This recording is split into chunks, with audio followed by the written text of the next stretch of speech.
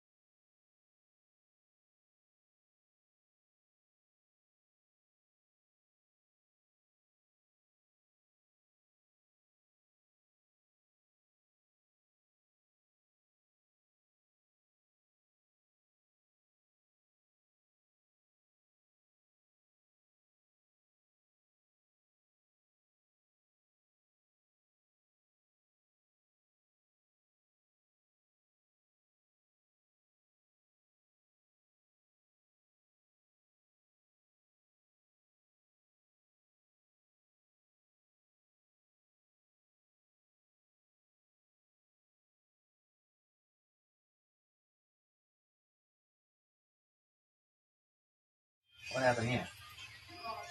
We're on. We're rolling. Look at there. Hello, everybody. Welcome to the program. Come on in and sit right down. We're going to get things started here in just a couple minutes. We're about to let Freddie Mercury serenade all the women of larger carriage. Not that one. No. Where's our lady over here? Here we go. Things come on from here. Just like that there. Actually, come in here in just a second. Skip it. Oh, hello, everybody. Welcome to the program. Come on in and sit right down. Let's have some fun. Get that bald head out of there. All right. And we're almost live. Almost live, get it? Hang on. I don't think the Facebook's working. Oh, what? We got the Ubin Tubin. What up, Lisa? Facebook's coming on. Take a tap. What up, Justin? Okay, there we are. A wallet break. Should be there, he says. Check it. Survey says. Close. Give it a second. There you are. Bam. Wham. Hooray. Okay. We're live. We're looking at both. Here we go, guys. Welcome to the program. Get things started here in just about 3 minutes. But first, some good news for all of y'all. Here we go. A pet goose in Texas is getting credit for saving a family's life after it alerted them to a barn fire. If you tuned in last night, you know this story. The family was asleep when Goosey started honking really loudly as flames tore through their barn.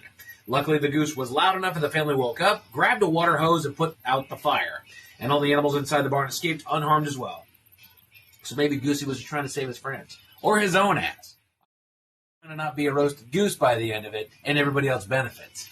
You know what I mean? It's kind of like what they say about Sully the pilot. Oh my God, it's such an incredible thing. He saved so many lives.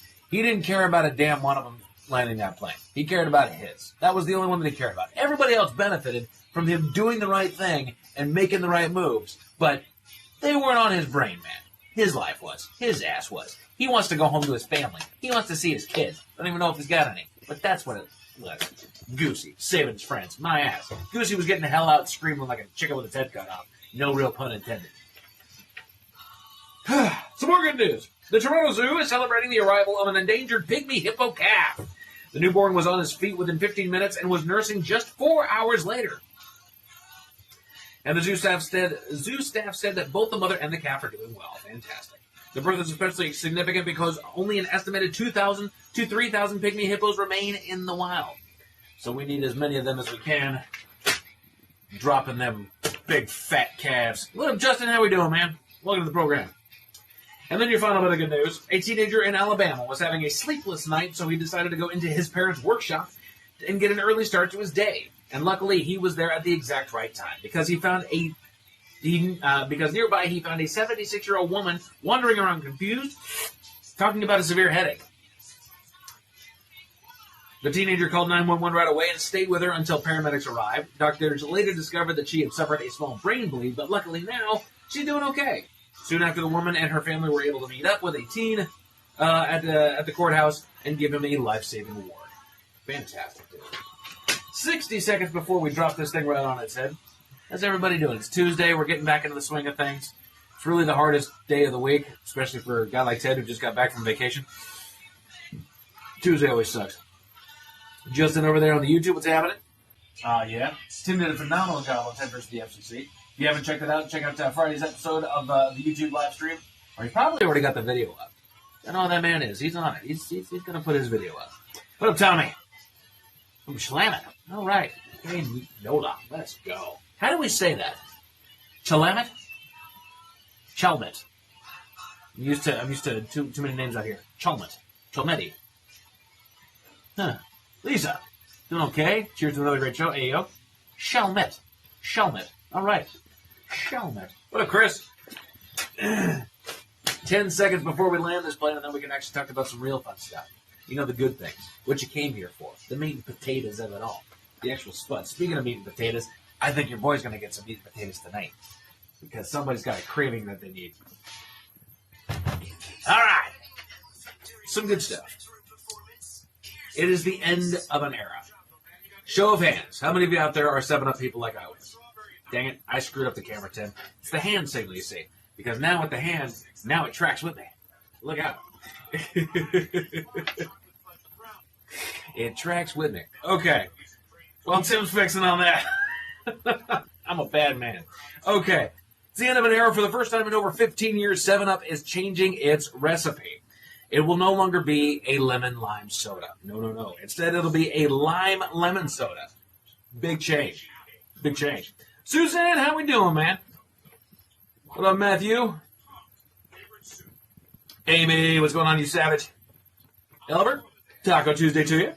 Yeah, so now it's going to be a lime-lemon soda. They are tweaking the formula to be more lime-forward. Not a bad call. They're doing it across the full lineup, including zero sugar, cherry 7-Up, and cherry zero sugar. Cherry zero sugar. Say that 5 times fast. The new recipe will start hitting stores soon, within the next couple weeks, and you'll know that you're trying one of the new 7-Ups because the branding is going to look different, and it will say Lime Lemon on the packaging. The company says by giving lime the spotlight, we're delivering a more refreshing taste experience. They say 72% of Gen Alpha and Gen Z consumers gravitate towards citrus-forward flavors, and 64% prefer bold, intense taste experiences, so they just want to punch it up just a little bit. I was always a 7-Up guy. You know, growing up, I feel like you choose your soda alliances when you grow up. What was yours? Leave it in the comments there. What was your soda pop growing up? Were you Coke? Were you Pepsi? Were you Orange? Were you, I remember my little sister was big on orange, so she got the High C orange all the time. The Fantas that came in and all that. But for me, I was always a 7-Up style. 7-Up, Sprite, Sierra Mist when I found that one. And kind of all those that followed, my grandfather loved Squirt when I was a kid, and so I got a love for that one. Didn't realize until much, much later that it was a grapefruit soda, and it's the best one out there. It's fan-friggin-tastic. Loved it. But more on 7-Up over here. One social media influencer who got an early can tasted the new and old recipe side by side and says it's a very subtle change. So it's going to taste a lot the same. In fact, if you weren't trying them back to back, you might not even notice. Which means because I haven't had one in I don't know how many years, I probably won't even notice her. Suzanne, can I ask a massive favor? Are you in charge of the music during the commercials? Chevelle send the pain below. It's on the lunch break workout playlist, and I was hoping I could play it. Unfortunately, I'm not. That is a bellyache that you need to make with Ryan Castle in order to get that one done. However, we do play Chevelle, so that might work. What up, Ryan? How we doing, man? Ooh, Matthew goes with root beer. All right. Lisa goes with Tab. What was your soda pop alliance there, Miles? When you were growing up, it doesn't have to be now, but when you were growing up, what was that soda pop flavor that was your go-to? Oh man, probably just regular Coke. Just straight up Coca-Cola. Yeah, I think it was just Coke. Coke over Pepsi. Oh yeah. Okay. Never Pepsi. No kidding. Never Pepsi. Gotcha. Isn't there a portion of the country that they are very Pepsi forward over Coke? The South. It is all the South. Yep. Okay, I thought so. Even though they call it Coke. Let's see here. Back to the 7-Up changing the formula. She did taste test them side by side and said that the new version has a limier smell. She added that there's a slightly more lime zest flavor and it seems slightly less sweet, but it's barely noticeable. We'll say as I've gotten older, I have really, really gotten into the deployment of a soda water and lime, which soda water always had to be flavored. I would have soda water and it would be just nasty, but now I can do like soda water and lime any day of the week. I would chug that crap. I give no care. Give no damn.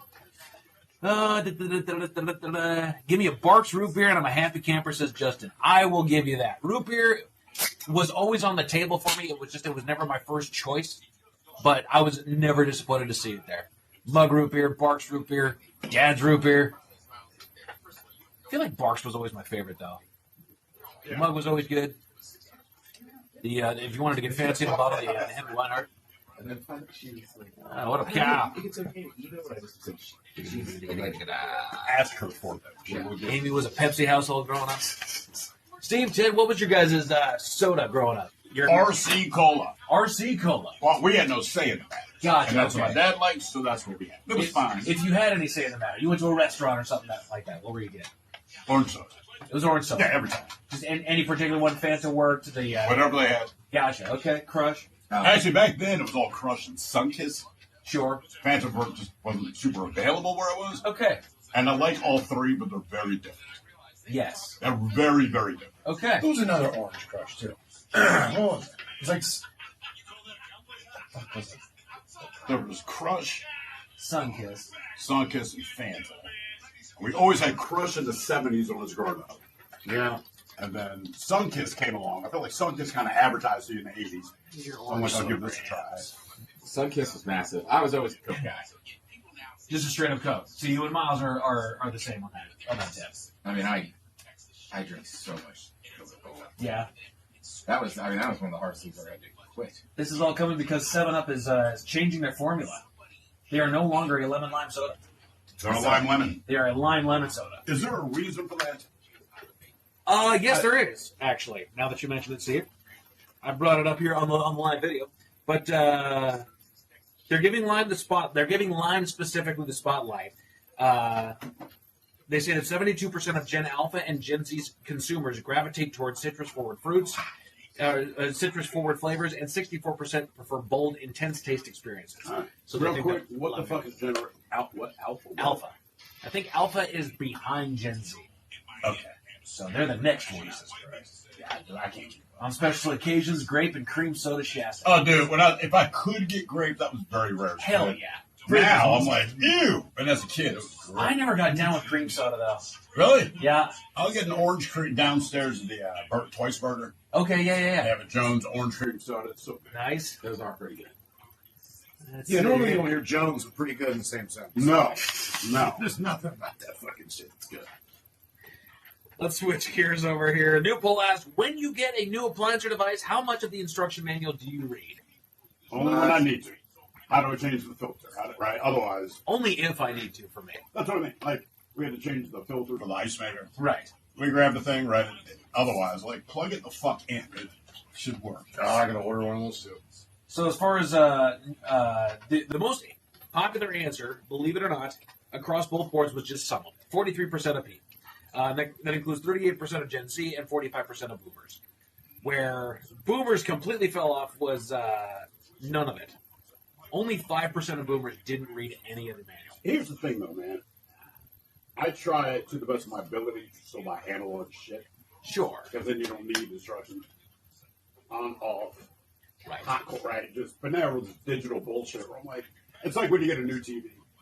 Right. Remember you just plug it the fuck in, channel whatever. Exactly. Plug in your cable box. Now it's all this shit. I'm like, man, Did you hook it up to Bluetooth? Bluetooth what? fuck you. I don't Right. just Jesus. Please put in your email address. I don't want to get emails on my TV. No, I know you don't need to. You need to put it up to your email, and then that way you can do all these things. Angela says, "What up, Tattoo Ted?" Oh, yeah, tat stuff. Tat stuff. I was talking to somebody tatted earlier about tat. You wouldn't understand, Mike. It's a whole culture we're in. Just running them down. Yeah. Get it all What are you guys together. talking about tat stuff. Get out of here, Mike. Tat Bam! stuff. Good God. Mr. Hill, any final inspiring words of wisdom for all the people with your tatted self? Well, you don't have a tat, so I'm not going to share. Fair call. Miles, how about you with your tatted self? Any final words? Oh, man. I use Neosporin. That's what they told us back in the day. That's why they're all faded now. Shitty. Yay. And now that they do not use that shit, Oh. something like, okay. Ted Smith with your tatted self. I didn't choose to be tough and bad. It chose me. I didn't choose to be tough and bad. It just kind of happened, Mike. I'm not going to say much because I don't have any tattoos here in the men's room, but if you want to check out the show Stick around here on the YouTube, or if you haven't already, flip over to the YouTube channel at KISW Rock. We stream here live each and every day that we're live on the program, or listen to good old analog radio, 99.9 KISW. We'll see you out there.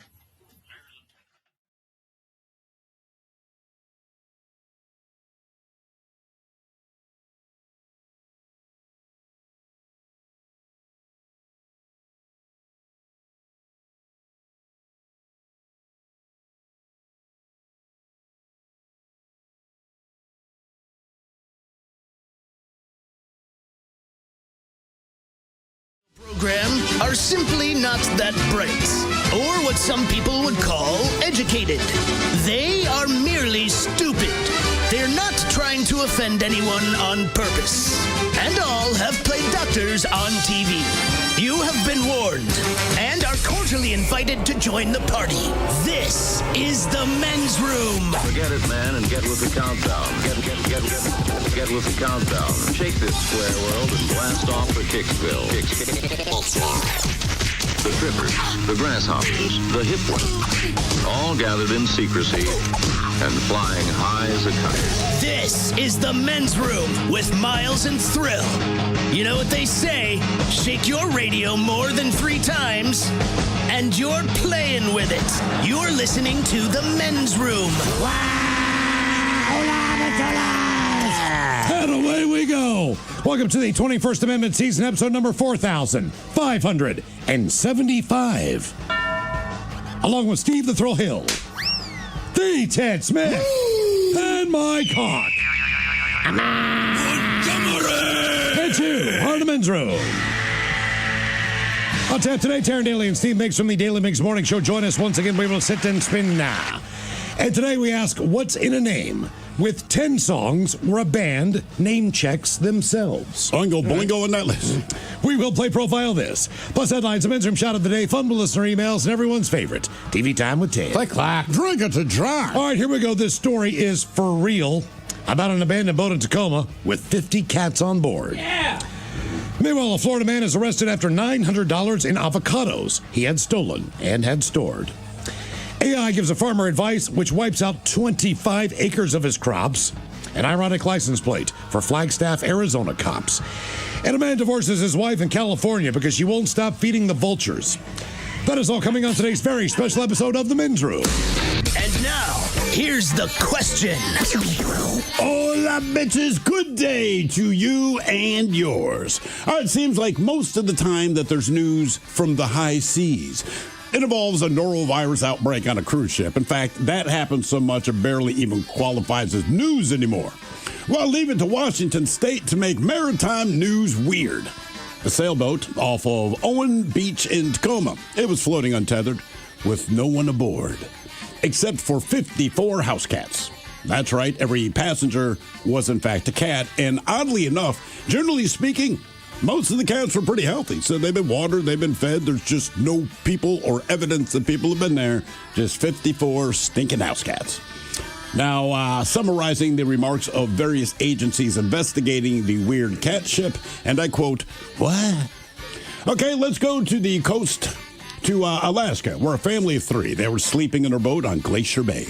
Well, their sleep was interrupted when their boat was hit by a humpback whale. Now, the boat sank, and the family had to swim 130 yards to shore in the dark. In fact, they had to make a fire on the beach until the next morning when they could finally be rescued. And speaking of boats off the coast of Alaska, a 21-foot skiff put out a distress call a few days ago. And wouldn't you know it, Mark Zuckerberg's super yacht was real close. In fact, it was the closest boat. But instead of assisting, they ignored the call and pretended that they didn't hear it. Or as the Coast Guard put it, they chose not to respond. Quick side note. Just want to say, Mark Zuckerberg created a company whose entire thing is listening in, but they didn't hear the distress call. Sorry, our bad. And then on the other side of the world, Miles, you can relate to this one. We go to Botswana, Africa. A video is going viral of a very angry hippo chasing a tour boat down the river. And we say it all the time, but to see the video, you cannot believe how fast those frickin' things are or how terrified everyone on the boat is. One tourist had the comment, quote, "It was one of the most terrifying moments I've ever experienced." Yeah, I bet it was. And no matter how long you live, that's probably going to be true. Today, we're talking about being on the water. You can be on a cruise ship. You can go inner tubing, like 3 people in Michigan who ended up having to be rescued in the wilderness because somehow their tubing went off course. You try to go to the water to relax, and then, something happens. So today's question, brought to you by our friends at Advanced Hair Restoration, is what happened when you were on the water? To be a part of the big show, call 206-803-ROCK. Like the Men's Room on Facebook, follow us on X and Instagram at Men's Room Live. Send those emails to the Men's Room at KISW.com, and I'll watch the show live on YouTube at KISW Rock.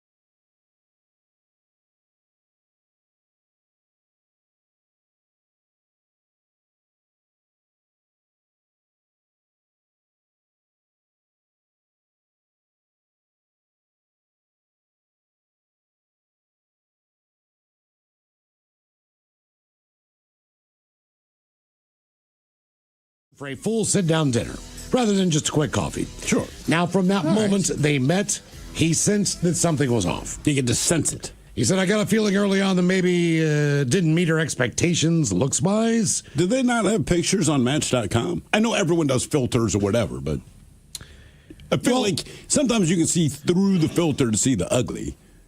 You'll always look better, but still, Well, he described her as somber at first, but noted she loosened up after several glasses of wine. Now, just as their main course ended, she excused herself to go to the bathroom. While she was gone, his phone buzzed. It was a text. The text was from her. It said she had obviously intended to send it to a friend, but in her haste, she sent it directly to her date. The message read, "This date is rubbish. He is brutally ugly, and I'm not having fun. Can you call me at about 5, and I'll pretend there's an emergency?" Stunned, the man decided to flip the script. Instead of confronting her, he flagged down the waiter, grabbed her coat, and calmly delivered an all-time great exit line. He says, "My wife has gone to the bathroom, and I just got a call from work. There's an emergency that I have to deal with. She has a credit card. She'll square up the bill." And with that, he walked out, leaving her to deal with the check and consequences of her accidental text. Ooh. I mean, it's a good move, but man, when someone says you're brutally ugly, I'm getting up and leaving. Yeah, not my type. Don't find them attractive. You can live with all those things, right? And look, plenty of women have shot me down. I've never had someone say, "Listen, you seem like a nice enough guy, but you are, quote, brutally ugly." Like that's never going to go away, man. I've never really messed up with my phone like that. Not that bad. I have in person. That bad. I have in person. Sure. But I've never messed up on a text or with a picture or with something that was inappropriate. Still have not done that yet. I have. Have you? It will happen. Yeah. What was your scenario?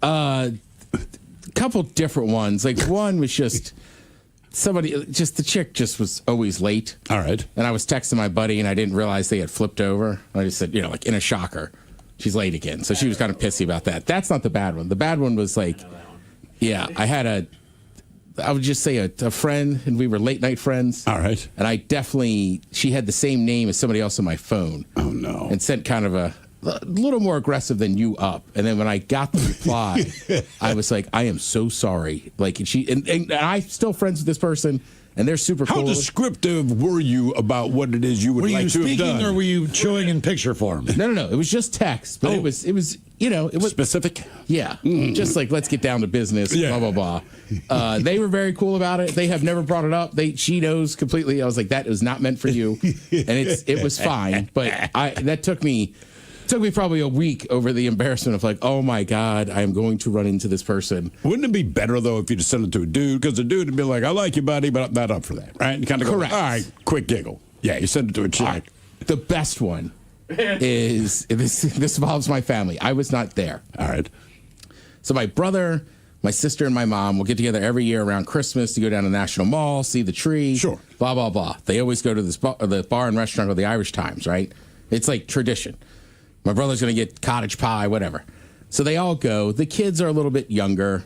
So, like, there's some things at dinner or whatever. So my sister, though, she's drinking the whole time. And the guy that makes the burgers, James, is there. Okay. With his wife and his new baby. So there's all this, like, noise and stuff. I can imagine how it's probably an annoying dinner, right? My niece and nephew were, 9 and 10. You know that age. Yeah.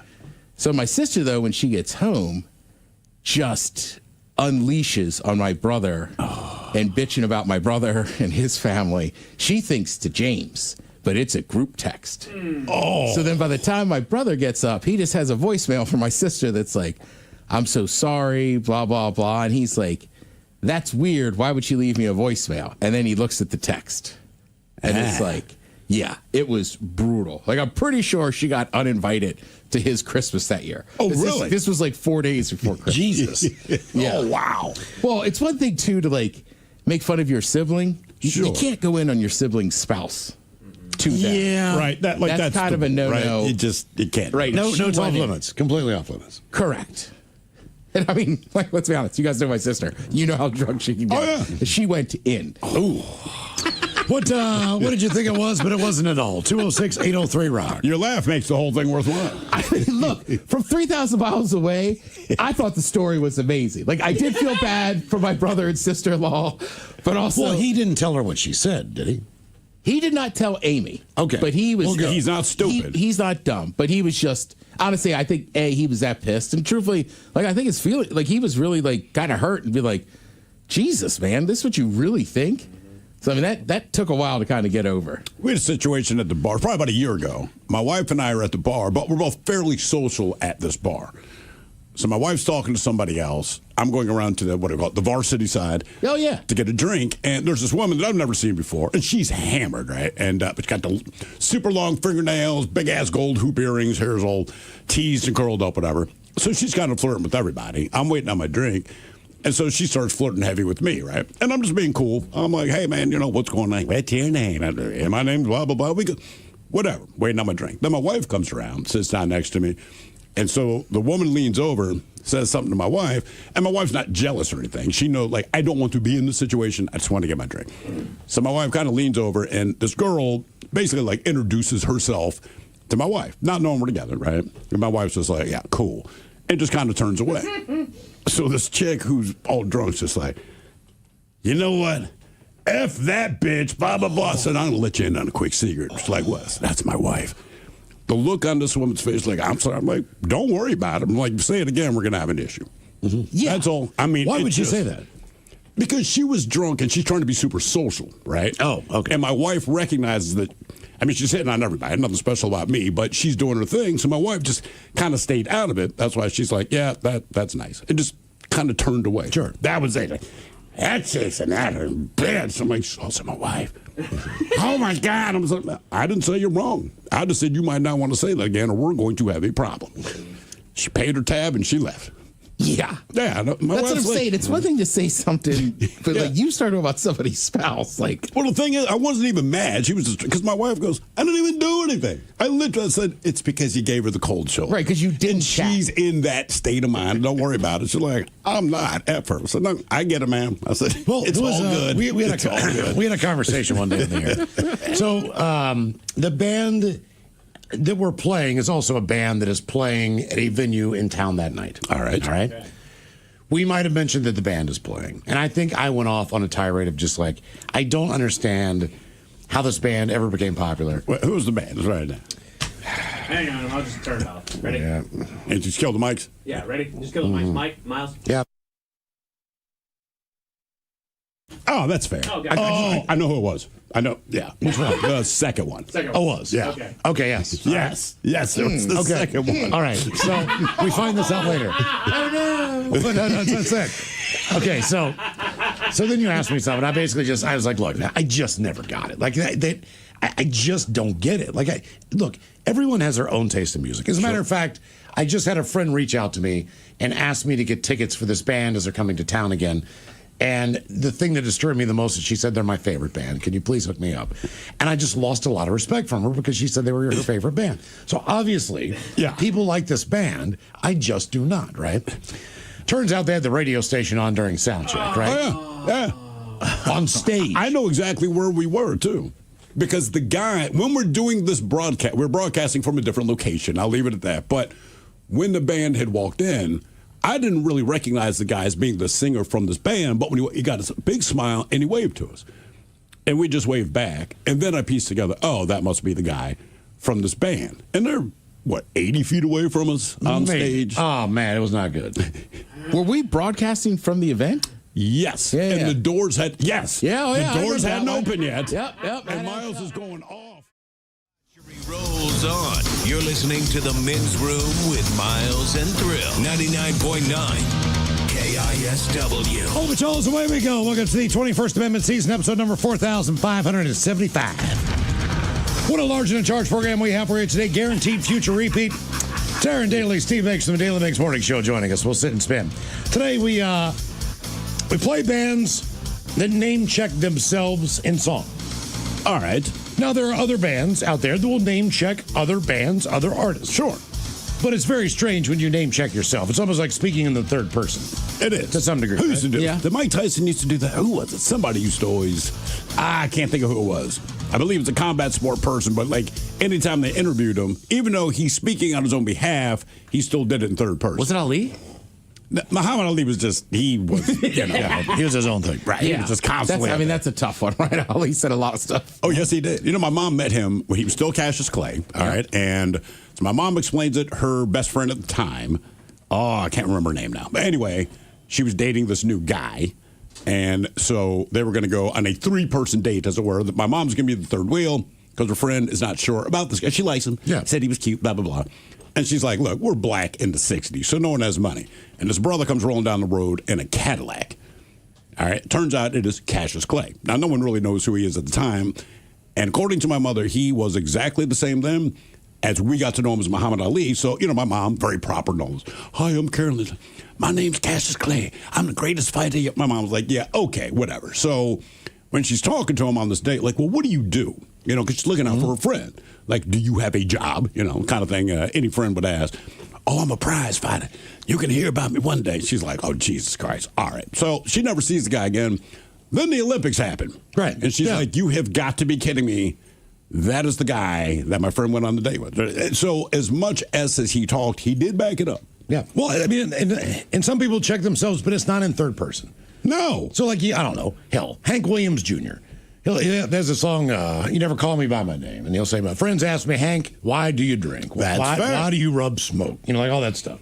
But he's not doing it in a third person, where this is blatantly just calling out your own name. Or like Willie Nelson has like the Shotgun Willie. He's talking about himself. Exactly. Sure. My buddy Leon did it once because he was high on acid, and I said something to him, and his response was, Leon is not here right now. Oh, Leon is not here? Yeah, Leon is not here right now. Oh, good. Goddamn. That is probably the time I'll use it the most. Right. Ted's getting tired. Yeah. Ted needs to go to bed. Right, like Ted needs to go lay down. Yeah. I think it's the point where you start calling yourself daddy every once in a while, like, Daddy's sleeping. When you enter that phase, Daddy needs to go to bed, kids. There's no kids in the room. Yeah, I know. I'm just talking to myself on the couch. Like, Dad's going to fall asleep on the couch here if I don't get up right now. Or right, I'm going back to some of my friends. I'm just annoyed. Like, I don't care. It's 3 a.m. Ted's going home. Yeah, it's the number one thing I hear from people. You talk to yourself a lot. Well, I live alone. So I'm going to get a cat, man, Yeah. I'm really thinking about So it. you're going to annoy the cat instead? No, so I have somebody to talk to. So annoy the cat. That's what I said. Same thing. But the cat will talk back to me. You know what I'm saying? Shut up. You never know how much you talk to yourself when you live alone until you share a room with a friend. No, seriously. Oh, yeah. My buddy was like, who are you talking to out here? I'm like, oh, my God, my bad. I get called out all the time. I'm used to saying stuff out loud, and there's nobody here. Yeah, me too. Especially in the morning. Like, I can't just do something. It's not like, it's like this. Where are my shoes? Where did I put my shoes? Like someone's going to answer. Oh, you left them down by the door. But that's what I do. I'm looking for my shoes. I can't just look for them. My wife talks to herself all the time. The problem is she will talk to herself at the same time she's telling me something, so it's real easy to get confused. Like, hey, we need to go to the grocery store. I believe she's talking to me. And then it's followed up with another sentence. And I'm like, what? She's like, oh, I'm talking to myself. And it's like, man, the point where you're talking to yourself, keep that inside. Because I'm still listening to you. Yeah. She's like, I'm not talking to you. I'm talking to me. I did it at the grocery store. Someone was looking at me. I think she thought I was talking to her. I was like, no, I'm sorry. I'm just talking to myself. What is that? Cheese filled. He just looked at me. I was like, sorry. Sorry. Sentence Span coming up at 4:30. We have 10 songs where a band name checks themselves on the way. And today we're going to talk about what happened when you were on the water. Now, we all know that what is the rage here in Seattle these days? Jimothy. Hopefully that's died down. No, I was announced today that he had his own Lego figurine at some place in San Francisco. Jimothy, the raccoon.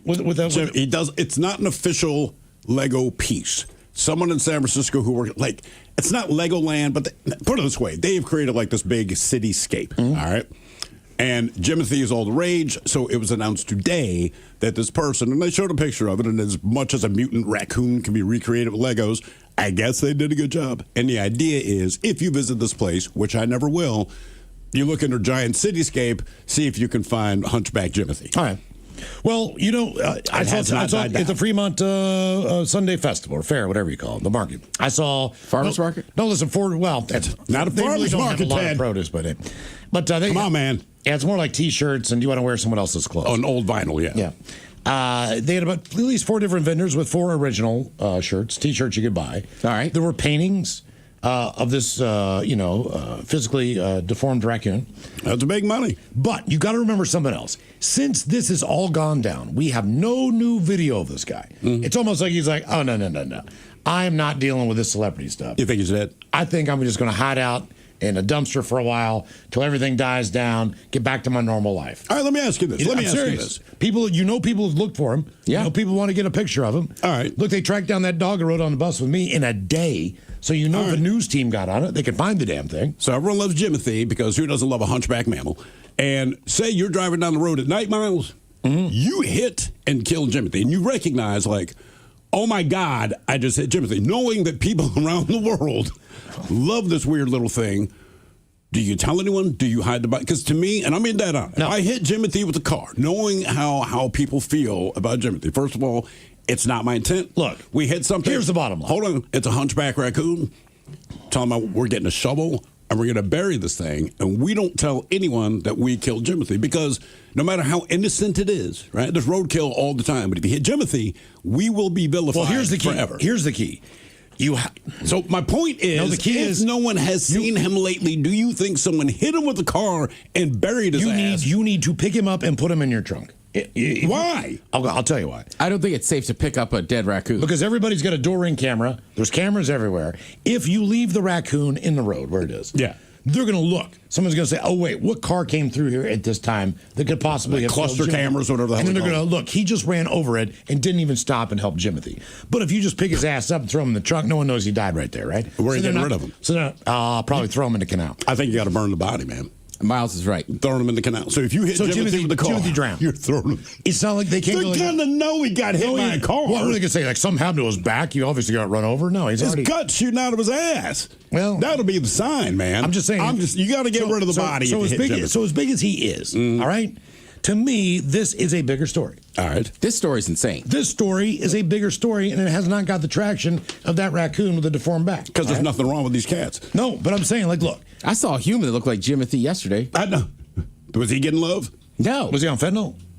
No, he was working. All right. He's just one of those guys that walks over with a cane and. Yeah, I know it's sad, man. But he's a human. I couldn't take a picture and be like, "Look how cute he is." Every time say this, and my wife and I, we've seen 2 Jimothys humans since Jimothy's been a thing. I never. There's always a dude who can walk like an elf. Right. You know what I mean? But once I see the humpback, we're like, that's the human Jimothy. And like you said, Ted, nobody loves him. Now, this sucks. Okay, like, look, I don't care what happens to these 50-some cats, but let's just think for a minute. These cats are living their best life. They're living on a sailboat. They're obviously well fed. They have fresh water. They are floating out in the Puget Sound. They have their own boat. No one bothers them. They get to hang out all day. Now they're going to be put in a freaking box at the SPCA for someone to come and try to adopt. But how much food can they have on that boat? I don't know. This is the mystery of this. Water. This is the mystery.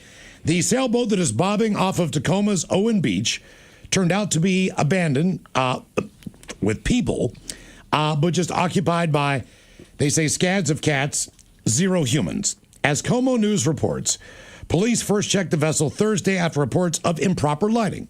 They found no people aboard. Look, they know how to sail. They haven't figured out electricity. Cut them some slack. Only dozens of felines living in what officers called unsafe conditions.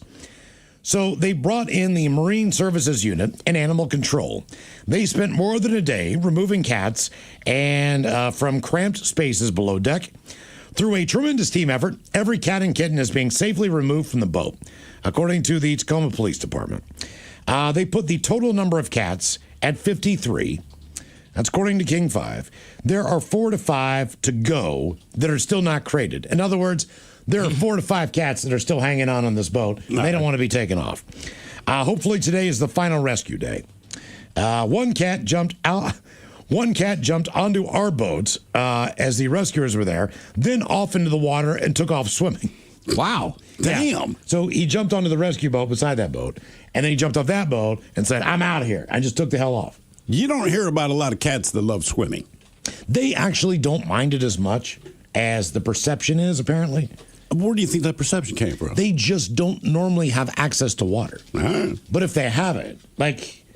I saw a whole special on tigers in India. Those tigers. And they thought that for years. And then they were like, oh, wait a minute. If they live near the river, they swim and cross it all the time. Yeah. Many appeared generally healthy. Obviously, some were flea-ridden and likely had been there for months. They have been clearly fed and watered, according to Tacoma Animal Control. Smart cats. They have identified a possible owner and are investigating.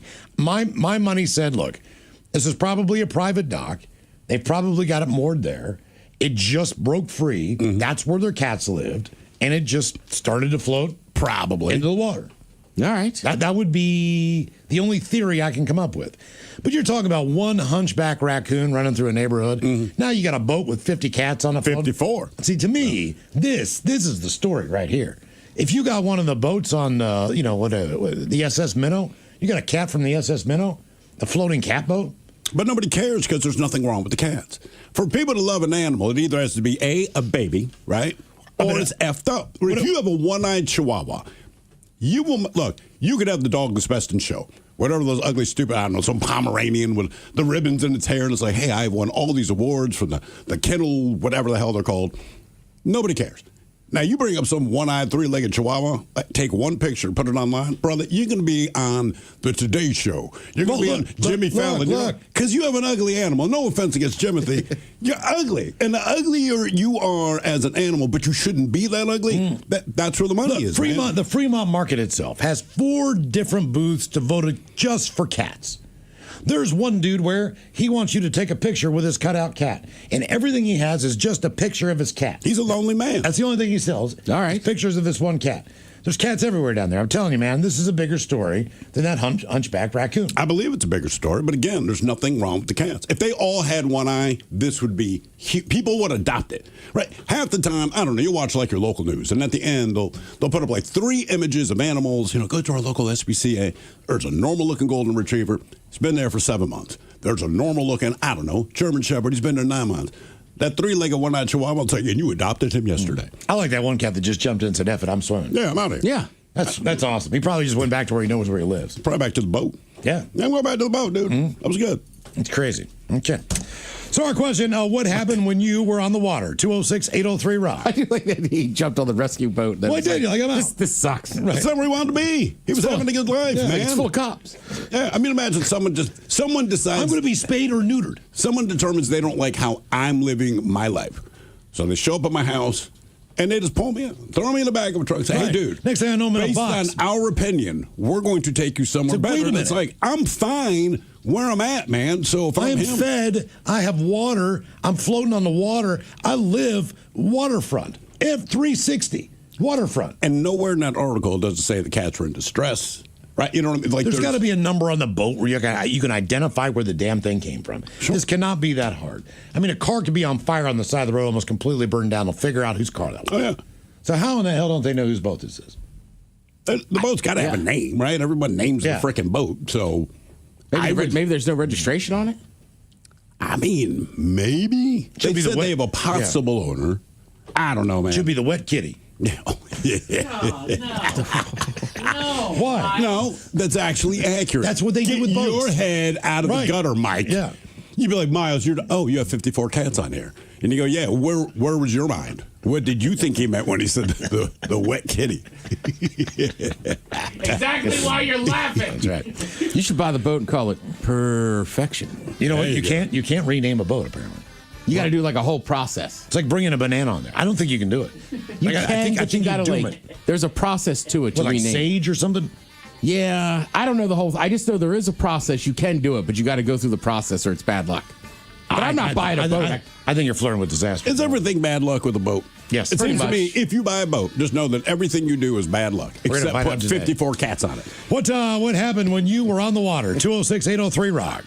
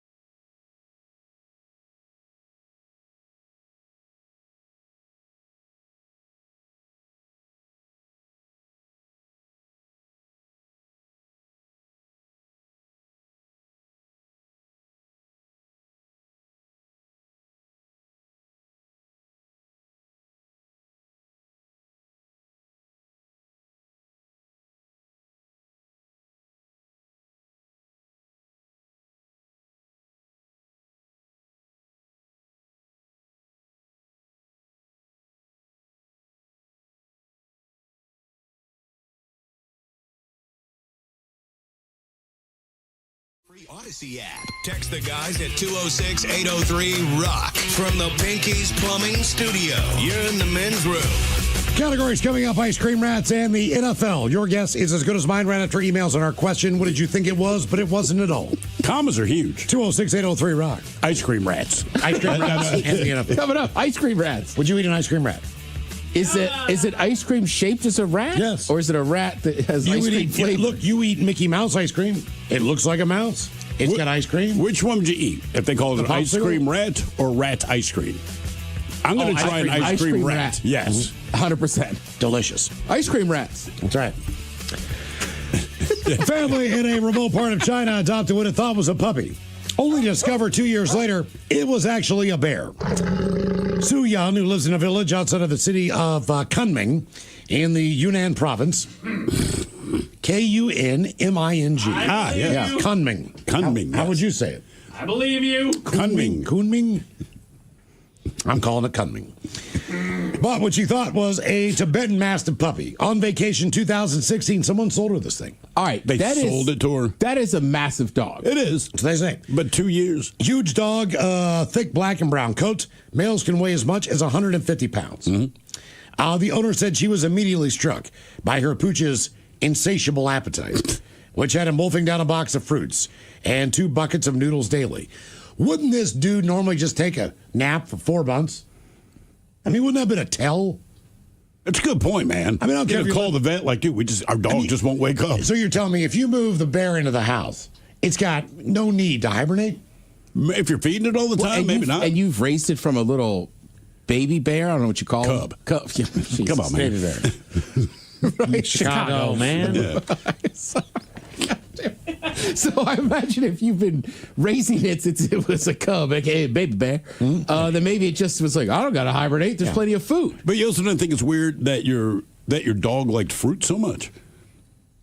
Maybe dogs in China are different. Yes. Speaking of Cubs, last time someone took my seats, Cubs game. Yeah. Had to go get an usher, Ted. Guy said, these are our season tickets. And I said, man, look at my phone. He's like, we're not moving. These are our season tickets. Go get the usher. Usher comes back. He's like, sir, you're in the wrong seats. And he points over, like, I don't know, 4 seats down. It's the whole row. He's behind a pillar. Those are your season tickets, buddy. He's behind a pillar. Yeah. Ass. Bad let's see. season tickets. Yeah. When the woman noticed the animal's unusual knack for walking on two legs, Okay. her bewilderment escalated to what they said was alarm. The more he grew, the more he looked like a bear, she said. You know why? The owner's growing suspicion about the pet's true nature did not sit well with her because she admitted that she is a little bit scared of bears, even though she'd been living with one for a couple of years. So Sue reached out to the authorities, who quickly identified her supposed dog as a Asiatic black bear, which is classified as a vulnerable species. The story was first reported by The Independent back in 2018, but has gone viral for whatever reason again this week, probably based on the fact that bears are so much in the news now. A fully grown male bear, also known as a Himalayan bear or a moon bear, can weigh as much as 400 pounds. Jesus, I just pulled up a picture of it. Nothing about this looks like a dog. Sorry, man. It looks like a straight up bear. It looks like a grizzly bear with black fur. Sue's bear, who had lived in the home his entire life, had to be tranquilized before being carted off to the Yunnan Wildlife Rescue because staffers who arrived to collect it were too scared to interact with a bear while it was fully alert. They're like, hell no. A video shot by Chinese media showed the large bear with a glossy black coat and an unmistakable white mark on its chest, which is the hallmark of the species. It was gorging on an orange inside of a cage.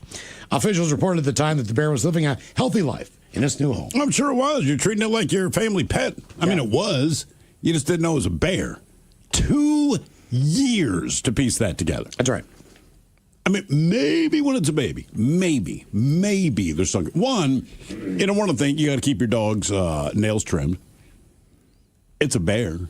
And I don't think it would let you trim the nails. Even if you took it to the vet, they'd be like, man, we'll do this, but you should know this is a bear, not a dog. You know? I don't think I've ever mistaken an animal for something that it wasn't. But that's the other question. Didn't they ever take it to the vet?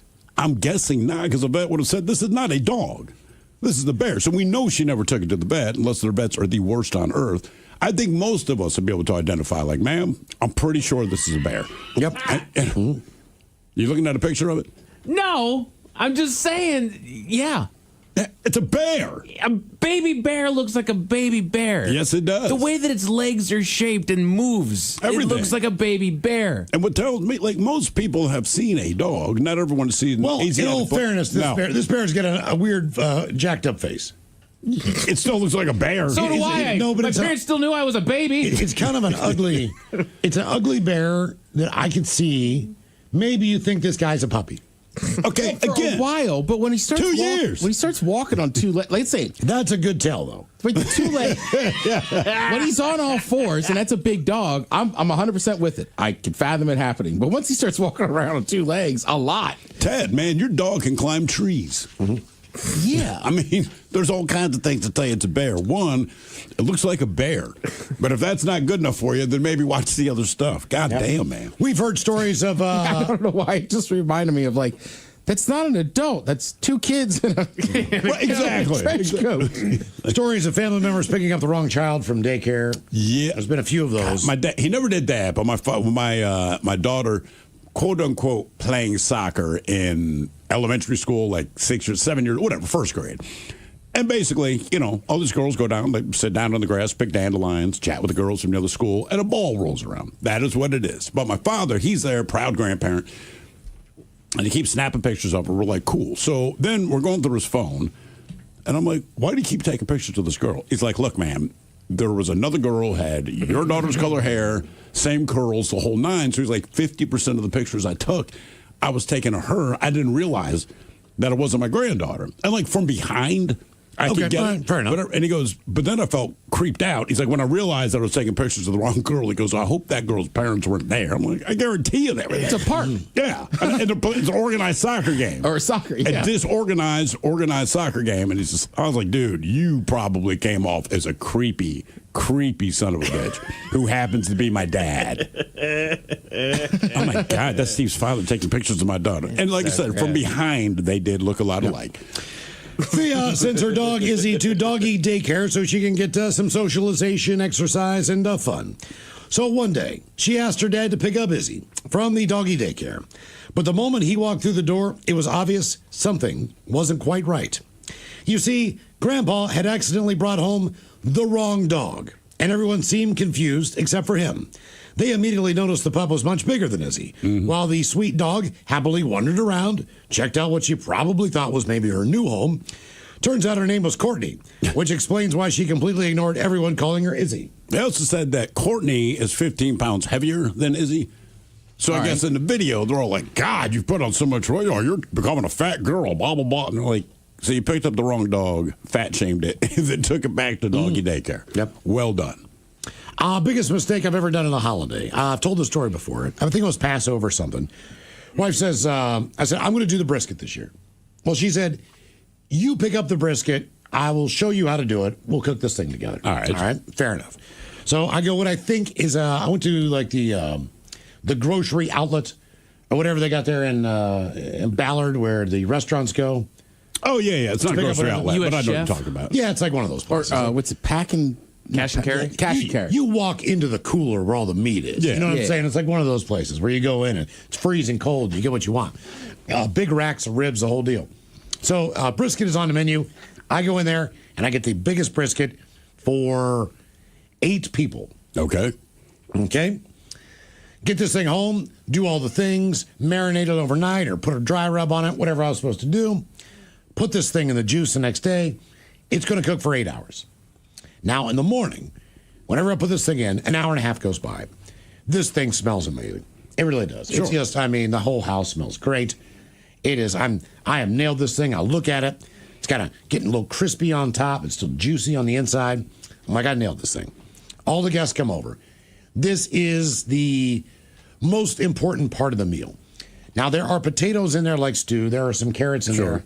It is a wet version of how to make a brisket in an oven. Therefore, it does not dry out. As soon as we take the brisket out, keep in mind everyone is there. And it wasn't like a prayer intense dinner, but it's still Passover. It was some type of holiday where you needed to read some crap. You needed to go through a ceremony, whatever that crap is. Did the brisket come with spices? No. All right. But yes, because when I looked into the the trash where the plastic was that I unwrapped it from, inside the label was a taped little container of what looked like poppy seeds. That's what I've always wondered about this story. Oh, yeah. It's in there. Along with the outside that said corned beef. Oh.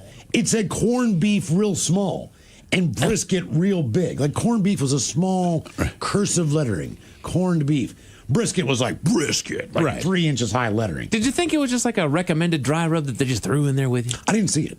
Like it was literally underneath the label. Okay. In Miles' defense, they both are briskets. Yes. Correct. It's just the way it's prepared. Cured and prepared. Right, not cured. Right. But, whatever they do, it's nothing like the other. Correct. It's the same thing, but it's completely different.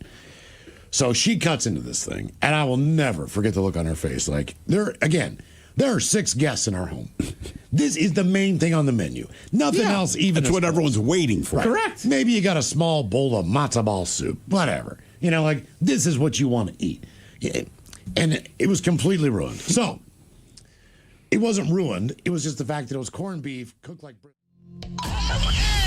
This is the mighty 99.9 KISW and KISW HD1 Seattle. Always live on the free Odyssey app. Text the guys at 206-803-ROCK from the Pinky's Plumbing Studio. You're in the men's room. Our question, what happened when you were on the water? 206-803-ROCK. Hello, Matthew. Welcome to the men's room. Hey, how you doing, guys? Hola. Hola. Anyway, so I got a quick story. Me and my dad were fishing in the ocean, CQ up in Bonita Bay about 25 years ago.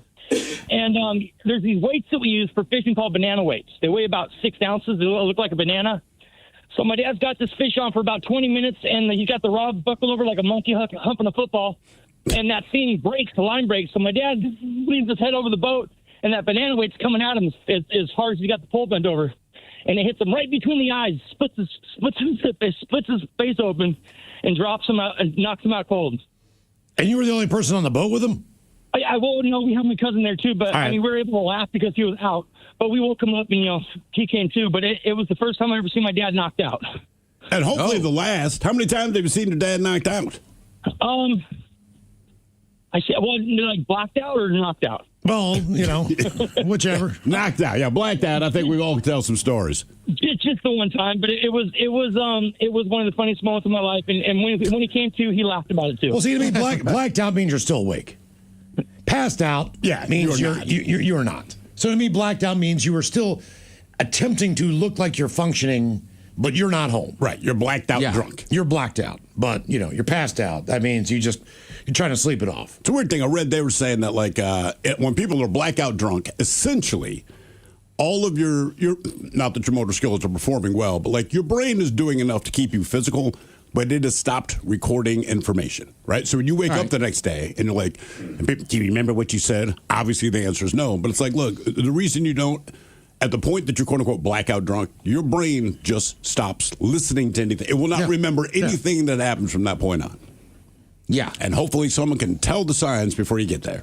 Yeah, you know what, to be honest, it was funny. Like I said, that the Irish weddings are different. Yeah. And they go very long. And there was a period during all the speeches and stuff where it was hot in this room.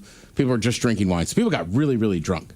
So there was a couple of, not that I wasn't, but the next day I'm talking to some guy and he's like, I didn't mean to get that drunk. And he just starts to say, if I said, and I was like, you do not have to say that to me. Yeah, I've been there plenty of times. That's right. Right? We had an awkward conversation, but I don't care. I already forgot about it. I remember when you called me after the infamous gin night. Oh, yeah. Dude, did I say anything stupid? I'm like, Ted, the question is, did you say anything that was not stupid? Right. Just everything you said was stupid. All of it. The whole thing. Yeah. Don't worry about it, man. Right. So so with this guy, and I could see it in his eyes. He's just and I was like, just stop right there. Don't worry about it. I am the last person you have to owe an apology. Don't sweat it. Dude, the place is still, it's not there anymore. But I showed up the next day around 11-ish, and I was like, I think I left my card here last night. He goes, what's your last name? I was like, Montgomery. And he goes, it's you. And I was like, it's me. He's like, here's your card, brother.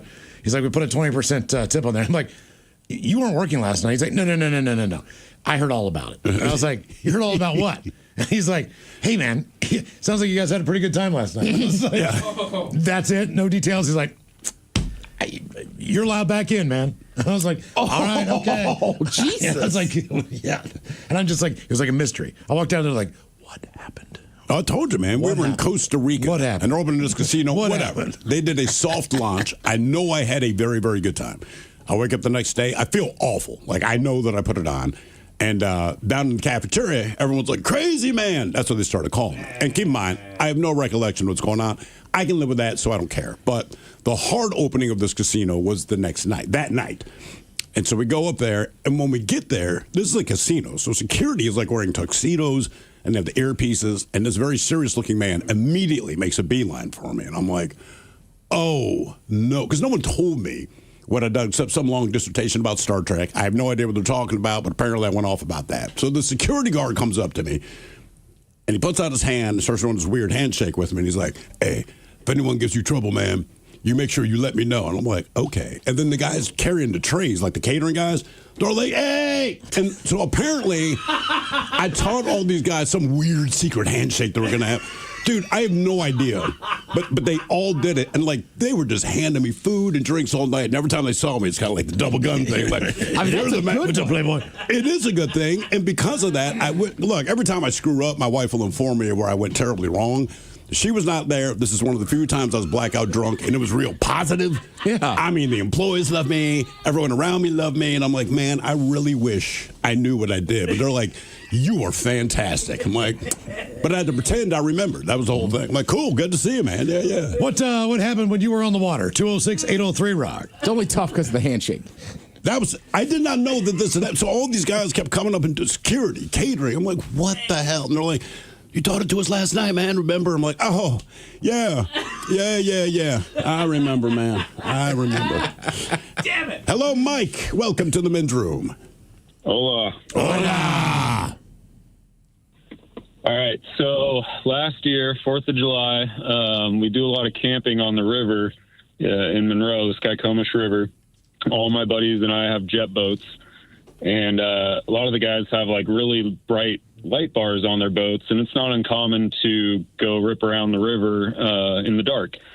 Well, this particular night on 4th of July, there was a lot of alcohol involved, and two of my buddies went out for a ride. I was getting tired. It was like midnight. I went to sleep, and I wake up to my phone ringing at like 2 a.m., and it's one of my buddies, and I'm like, oh, no. And I answer the phone. He's like, Mike, you got to come save us. And I'm like, what? And he's like, tells me where they're at. And I'm like, dude, I can't get my boat up there because the river's really shallow and my boat's a little bit bigger. He's like, it's fine. Get in my boat. And the whole time he's trying to tell me where to go, he's screaming at the other buddy in the boat who also had way too much to drink to put his life jacket on. Because mind you, they're in like the middle of the river. The river's flowing fast. Like, this is not a good situation. So I jump in his boat. I run up. First I crawl out of my tent and I see this massive light just shining up at this tree from like 700 yards away. So I had a pretty good idea of where the boat was and that it was clearly upside down. Oh, no. Yeah. Nothing about this was a good idea. Yeah. Yeah. So I get in Buddy's boat. I get up there and the boat's like half underwater. They're perched up in the bow. I get them on the boat. And as soon as the second guy gets in the boat just like flips over and now it's upside down. And in the water or on the shore? In the water, like the middle of the river, pinned up against a log. Damn. Wow. Yeah. The best part was when we woke up in the morning and, the river's pretty popular. There's boats running up and down, and it can be kind of sketchy just on a normal day when people aren't wasted or trying to retrieve sunken boats, right? So we're trying to wake up dude who crashed the boat. It's like 5 a.m. and he just won't wake up. We end up like pouring river water on him.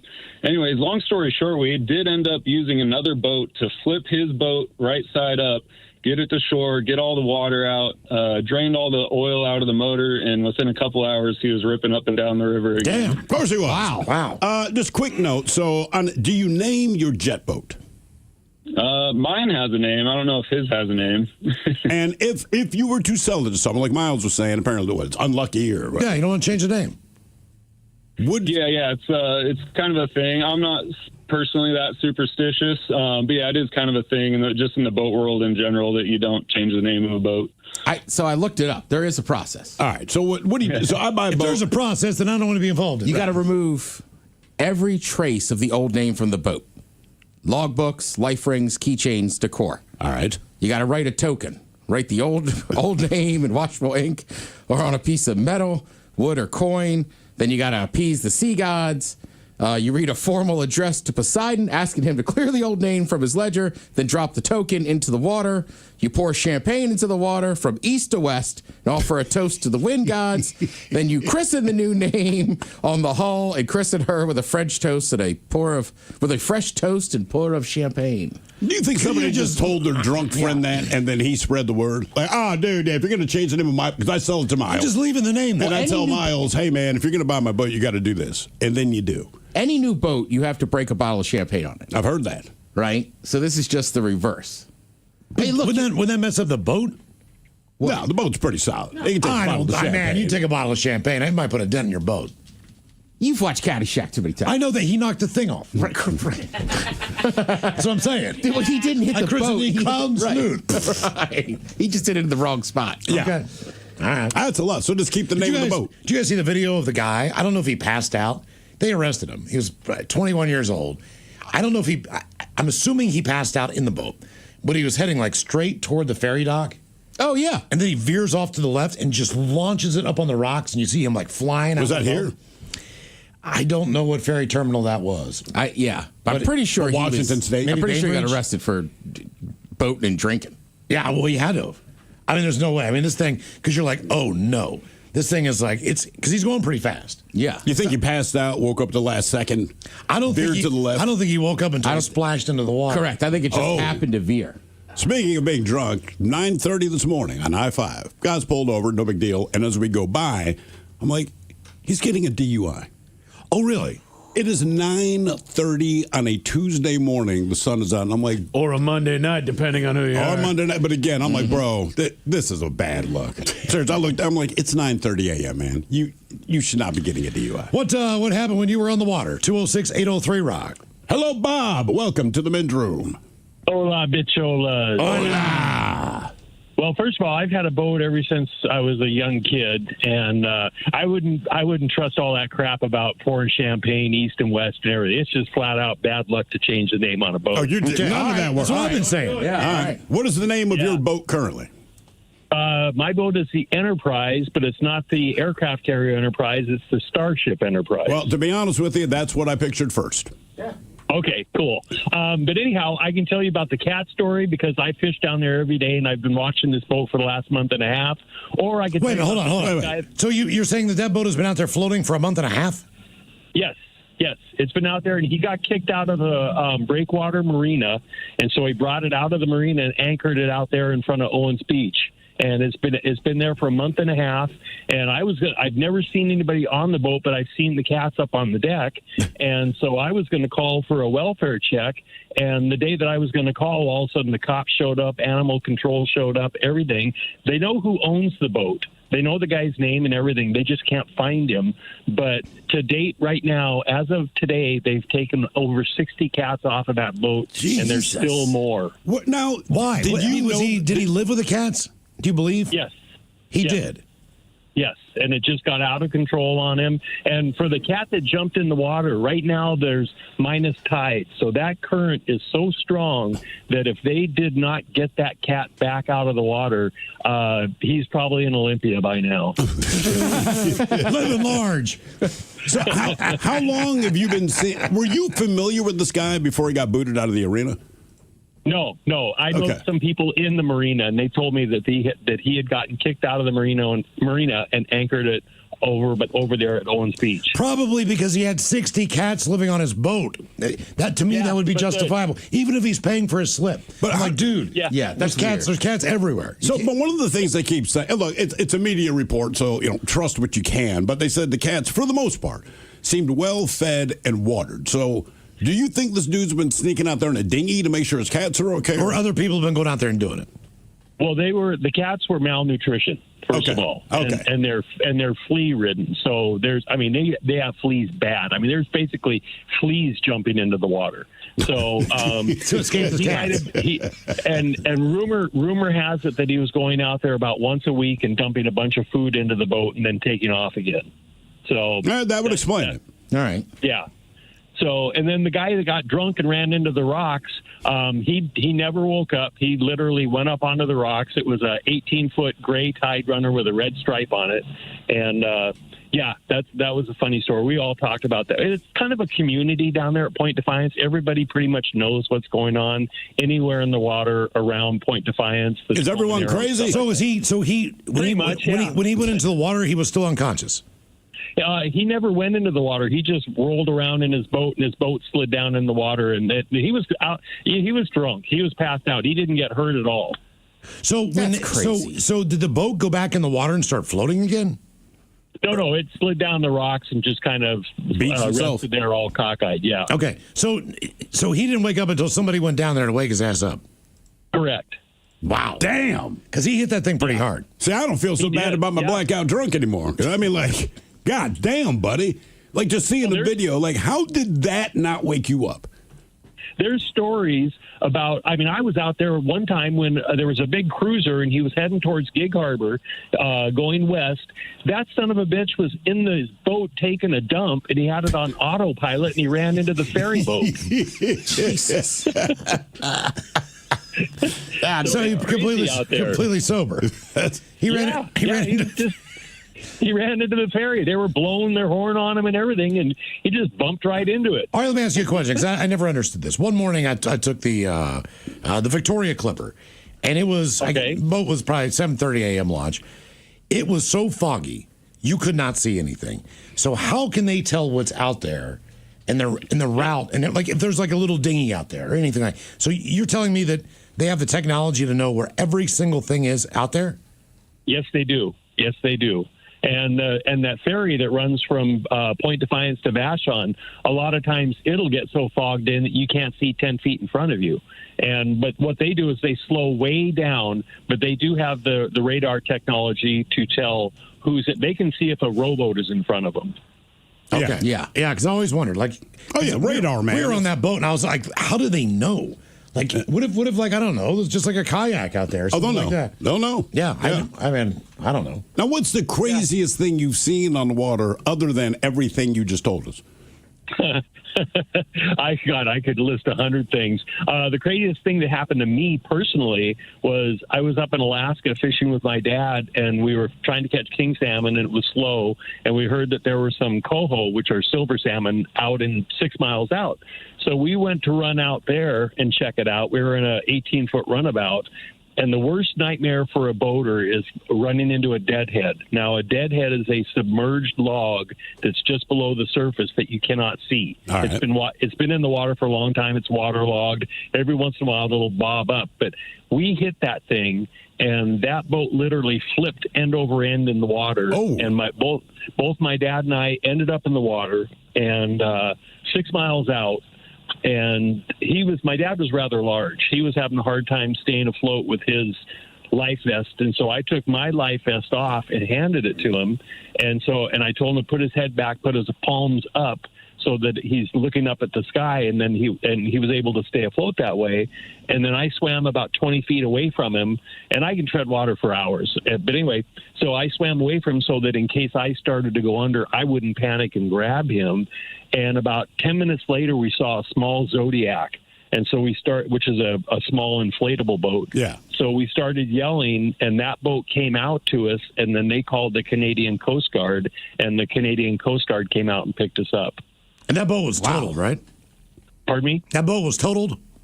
Oh, yeah. Yeah, it was sunk. Yeah, it hit that deadhead, and like I said, it went ass end over tea kettle, and then boom. And the thing is, when it flipped and went into the water, it knocked me unconscious. So I woke up as soon as I hit the water, and it's like, what the hell's going on? Unlike your drunk friend. Yeah. Wow. That's crazy. Wow. That is wild. What happened when you were on the water? 206-803-ROCK. Okay, can one of you...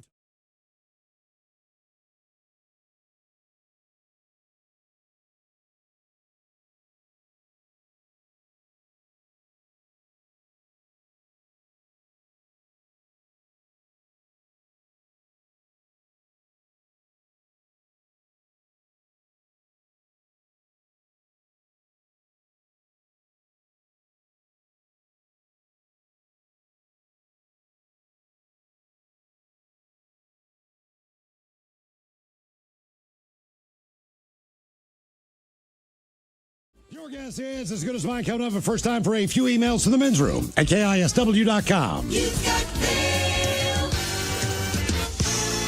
You've got mail. One from what did you think it was, but it wasn't at all. Old boys, one time my wife and I were hiking in a pretty remote area. And I always have my head on a swivel when hiking because I have a crazy fear of encountering a cougar one of these days. Hey. Well, at one point I hear a heavily rustling in the bushes, and a tan-colored animal comes leaping out of the bushes toward me. I screamed like a little girl, then realize it's a golden retriever whose owner shaved it to look like a lion. Not a mountain lion, like a maned African lion. So there I am, frozen and stunned with this poor, goofy, lion-looking dog trying so hard to say hi to me. And all I can hear is my wife and the owner of the dog both laughing at my ass. P.S. Did I hear you on feeling like you're at home in Ireland? My family is also from County Kerry. Nice. I was overwhelmed by the feeling when I visited. Hence my call name in these emails, Irish. Yeah, it makes sense, Irish. Yeah. Let's hear. Time for a couple birthdays brought to you by Men's Room Roasted Red Salsa from San Juan Salsa Company. Dip responsibly. All the guys. Today is 2 weeks, boys. Yeah. Today's my best bud Sonny's birthday. And in honor of that, I was hoping he could please get a shout out that includes a OG fish sandwich, your penis is too small, Kevin Hart Dam, and a suck it up cupcake. Love the program. Thanks for all you do to keep the afternoons rocking and fun. Stay cool. That from Jimmy C. Bird. Do I get a fish sandwich? Damn. So suck it up, cupcake. All the Bicholas and Mike. Gail is another year older, so could you please give her an angry sugar glider and all the thoughts? No. Rock on, guys. That from Wally. That's a nice segue.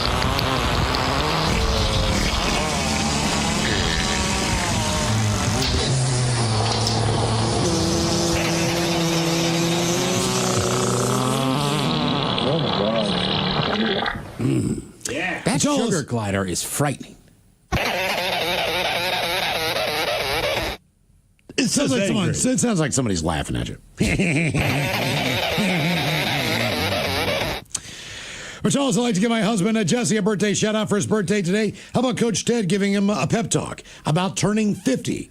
Remind him that Michael Land will always be his younger hot wife no matter how old he gets. Thank you guys, and happy Monday. All right, happy birthday, Jesse. Turning 50, right? Like, look, back in the day, and when Coach was younger, that used to be a big deal. Now 50, I'd say it's even with the hill. It's not over the hill. People in their 50s to do 40. And honestly, man, I know so many people in the 50s living their best life now. Get out there and enjoy it. And she will always be younger and hotter, so. What are you going to be, 46 this year? Correct. 46. Yeah, you're getting close. I'm on the downside. I know you are. Yeah. Staring at 50. Yep. Hopefully, I'll plan a trip and there won't be a worldwide pandemic. We'll see what happens. Don't plan a trip yet. Yeah. Gentlemen, my mom Wendy is turning the big 6'9" today, also pronounced 60 noise. Yeah, noise. Can I please have the Dirty Germans tell her how she should celebrate this monumental birthday? She loves her wine, so I'm sure that'll be part of the celebration. Also, could Coach Ted hype her up for her last year in her 60s? She deserves a day just as amazing as she is. Thanks, guys. That from Emily in University Place. Yeah, first of all, it should not be University Place, it should be University Face, because I think you should celebrate your birthday by celebrating cinema by this 60 noise. Yeah, that also means you could University Place certain parts of your body. Yeah. Easy. Yeah, it's been like a face hugger now. Yeah, it's just the new yin and the yang. I mean, first of all, you're 69 today, which is just awesome. And also, like, I don't know, maybe when you get 70, there's stuff you can't do. You got to be like, well, I can't do that, I'm 70. I say this year, you go out every night, every day, attack life with passion, and you tell everybody, hey, I'm 69. What do you want me to do about it? What is the realistic percentage of that happening? Of what? Of that happening on your birthday at that age? Oh. What is the number? I turn that age. What is the chance? For you, whatever you're willing to pay for. What is the universal number? 50-50. If you're a woman and you're horny, you will get laid. All you have to do is say so. Yeah. Right? I know that. That's it. But so that's 100% on that side. But what if they don't want to? What, the woman doesn't want to? Yeah. Well, that's on her, man. Right. Yeah. What I'm saying is, what is the percentage that is part of your birthday? It has to be rising just because of how far advanced we've come from the male end. Oh, yeah. Yeah. Maybe. Oh, now the pills, Are you recommending a Blue Chew? I was going to say, maybe you want to try Blue Chew Gold. Now that we can, let's do. Have you, Unfortunately, no. In Ireland? And I took some to Ireland and did not have a chance to try it out. You didn't? You didn't tell people, hey, I got Blue Chew, ladies. Why don't you just take it and walk to the bar with no underwear? This is for science. This is for advertisement purposes. Yeah. I'd like to do a testimonial. Exactly. Lasses. I had a very awkward conversation with a couple of our friends from Pinky's Plumbing, though. What's that? They were like, when you go in Ireland, take your cowboy hats. I was like, already packed. Okay. And then I realized they were talking about physical cowboy hats. Oh, you were not talking about condoms. Jesus, man. You call that a cowboy hat? I was all fired up. Already packed, bro. Good to go, man. Ladies, if you'd like to be part of Ted's, commercial endorsement deal, 206-803-ROCK. So we can make that happen. Yeah. I tried it. Sometimes a cowboy hat just means cowboy hat. Yeah, I know. Jesus God. I was very excited right before I left. God. All right, guys, here you go. Happy, happy, happy birthday. Happy, happy, happy birthday. Happy, happy, happy birthday to you, to you, to you. Ya's a Dirty Germans brought to you by Men's Room Original Sausage. Available through Uli's world famous sausage, mensroomlive.com, and other fine retailers. Schweinefly. Let's get a contestant on the line there for your guess. Is as good as mine now, 206-803-ROCK. In the meantime, a couple extra emails here. So excited he didn't need the Blue Chew. Yeah, already got it. Good to go, man. No, I was like, yeah, I'm on Ready. Multiple. Thanks, guys. As far as clothes go and your clothes story, like how long did you wear them or whatever the deal was. Gentlemen, the longest stint in the same clothes was for 52 hours. I was separating from the military, and I got home via the train from Chicago to Seattle in coach for 44 hours. Ooh. I sat in the same seat. No shower, no privacy. I didn't know till the morning that I was going to be on that train. So I was already 24 hours since my last shower because there was no time for my morning routine. When I got off the train, I was rank. We drove directly home with the windows down in mid-February. Rock on. That from the formerly friendly IT guy. Damn, smelled that bad, huh? What did you do that they sent you home that quickly? I don't know. I mean, look. That's a good question. They don't send you home that fast. Like, I need a shower first. I need to pack my stuff. No. You need to it sounds like they pushed you onto that train. You know what I mean? Yeah. Yeah, just go. Yeah, seriously. Yeah, no. Just go. We've packed your bags for you. I just had, they lost my luggage. So between leaving Seattle, I had on like the same shirt for like 27 hours. Where did your luggage go? That was the question that we were doing when that happened to you. Oh, no kidding. Yes. Where did your luggage end up? My luggage decided to stay in Amsterdam for a little bit longer than I did. Your luggage is like, Really? we brought our cowboy hats too. Did it come with shrooms? I wish. I mean, no. It just showed up. It was just my luggage. I had the cowboy hats in my carry-on. Oh, did you? I was prepared. Yeah. Just in case. These kids got action in the airport. Yep. Yeah, I mean, you know, I don't know. You never know. I'm not a big international traveler. I was like, stop. Doesn't make me look cool. Old gentleman and Ted, what were you close to doing? Catching up on the broadcast via your podcast there on the Odyssey app and my god-awful commute to D.C. every day. This story happened in high school. It was a buddy's small birthday party gathering, and we were doing tequila shots. My friend who was having the birthday was an aspiring tattoo artist, which he technically couldn't do as a 16-year-old. But my very drunk self decided I like a tattoo. He said, okay, where do you want it? I drop my pants and say, I want it on my inner thigh. Okay, what do you want? My drunk, stupid idiot self said, give me a swastika. Oh. The moment I'm about to get needled, the shots catch up with me, and I start blowing chunks into the trash can. At that moment, with my head in the trash can, my pants around my ankles, and my buddy on his knees, his older brother walks in from work, puts his hands up and says he doesn't want to know. But thank God it didn't happen, because who knows what would happen with my security clearances. Let me know whenever you guys get back in the DMV area. That from Mitch the Piano Man. Look, man, most tattoo guys will try to talk you out of bad decisions if they know it's a bad decision. Swastika being one. But one of the guys that does my tattoos, he's like, man, the younger you are in the game, the worse the clients are you have, right? So he's like, I get this guy that comes in, like this big dude. He's like, I want an Oakland Raiders logo tattoo. Like, cool. Not the first time I've done that. Where do you want it? Want it on my forehead. He says, bro, are you sure? The guy's like, I'm 100% certain. So he goes, I go to basically like put the decal on, the thing they're going to outline. And he's like, 99.9 KISW. The shenanigans continue. This is the men's room with Miles and Thrill. Alaskan family went from sleeping at anchor to swimming for shore after a humpback whale slammed into their sailboat in Glacier Bay. I bet that was freezing cold. Oh, yeah. Wildlife biologist Tanya Lewis told KTUU that she and her husband and their 23-year-old son, they were aboard when they heard a giant thud at about 11:30 at night. And the 1960s-era boat began sinking, and sinking fast. But the three were able to make it about 130 yards to shore in the dark, where they made a fire until rescuers arrived the next morning. The family did say they had seen a humpback in the area earlier and guessed it was the culprit. The clincher came when they found a small section of rubbery skin on the recovered boat. Biologists had confirmed it came from a humpback. Lewis said the whale was likely chasing fish near the keel of the boat. The boat is being repaired, and biologists say the whale was likely not seriously injured. The whale, meanwhile, told his friends, like, man, everyone's going to think I'm chasing fish. I'm going to sink Do you this think he fish. feels guilty when he sees that thing going down? Like, man. I think it's like just sunk that roadkill. family's boat. I think you think about it for a second, then you're like, my bad. No, they're smarter. Humpbacks are so big. I think to him, that's like stepping on a Lego. No, I think they're smarter than that. I think he went, man, that's a bummer. I shouldn't have done that. I mean, do you feel bad when you step on an ant? Nope. Not really. I don't think the humpback cares. It's really, I live in the water, bro. I'm shocked it doesn't happen more often. Yeah, to be honest with you. With the way they breach. What happened when you were on the water? 206-803-ROCK. Hello, Antonio. Welcome to the men's room. Hola! Hola! That's my birthday today. Oh, good for you. Happy birthday, Antonio. Yeah. Anyways, I almost drowned twice. Which one do you want to hear first? How about the first time?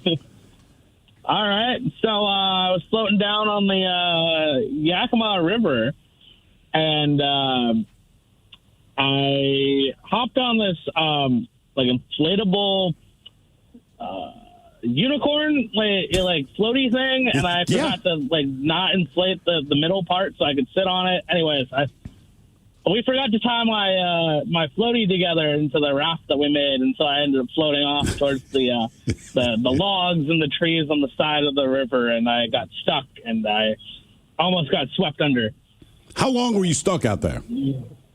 I was probably stuck out there for a good 10, 15 minutes trying to get out. And is it more humiliating when you're on an inflatable unicorn?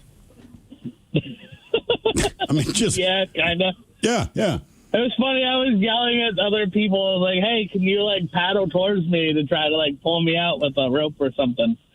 So I ended up having to, like, jump, and I tried to jump far enough out, and it worked. I got swept out of out from the area that I was stuck in, but I almost fell off that twice and trying to do that. What was the second time? The second time I was rafting the Wenatchee, and we instead of pulling out and going to around the dam there, we went over it, and I got bounced out of the boat, and the boat ended up on top of me. How long were you stuck under the thing? I was probably stuck under the thing for probably about half a minute. It was freezing cold water, and I let go of my paddle. Found it later. Let go of my paddle, covered my head, and waited for the boat to pass over me. Popped up, and they all screamed, grab him, and hopped back in the boat, grabbed my paddle probably about 100 yards down. Are you a strong swimmer? I am. I used to be a lifeguard. I was going to say, all right, okay. I'm guessing he is, based on the descriptions. You of these seem to things. have some confidence level of that whatever happens, you're going to be okay. By the way, rafting the Wenatchee sounds like a sex move. Yeah, man, went rafting the Wenatchee last night, brother. Dude, I've tubed the Wenatchee before, and the wind was so strong it like stopped us. You just stopped the water's running under you, but your boat won't. Like, because I mean, you're in that valley, and like, oh yeah. I mean, that wind came whipping through. The only time I almost drowned was in Deep Creek Lake. Right, we're hanging out on a pontoon boat, and granted, we're teenagers. And another buddy, one of Bernie's buddies, right? He was a football guy, and I'm just standing there, and he just form tackled me into the water. But I didn't see him coming, right? All right. So it kind of took my breath away. So then I'm in the water. Uh-oh. And as I pop up, somebody kind of joking around, like, popped me back down. That is hilarious. Correct. And when I came up that time, like, just the sound of the breath I took, everybody's like, oh, man, like, are you okay? And I was like, No, I'm not. Right. I was like, by the way, it's called Deep Creek for a reason. That is a deep lake. I couldn't breathe when I first came up. So when he popped me back down, I mean, I barely was like, it's not Chilean deep. It's deep, though. And that lake is deep. Yeah. And like, I'm a good swimmer, but I was just like... But if you don't have breath, it doesn't matter. Right. And to, you know, Danny's credit, it was a good tackle. When he tackled me into that water, I mean, it took all my breath. What happened when you were on the water? 206-803-ROCK. Hello, Maryland. Welcome to the men's room. Liquor and whores! Liquor and whores! So when I was a teenager, I fell asleep on an air mattress in the Columbia River.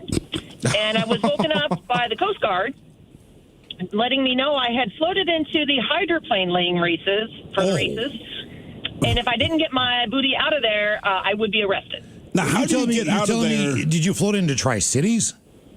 Yeah, I was at the Tri-City races as a teenager. I was there. But you said you're just in a raft, right? No, I was on an air mattress. So how? So they say you need to get out of there. You go, cool. How do I do that? It's an air mattress. I mean, did you have a paddle? Did they drag you out or what? No, I just paddled with my arms and just paddled as quickly as I could. So, no, wait, let me ask you. Back to shore. Were you just floating in the water and it was calm and then the current picked up? The Columbia where they have the is actually kind of a big lake right there, so it's not as hard of a current as it is in a lot of the other part of that river. Okay. So I just assumed, I just drifted down and out from where I had started. And I wasn't asleep that long because I didn't end up with a burn or anything. So what were you drinking? I was a teenager. I was not drinking anything. So you just fell asleep? What is an air mattress? I mean, you know, built for comfort. Yeah. Coleman, probably. They should even say, like, our mattresses are so comfortable. She dozed off and almost died getting hit by a hydroplane. I just can't believe they didn't offer you any assistance. I mean, I'm like seriously, they could have picked you up and picked up the right. You're not going to out paddle a hydroplane. That's all. No, they were just clearing the lane so they could have the next race. So how did you get home? I just paddled back to shore and then walked back to my friends. All right. Were And they that is definitely different. Were they wondering where you would been, or were there just kind of no questions asked? Oh, no. Okay, now we're at the drive. It's like Huck Finn without the racism. Mm-hmm. What happened when you were on the water? 206-803-ROCK. She never said she wasn't racist. She could have been perfectly racist. Marilyn might be the worst person in the world, dude. We don't know. It's like Huck Finn without the racism. Yeah. That's like, I know some people that never get on the boat. They got all the racism. They're like Huck Finn without the river. I'm sorry using that line. I mean, it's not bad. Oh, you're like Huck Finn, but not on the water. Okay, Right. cool. Right, I wonder if they'd understand it. It's a very nice way to tell somebody they're racist. Probably not. Right? Oh, yeah, you're like Huck Finn without the river. There's generally not a lot of well-read racists. Those two things tend to be very different. There's one book they like. Right, yeah, there's one. Hello, Jay. Welcome to the men's room. Hey, hola. Hola. Yeah, I'm about to fish in about 20 minutes, so I want to get this in. Called you before. You guys are awesome. Thank you. So, the Orcas Island, we stayed at a cabin with some friends, and we have this little tiny boat, probably a 14, 15-footer, and my dad and I took it out about 2 miles west to try to get some lean cod. If you guys know, you get jig for them and stuff like that. Yeah, delicious. And so we were fishing. Nothing was getting caught at all and stuff like that. And so a seal popped up right behind our little tiny boat and started barking at us. And so my dad took his rod and smacked it in the head. Oh, Jesus, man. Yeah. And so he's like, get away from me. Like, you're just barking at us. And so so that was just one thing after another. And then he bought a new 357 Magnum short snub nose, and he never shot it before. So, after not catching any fish for a little bit, he said, let's just take this gun out, make sure there's nobody on the horizon, and let's try it out, and let's shoot it. So we're loading the gun up and making sure we're being safe and, polite and stuff like that. And all of a sudden, when my dad was loading the gun, we heard this huge growl. It sounded like Jurassic Park, the T-Rex.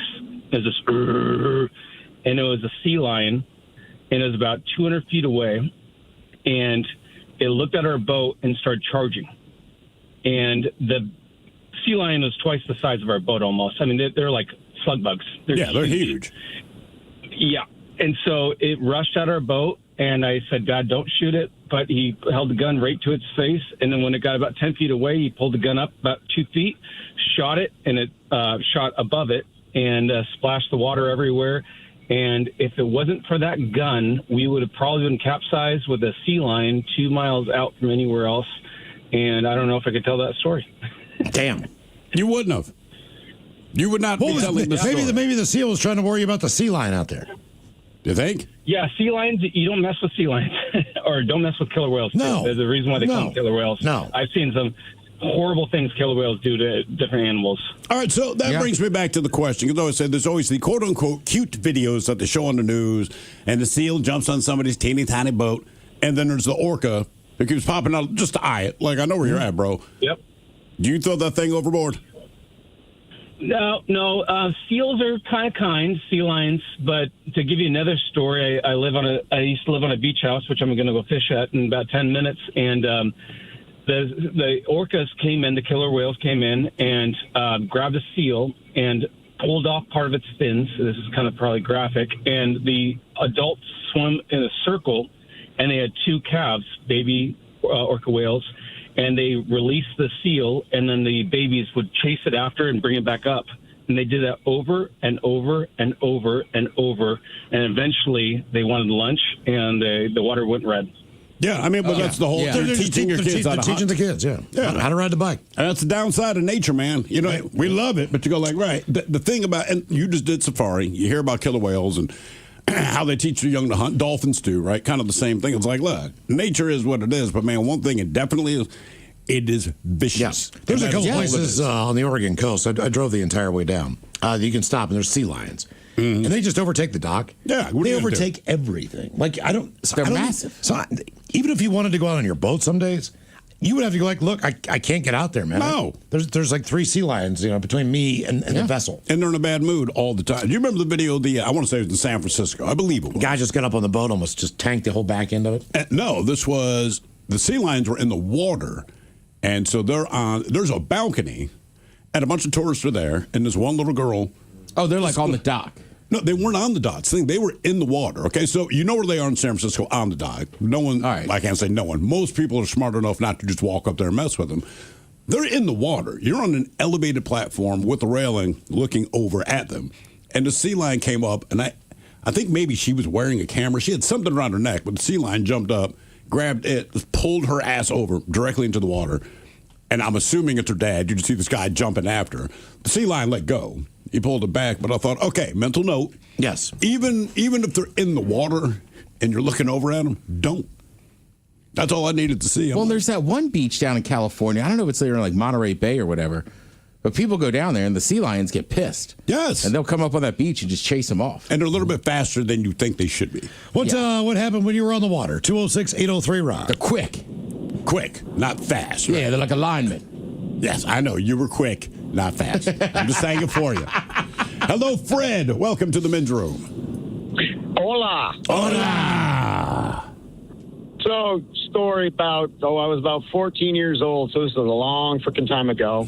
We were sailboat racing on Commencement Bay, and it was just my dad and I, so we didn't really have enough folks to do a crew.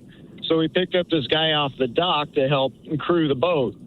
And we got out there, and the wind was just nothing happening. And we're kind of ghosting along, and all of a sudden the wind picks up, and we're running downwind with this stuff. And if anybody knows about sailing, when we're running downwind, if you get the boat too high, you're going to jibe, and the mainsail is going to come across. Well, the mainsail is attached to this big metal thing called a boom. Mm-hmm. Well, I'm on the boat, and this boom swings across, cracks me upside the head, and I go against the lifelines, and I look down in the water, and I see one of my favorite hats. It was white, and I see it in the water. I'm like, son of a... And it's red now. I'm like, what? Something's wrong. So I reach up, and there's all kinds of juices flowing out my head. And I grab a sweater, and I throw it on top of my head. I said, Dad, and he says, get down below. So I go down below. Well, the wind's picked up, so we're on a 25-foot boat. And the quickest way to get back across Commencement Bay is to sail, because we just got a little outboard motor. So we got to sail across the bay. And we were actually in first place at that point in time. And everybody was kind of like, well, that's kind of weird. What's going on? We got over to the other side, got back, the boat put away, and got in the car and then raced over to the hospital. Got to the hospital, and funny enough, the ER nurse was a family friend. And so we're in there, and they're kind of cleaning it up and trying to figure what's going on. And one of the weirdest things I've ever had happen is when they're cleaning the wound and actually scratch on your skull with one of those metal cleaning things. Yeah. Yeah. To this day, it still makes things disappear up inside my body when I say that. So. Well, now you know why they call it a boom. Yeah. They call it a boom because, it done did boom me. So was there even enough room on the sailboat to duck underneath it? If it would have been slower, I could have. Okay. But it was one of those accidental things where the wind grabbed it and threw it across, and nobody was expecting it to happen. And they could have got by with 13 stitches, but they put 14 in there just for bad luck, sort of sake. And back in the day, they didn't, I had hair then. I don't anymore, which is just fine by me. But so they had to put the gauze and wrap it up. And you remember the old-time movies where they show the guy that came from the dentist, and he's got the gauze wrapped around his head one way and around the head the other way? That's what I looked like for 2 days. Oh, yeah. Like around the head and kind of like at the angle. Yep, it comes down around my jaw and up around the forehead, and, it's just... my parents still got pictures, and they bring them out whenever I make them mad, so... Oh, damn. Okay. That's fair.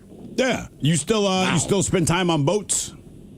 You know what? That's I really don't have time anymore, unfortunately. My parents' boat, they got rid of that, and I was back in South Dakota for like 35 years, and there ain't a whole lot of places to sail back there. Yeah, I bet there's not. Not so much. Yeah. That's not a big sailing community. No. Let's go. Great sushi. I'm sure there's rivers, so you probably have like those kind of boats. Obviously, you got those boats. But right, sailing. They don't even have a river, do they? There's got to be a river. The only state that doesn't have... They got like a creek, I think. I'm sure. I could be wrong. Like it could be the mouth of the Mississippi or the tributary of the Generally, Mississippi. most cities have some type of water source. But states or cities? Cities. You know what I mean? Like when I went to Austin, I know that's in the middle of Texas. I was shocked there's like a river that goes right through it. And then I was like, oh, that makes more sense. Does Vegas have a river nearby, or is it just diverted from... No. North Dakota has over 54,000 miles of rivers. Yeah. Like he was in South Dakota. Look at South Dakota. Missouri River. Wow. Yeah. Goes all the way to the Gulf of Mexico. Yeah, they got a lot. I don't think I think Vegas diverts all their water from the Colorado. Because I don't think they built it near an actual water source. If I'm correct about this, but you're right. That's weird. Right, because back in the day when you're starting a lot of this stuff, there's no way to get anywhere. Right. Besides waterways. Why do you think they stopped in Vegas, right? You are surrounded by desert. There's no obvious water source. And said, you know what, man? Let's plant a flag here. Oh, because you could gamble. But you still had to establish it. Well, there's always going to be people that live in the outskirts and live in the middle. Sure. And don't mind that stuff. I guess. It's also a joint project with the government in the relocation program that they were doing at the time. Oh, is that what it was? Yeah. Okay. Explains it all. Yeah, we just wanted to put people in the middle of nowhere. Yeah. So no one would find them. Because you're not going to go there if you don't know that it really exists. Right, and you got to imagine somewhere out there was still, I don't know if there was something, right? Maybe. Something. Right, so I'm just going off the movie Bugsy. They're just there, and they were like, you could gamble here? Let's build a giant hotel. I get that part, yeah. What happened when you were on the water? 206-803-ROCK. You know,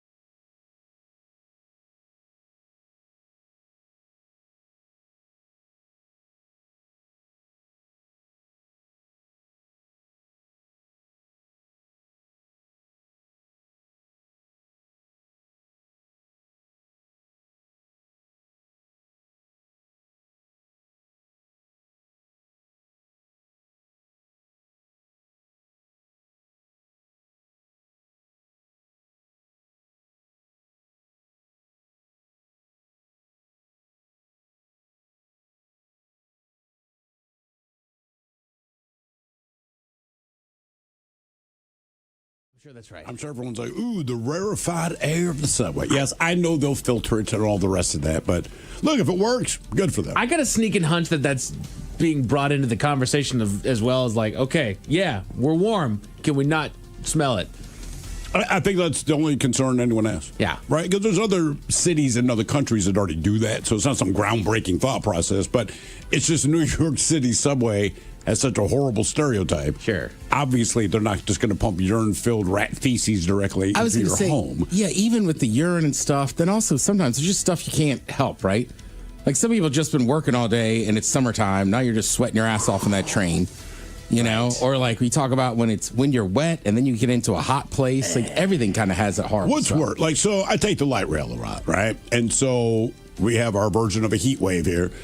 And people get on, I'm like, okay, you haven't thought about deodorant. I understand that. It's not hot. This would have been a good day. And then when it starts to get wet here, the smell's entirely different. I think I would rather take the BO than the I'm kind of wet person that gets on the train. Yeah. I'm with you. I mean, that's just the smell you can't escape. And I don't know how to describe it. I think sometimes you can tell, like on the light rail, or like, it's almost like you can tell if somebody's just sweating a lot and maybe it's the end of the day, so there's a little BO, as opposed to somebody it's like, you haven't showered. Yeah. Well, sometimes you get a new level. And you get a stink and you look around and you're like, that's the culprit. It's like if you're in the grocery store in the evening and somebody passes by you in workout clothes, like you could smell them, but it's like, all right, adds up. Yeah. As opposed to that guy that walks by and it's just like, when did you last shower? And there's even different levels of sweaty. Like I've seen, you smell somebody who's a little sweaty and they got a little BO going. That's fine. Yeah. I've sat behind the bus or sat behind somebody on the bus that was just sweaty. And that's a different one too. The wet hair sweaty smell. Right. Not armpits. No. And I'm telling you, the armpits to me almost bring more comfort because you recognize that it's armpit as opposed to just the acrid smell of sweat. You're like, ew, man, can your armpits sweat a little more? This is layered on. Yeah. Jeez, it's like poop. Companies are coming together to create a real Freddy Fazbear's Pizza from the Five Nights at Freddy's franchise. I don't know how long it'll last, but it'll do well at first. Absolutely. What's Five Nights at Freddy's? So kids around my age, a little bit younger, love it. And I'm not 100% Kids up around on your it. age? Kids around my kids' age. Sorry. All right. I was like, kids it was around on my the- age called adults. So it's like this horror movie franchise. And essentially, as best I understand it, there's like this abandoned, I guess, arcade or It's Chuck E. Cheese, Think basically. Chuck E. Cheese, right? It's called Five Freddy's? Five Nights at Freddy's. Five Nights at Freddy's. So basically, it's a they horror dare game. each other to like spend the night or whatever in the abandoned Chuck E. Cheese. Sorry, Chuck E. Cheese, but you know it's about you, right? So all the animatronics are there because there's all these quote unquote horror stories, and then it turns out the horror stories are true. And it's based off of a video game. Oh, my kids It's based off love that a horror video game where you play an overnight caretaker for an abandoned Yes. Chuck E. Cheese. And, the animatronics, they get a little, murderous at night. Yeah. They might think that you're a animatronic without its casing, and they'll try to shove you into a casing if they find out that you're real. So just block yourself off. And, of course, there's, like, power that's going out. Naturally. Yeah. There's a lot of really fun gameplays of it. It's a fun game that spooks you out. I enjoyed it. I enjoyed the movie when it came out. I haven't seen the second one yet. But, no, I'll tell you this. I think this will do well. I would go to the restaurant before I'd want to sit through the movie. Nothing against the movie, but I'm like, all right, let's have fun, guys. Sure. That sounds fair. Rainforest Cafe, the horror edition. Yeah, that's exactly what it would be. That's exactly what it would be. Roku is going to launch a 24/7 AI slop channel that nobody asked for. What I saw the headline. I didn't read anymore. What is their reasoning behind it? I think because they can. I think it's just like something that's that, it. We can. Here right? it is. You can just turn it on, and it's just going to be a bunch of nonsense that AI put together. And you know what? We're going to see how it does. I think Roku's just the first one that's like, all right, prove it. Oh, you guys all hate AI. It costs us, quote unquote, virtually nothing. I mean, I guess, I don't know, put it on in a bar or. Sometimes you go to a bar and they just have like the Fail Army on or something like that. Like I guess. Yeah, chive. You're right. Yeah. Airports, for whatever reason, they all have the chive on. Yeah. Put your thinking caps on, gents. Time for the Merriam-Webster word of the day. All right. Steve currently holds the run on this one with 2. It's only because you weren't here, Ted. Yeah. That's right. This is an adjective brought to you by the letter P. I give you guys a 1% chance of success. Oh, on this cool. one. That's not good. If you guys get this word, I will shave my beard on the air tomorrow during this segment. Okay. All right. You ready? Strong urge to cheat. Yeah. Ted, you can cheat if you can say it right. But this is a formal word used to describe things that are of or related to teachers or education. Things that are related to teachers or education. It's used to describe things that are related to teachers or education. It's a P word. It's a 5-syllable P word. Okay. Yeah. That's only 4 syllables. And I know it's not right.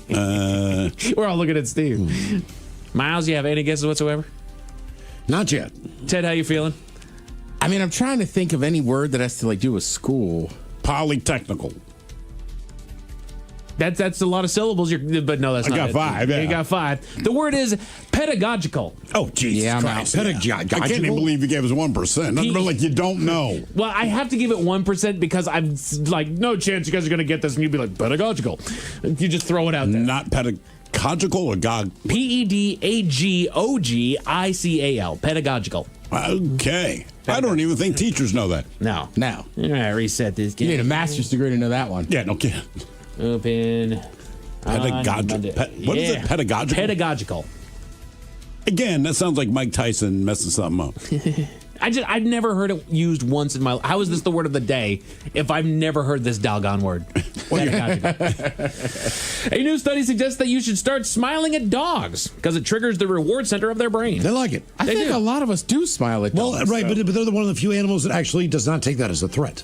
Right. Because it's showing teeth on a lot of animals. Right, you like smile at a monkey or something like that, they'll freak out. It's coming to kill you. That's right. They hate it. Also, I understand they have good noses, but passport control at SeaTac, man, that Beagle, Beagle is way too cute. Yes, he is. I know he's doing a job, but it was hard to take him serious. They need to mug up those dogs a little bit. Like put a leather jacket on. It looked like or he something. was smiling. The problem with the Beagles, we were coming back from Mexico's in Arizona, in Phoenix, all right? So we're at customs, and my wife and I, as we're waiting for our suitcases, we talked to this little old white lady beside us. Sweetest, I mean, she's like stereotype, nice old white lady, right? Oh, I just went down for blah, blah, blah. So they're walking around with the Beagle. As opposed to non-old white lady. Mean old black lady. You know what I'm talking about. Listen, fool. I thought the same thing. I was like, okay. Because that's what I mean. So, sweet old white lady, she's just chatting us up, or just waiting for our suitcases, and they walk around with the Beagle. And then the Beagle kind of keys in our direction.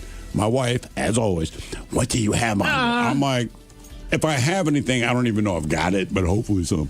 Anyway, the Beagle comes over, targets sweet old white lady. And I mean, they don't mess around. They're, ma'am, open your bag now. I think I really don't know what I have. And they pull out these 2 aluminum bricks. All right. They give her the look. And my wife and I are just like, oh, my God. And keep in mind, everyone's now watching. It was 2 ham sandwiches.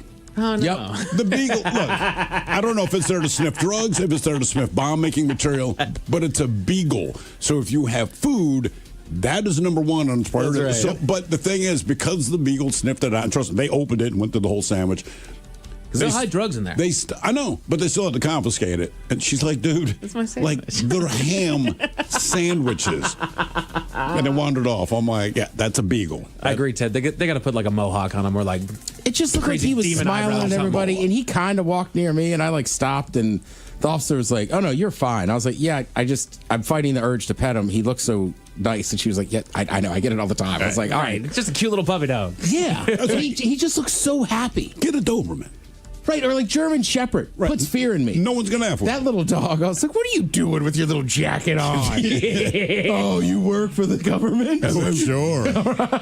What would you guys say is the most luxury item that you own? Be it something that's on your person, be it something that you have in your home, or anything that you've enjoyed. What is the most luxury item that you think that you've enjoyed? Ooh, luxury from a standpoint of price or from... Yeah, you know what? You've got, you ride in first class. We're in luxury. You stepped up the car a little bit. You're riding luxury. Ted, you've got the Rolex. You're riding luxury over there. Got the gold chain. You got a luxury. Think about it. Sofa in the basement. Oh, Ozzy Osbourne cologne. There you go. Ozzy cologne. I got that. It finally came in. Update? It's great. Between that and the Blue Chew, let's rock. I'm gonna roll. The Men's Room Top 10. Hey, you're going out. The Men's Room Top 10. Told you, Ward. So we're going to the other side of this. Have you guys ever had a luxury letdown? What we have here is we have a list of examples of people that got luxury items or got luxury experiences. 99.9 KISW and KISW HD1 Seattle. Always live on the free Odyssey app. From the Pinky's Plumbing Studio, you're in the men's room. Text the guys at 206-803-ROCK. Outing on the Florida Silver River just south of Gainesville turned a boater into a lifesaver after a woman was attacked by an alligator. State Fish and Wildlife Conservation Commission officials say the woman was swimming with a group on Saturday when an alligator approached her. According to Fox 35, she tried to fend it off with a paddle, but it latched onto her right arm and dragged her down under. Boater John Gamanchi says he heard screams and could see the alligator in the clear water a couple hundred feet away. Now, by the time that he arrived, the animal had let go of the woman, but she had suffered a terrible injury, kind of bones poking out, blood everywhere. So he used a rope as a tourniquet, loaded the group onto his boat, and rushed to shore. The woman, believe it or not, is okay, and she is now recovering at home. Okay. I think they're kind of loose with that Don't word. swim in a freshwater lake in Florida, period. Again, it's Florida, man. Like we said, everyone in Florida has a pool. Even then, there might be a gator in it, but you'll see it. But use that, because when you go into any natural water source, it can be a canal, it can be a lake, you can be on the beach. It's not good.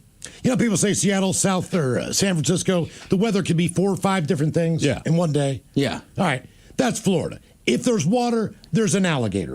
That's what they say down there. And Miles will attest, I don't know how the rest of Florida is, but in Central Florida, everybody's pools have giant nets and everything around. And it doesn't always stop them. Sometimes they just get in. They'll climb. If there's a hole, they'll climb through it. Yeah. The alligator, by the way, was 9 feet 8 inches. The Silver River has now since reopened to visitors and swimming. Okay. Still not going, dude. Growing up my whole life in Florida, I've never had a summer with so many alligator attacks in Florida, according to a tour guide, which notes there have been 4 already this year in Central Florida. Okay. Just this summer. Yeah.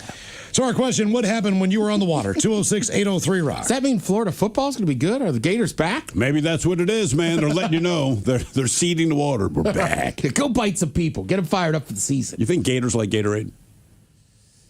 Think it gives them wings like Red Bull does? Well, to them, it's just aid. Yeah, it's just aid. Hello, Tim. Welcome to the men's room. Hola, guys. Hola. And Hey, so I'm just out watering my cherry blossoms, listening to my favorite radio station. So I really appreciate all you guys do. Do tourists flock to your yard to look at the cherry blossoms like they do in D.C.? Well, I'm optimistic. I got 500 cherry blossoms I imported from D.C. on 322 acres on my mountain, and so I think give me 7 more years, and I think it's going to look pretty cool. Wow. Jesus, All right, man. hang on. I got a couple questions. A, how did you import them from, like, the National Mall? So I have friends over at the National Arboretum. And Okay. so they grow a ton of spare ones for replacing the ones out there. And so I just, whenever I'm on business trips, I'll pick up maybe like 50 of them. And you have to package them nicely because when you're flying at commercial, it's going to get super cold outside. And so anyway, it's just a stupid hobby of mine. Wow. That's very cool. I mean, yeah, it sounds like it's going to be. Yeah, I thought you had like 8 of them or Is there something. like do they produce cherries? No, they're just cherry blossoms, and I have it. And there's like 12 types I got. So as you start at the bottom of the mountain, they're going to be like dark pink, and then by the time you get to the top, they'll be the Yoshinos and the Higons, which are white. So anyway, I'm optimistic, but if we get a forest fire, that could just wipe out everything. at once. Well, where do you live? It's just at Aquaman Mountain. It's just outside of Black Diamond. Okay. All right. Don't know much about the area, but I bet it looks spectacular when they're blooming. That's pretty damn cool, man. Yeah. All right. Yeah. So in a former day, in a former profession, I was a Navy pilot. So my call sign was Aquaman. And I was a P-3 pilot, which is a surveillance plane and a submarine killer. And so we were out on a deployment one time in the Mideast. And the boat guys, they always lose their mind whenever we don't know where the Iranian Kilo class submarines are. So they only got 3 of these little subs, and super easy to identify because they have like a big donut on the front and a donut on the back. So it's an easy sub to kill. And so anyway, it's always funny to us, like listening to the boat guys freaking out whenever one's out because they're not very proficient submarines. And so we get tasked to go look for one, but we're like, nah, we're not going to look. We got training to do. And so we go out to the NAG, the North Arabian Gulf. And so what our guys in the back did is in the software, they put in a fake submarine, and we're going to have our sensor guys like basically tracking something that's not there. It's in the software. But for the pilots up front, we still dip down and drop our sonobuoys, and it's kind of a boring flight for us. And so we drop down and we're starting to drop our sonobuoy grid. And I look out to the side and I see a feather, which is a term for when a snorkel or a periscope starts to hit the surface and it makes a little feather in the water. And I'm like, whoa, feather off the side. And I turn and I'm like, oh, MF, like that's a Kilo class that we've been looking for. And it's like right in the middle of our grid. Like, I mean, it was just pure accident. and so we call back. We're like, hey, tube flight, we have a visual on the Kilo. And the instructor's like, no, you don't. Like, I haven't introduced the software yet. And we're like, no, come on up front. And so we get down really low, 500 feet off the deck, and we're circling these guys. And by now, they got about 15 kids. And I say kids because they're like 18 to 19 years old, crammed in the conning tower, which is basically the size of, I don't know, your car's passenger compartment. And they're all smoking. They're all trying to light up their cigarettes. And so it was really fun for us just to see a bunch of kids. And they're all waving at us, and we're waving at them. And I don't know, it was a cool break in our day. And then we get back, and the boat guys are like, oh, thank God for the P3 guys. They found the other Kilo. And we're like, dude, if you just wait till Thursday night, they always come back into port because they're afraid they're going to miss their weekend. And, hey, by the way, that's kind of funny. Yeah. Tim, so you said the North Arabian Gulf is known as the NAG. And all I can think is if there's a North Indian Gulf, just call it the North Indian Gulf. Oh, yeah. Oh, God. Yeah. Just throwing it out there, man. You know, North Iranian Gulf. Right, that's my first thought. Like, North Iraqi Gulf. Do you use that for everything? Yeah. I had a funny story. I did. So I worked with another organization on MLK Day. suddenly all my black operators thought it would be funny to use the N-word between each other, with everyone. I'm like, you guys need to stop this. You know NSA records everything we do on the air. and so, yeah. Anyway, that worked. That's one time I've become black. And what's the problem? Yeah. What's the problem, NSA? Right. I mean, You're that's going to tell the me? issue. Yeah. That's when NSA, hey, where's our black guy? You need to talk to him. It's like sitting there like, yeah. All right, yeah. What happened when you were on the water? 206-803, Rock. You should negotiate a deal like, I'm only working this day. Yeah. Dude, I told you when we were working for CBS Radio, I'm part-time, and Christmas was coming up, was the thing. And so the schedule came out. All the full-timers are taking off. Some of the more advanced part-time guys are getting time off. I'm like, man, I got to work this whole week. They're like, sorry, bro, low man on the totem pole. And I got it. And it wasn't really the end of the world because you're getting paid time and a half. But jokingly, I said, man, I don't even get off for Kwanzaa. And when I say this, the two bosses that are talking to me at the time, like there's dead silence. You see them look at each other, and they're like, hang on. And they disappear for like 10, 20 minutes. They come back, and they're like, dude, we got you the week off. It'll be with pay. Seriously. And I'm like, yeah. I did not tell them, guys, I was joking. I don't care. I'm like, I'm taking a week off. So our former coworker Chip was there. Hey, man, what's that about? I got put back on the schedule. It's Kwanzaa, brother. Like, look, CBS Radio, they are corporate. He could have, technically, he could have asked for Passover off. Yes. That's all he had to do. We got the same week, man. He could have. Say something. Yeah. Hey, I worked 12 hours on Christmas Day. Yeah, my bad. The Catholic excuse didn't work. Doesn't matter.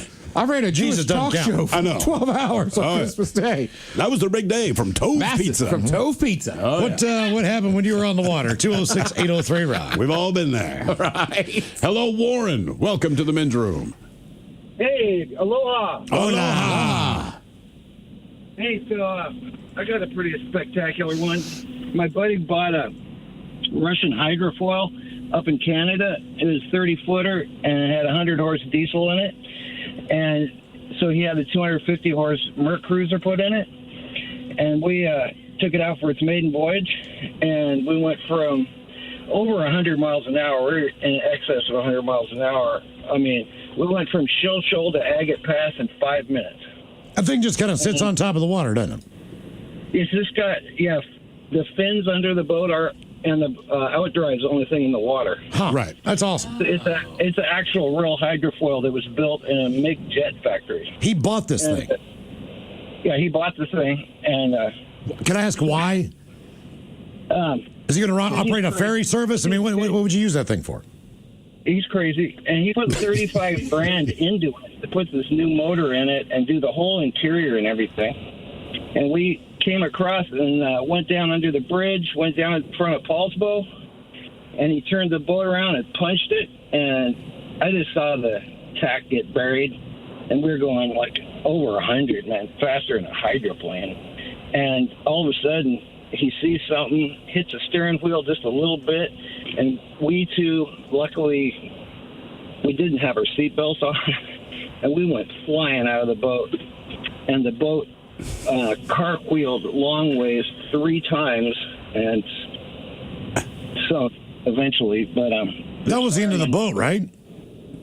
No, this fireman came and picked us up, and he called the medics, and the medics came over, and they were working on my buddy, but I only had a cut on my leg, and they were working on him. He called this diving crew, and they went out and sacked the boat. First off, when we were treading water, he says, "Don't worry, it's got an airtight compartment, can't sink." Mm-hmm. Then we watched it sink. And anyway, he called these divers. They came and sacked the boat and lifted it up, and we towed it home at 7. We went out at 5 in the afternoon. We towed it home at 7 in the morning. Jesus, does he still have this thing? He actually. It bended the boat up a little bit, so he had to have that fixed, put a new motor in it, and it's in Thailand right now. Is it being used? For the beaches? Yeah, he's in Thailand using it right now. He's using it in Thailand. Is he living on the thing? Yeah, he lives in Thailand. No. Did he? It's an open cockpit boat. Did he Did he go across the Pacific Ocean in this thing, or did he have it shipped? No. He shipped it there. He lives there now. He sounds like a guy that would live in Thailand. I've never met him, and he sounds like that guy. Yeah. He owned Jim Dandy Sewer, and he was just nuts, man. I will never get on another hydrofoil with him ever. Well, what are the chances? I mean, go to Thailand. Would you get right? He's gone. Oh, because he said with him. I was like, so you get on a hydrofoil, just not with him. Well, it's like getting in the car. I'll never with get on a someone hydrofoil with that guy again. who drives 120 miles an hour, right? Versus the person who drives 60. I'll get in the car again, just not with you. What happened when you were on the water? 206-803-ROCK. Yeah, and there's certain people I could say now that I don't mind driving with them, but in foreign countries, probably no. Oh, after being on the other side of the road? Yeah. So did you guys rent a car in Ireland? I did not. What? Good. Did an American rent a car in Ireland and then when I was on the roads, Castle. When I was on the roads, the guy that was driving that car is fine because he's a gearhead. Okay. But another friend of mine who we all know, we basically got stuck in an alley. I mean, we had to tuck in the mirrors. Is this who I'm thinking it is? Yes. Okay. And And he has a very nice car. And I was like, because I was freaking out because we almost clipped the mirror on something else. And I go, hey.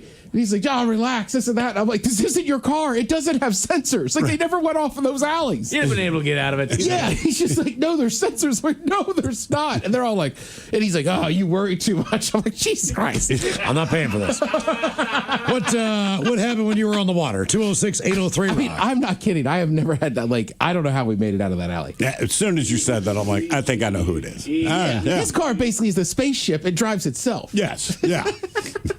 Hello, Colleen. Welcome to the men's room. Hey. Hola. So, I was in Lake Nacimiento in California, and we were camping. All great. Kind of drinking some libations, getting a little, intoxicated. There were some cows across the way, and I thought it would be really cool to tip a cow. So I hopped in the water, started swimming across the lake, and apparently my friends realized that I was not doing well.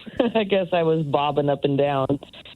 So they came out in a boat to get me. But, yeah, my whole goal was to go over and tip some cows. You almost drowned trying to tip cows. Yes, I did. Wow. What do you do for a living? Do you really want to know? Yes. Yeah. I got to find out where your brain led you in life. I am a special education teacher. Okay. All right. It's almost karmic. Yes, it really is. Kids, I'm going to tell you a story of what not to do. No matter how good of an idea it seems, don't do this. Did you? Yeah. And my impression is, well, you put the special in I education. was gonna say, my impression is nobody really tips cows. It's just what they tell us city folk. No, they ain't. That's not true. To me, it sounded like a great idea, and they were just two. They were just two, and I thought we could do this. Like, did anyone else try to join you in this endeavor? No one was behind me on that. No one was behind me. I've seen it's a terrible thing to do. Don't ever do that. My buddy did that one time. It's not a problem I'm going to have. We were out picking shrooms. It was like 2:00 in the morning. It was a full moon. You could see everything. There's a cow there. He ran over and pushed the damn thing over. But you could hear all the ribs break. Oh, you got to remember that is not a good thing to do. Well, yeah, you're pushing an animal over. Yeah, I don't think That's what I'm saying. Like, they weigh over 1,000 pounds, man. You can't. Yeah. Well, he pushed it over with no problem. I mean, that was the thing. Like, Pat's a pretty strong dude. He walked up to that thing and threw it on its side. I was like, I cannot believe you just did that. I was like, pop, pop, pop, pop. And I was like, oh, man, you hear the cow. Was it a baby? Right. There was something wrong with that cow. Oh, it was probably mid-sized. It wasn't full grown, but yeah. All right. Hey, it seems like people are like, there's no way one dude can do it. They don't sleep. Oh, he did it. And they don't sleep. Keep in mind, we don't have flat farmland. You're on a mountain. Oh, right. So everything's You're at at an angle. Yes, correct. Bernie and I got close once. We were up in Pennsylvania. Jesus Christ. Right. We've been watching football, drinking Iron Cities all day. And my buddy, right, he had to drop off his girlfriend. And I don't know why, but I remember him saying, you two stay in the car. I know why he said that. Right. And then when he comes out, we're like climbing into, he's like, what are you guys doing? And we're like, we're going to go see that cow. And he's like, get back in the car. But you're right. Now I know why he said That's exactly why he said it. What happened when you were on the water? 206-803-ROCK. I don't know why he said that. Then we got out of the car. Right, like instantly, it's like we forgot he even said anything. And it's like, holy cow, man, there's cows over there. Let's go. Hello, JJ. Welcome to the men's room. Hola. I'm just getting out of my truck here. Give me 1 second. Sure. So my two quick ones. My first near-death experience was before I even got in the water. Okay. I had been eyeing a brand new boat for months and went day drinking with my buddy and thought it'd be a good idea to go on a Saturday buy a new wake boat and forget to tell my wife. Oh. Always a good idea. Yeah. Everything about this is smart. How much is the boat? It was about $82K. Oh, my God. You did not tell your wife?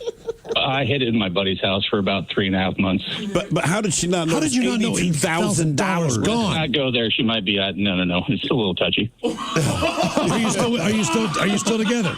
Obviously, they are. Yeah, you are. And she doesn't care that you dropped $82,000. Does she know how much it cost?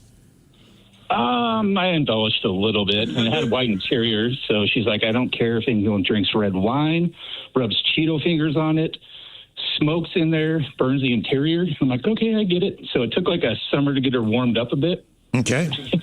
And we're out on Lake Union all day. Had my niece, nephew, and I finally got her to drive in, warmed up. Beautiful day, and so we go through the cut. She's like, can I drive it? I'm like, oh, yeah. Yes, kill her. So I'm chilling. My niece and nephew are up in the bow. And we get out of the cut. It's like 3-foot rollers. It was a busy day. And she just hits the throttle full bore, and we're launching. And I'm kicked back in my seat, freaking out. I couldn't get up. You didn't go to the concrete wall, did you? Oh, no. Okay. No, but we caught air, and it hit so hard. My poor nephew went up, landed on the tower, knocked out, rolled into the water. Oh, okay. Yeah, so we fished him out. He was actually pretty dazed. I mean, he was still knocked out when we got him to the boat, but we got him back, and yeah. What kind of boat is this again? It's a wake boat. A wake? 4-foot Wake boat. Surf boat. Okay, so I'm curious, when you knock your nephew out and have to fish his ass out of the water, how much of that story do you actually tell to his parents? I didn't say a word. I let her do it. Okay. Oh, yeah, so it's her brother's kids or her sister's kids. Oh, exactly. Perfect. Yeah. All right. I will say, though, I bet when it's Lake Union and this and that, I bet the wife likes the boat now. Oh, yeah. Yeah, no, she loves it now. It was a little traumatic. But it's not about liking the boat. It's that, hey, I didn't tell you I just spent $82,000. Yeah, I don't know of a world where I could get $82,000, or if I had it in my account, to move it someplace else, and then that not be something that she'd be aware of. Yeah, my wife would be aware very, very quickly. What happened to our $82,000? I'd get a text right now like, hey, we had $82,000 in the bank. Where is it, and what did you buy? You changed your phone. Still to come, Taryn Daly, Steve Mix from the Daily Mix Morning Show. We're going to sit and spin today. We got 10 songs where a band actually name checks themselves.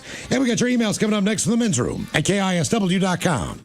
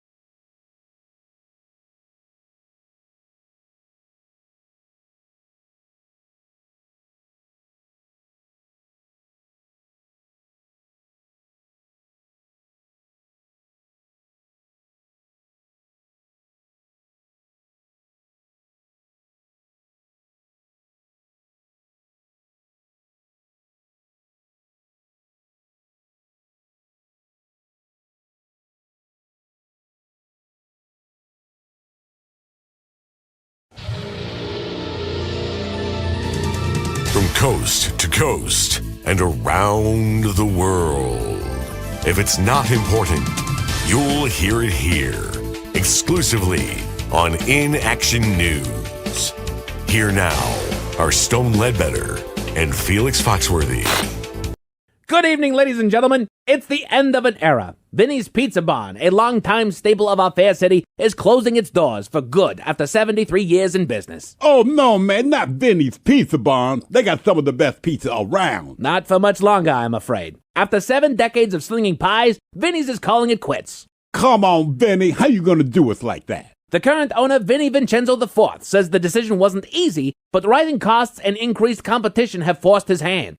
That's too bad, man. Vinny is one of the last sit-down, dine-in pizza joints in town. Well, that was part of it. People are more inclined to have pizza delivered to their homes than going out to sit down and enjoy a fresh pie. Man, when I was a kid, pizza delivery wasn't even a thing. My pops would take me down to our local pizza parlor. It was a big deal. Same here, my friend. My wife and I used to go to Bistro d'Italia for a fresh pizza every Friday night back when we were dating. We always enjoyed the ambiance and the delicious pizza. Yeah, man, me and my dad would go to Lamont's Pizza Shed. Lamont's Pizza Shed? Until Lamont was killed in a drive-by stabbing. A drive-by stabbing? Yeah, man, it was tragic. He was stabbed by this dude named Grady. And that's why the Pizza Shed closed down? Nah, man, then it became Grady's Pizza Shed. Same great pizza, new owner. Was this the same Grady that stabbed Lamont? In the drive-by stabbing, yeah. Violent man, great cook. Until he was killed in a non-accident. A non-accident? That was just code for murder. He was killed by this dude named Bones. Then it became Bones Pizza Shed. Then after Bones died... Was Bones murdered too? No, man, Bones died of rabies. He died from rabies? Technically, he died from complications related to rabies, but his business closed, and that's when we started going to Vinny's Pizza Barn. Which, as we stated, is unfortunately closing its doors for good after 73 years in business. Real shame, man. Vinny's was the only place that would make one of Bones' specialty pizzas for me. You had your own specialty pizza at Vinny's? Yeah, it was a meat lover's pizza. Felix, they had meat lover's pizza on the menu already. Well, not the meat I grew up with, man. When I was a kid, I'd always get a pizza with pickled pig's feet, scrapple, and chitlins. Vinny was always cool enough to hook me up. I'm sorry, did you just say that you ate pizza with pickled pig's feet, scrapple, and chitlins? Yeah, man, there is nothing like it. I believe you. The secret was the crust, though. Amazing crust. A pizza's crust can make all the difference, yes. Absolutely. Now, Bones said his secret was that he never washed his hands. I'd always heard that he never washed his feet. He didn't wash his feet either, but his feet were the secret to his sauce. He crushed all the tomatoes with his feet, shredded the cheese with his toenails. This Bones character shredded cheese with his toenails? That's absolutely disgusting. The end justified the means, Playboy. Bones made a good pizza, but so did Vinny, and now he's going out of business too. Well, I'm afraid it's a sign of the times, my friend. Vinny's Pizza Barn joins a long list of local businesses closing their doors. Main Street Juice Bar and Sex Dungeon closed last month. Never went for the juice, but I heard it was good too. They had very good juice, yes. Personally, I heard that the Sex Dungeon tickled many a fancy. Who told you that? You! You told me that! Several times! Unsolicited! Yeah, that sounds like me, man. It was! Anyway, like Main Street Juice Bar and Sex Dungeon, Vinny's Pizza Barn is closing its doors after over 7 decades in business. We'll be back next hour.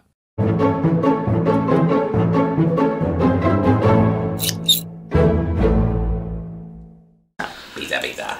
I auditioned to be the pizza guy. I also auditioned to be the Cadbury egg bunny. See, you'd have gotten hired with that. You'd have gotten hired with that. That was good stuff. What did you do?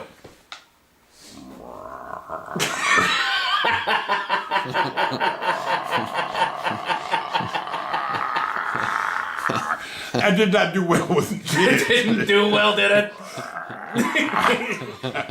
You can watch your face. Happy Easter. From all of us at Cadbury. Happy Easter. The chocolate's making my mouth do this.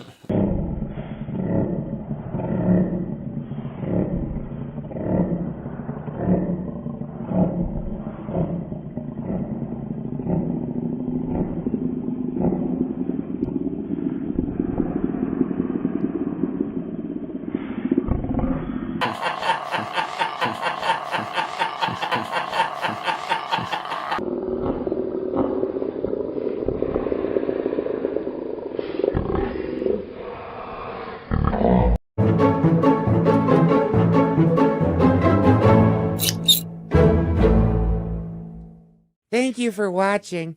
Please like and share this video. It helps us a lot. And be sure to subscribe to our YouTube channel and social media pages at Inaction News.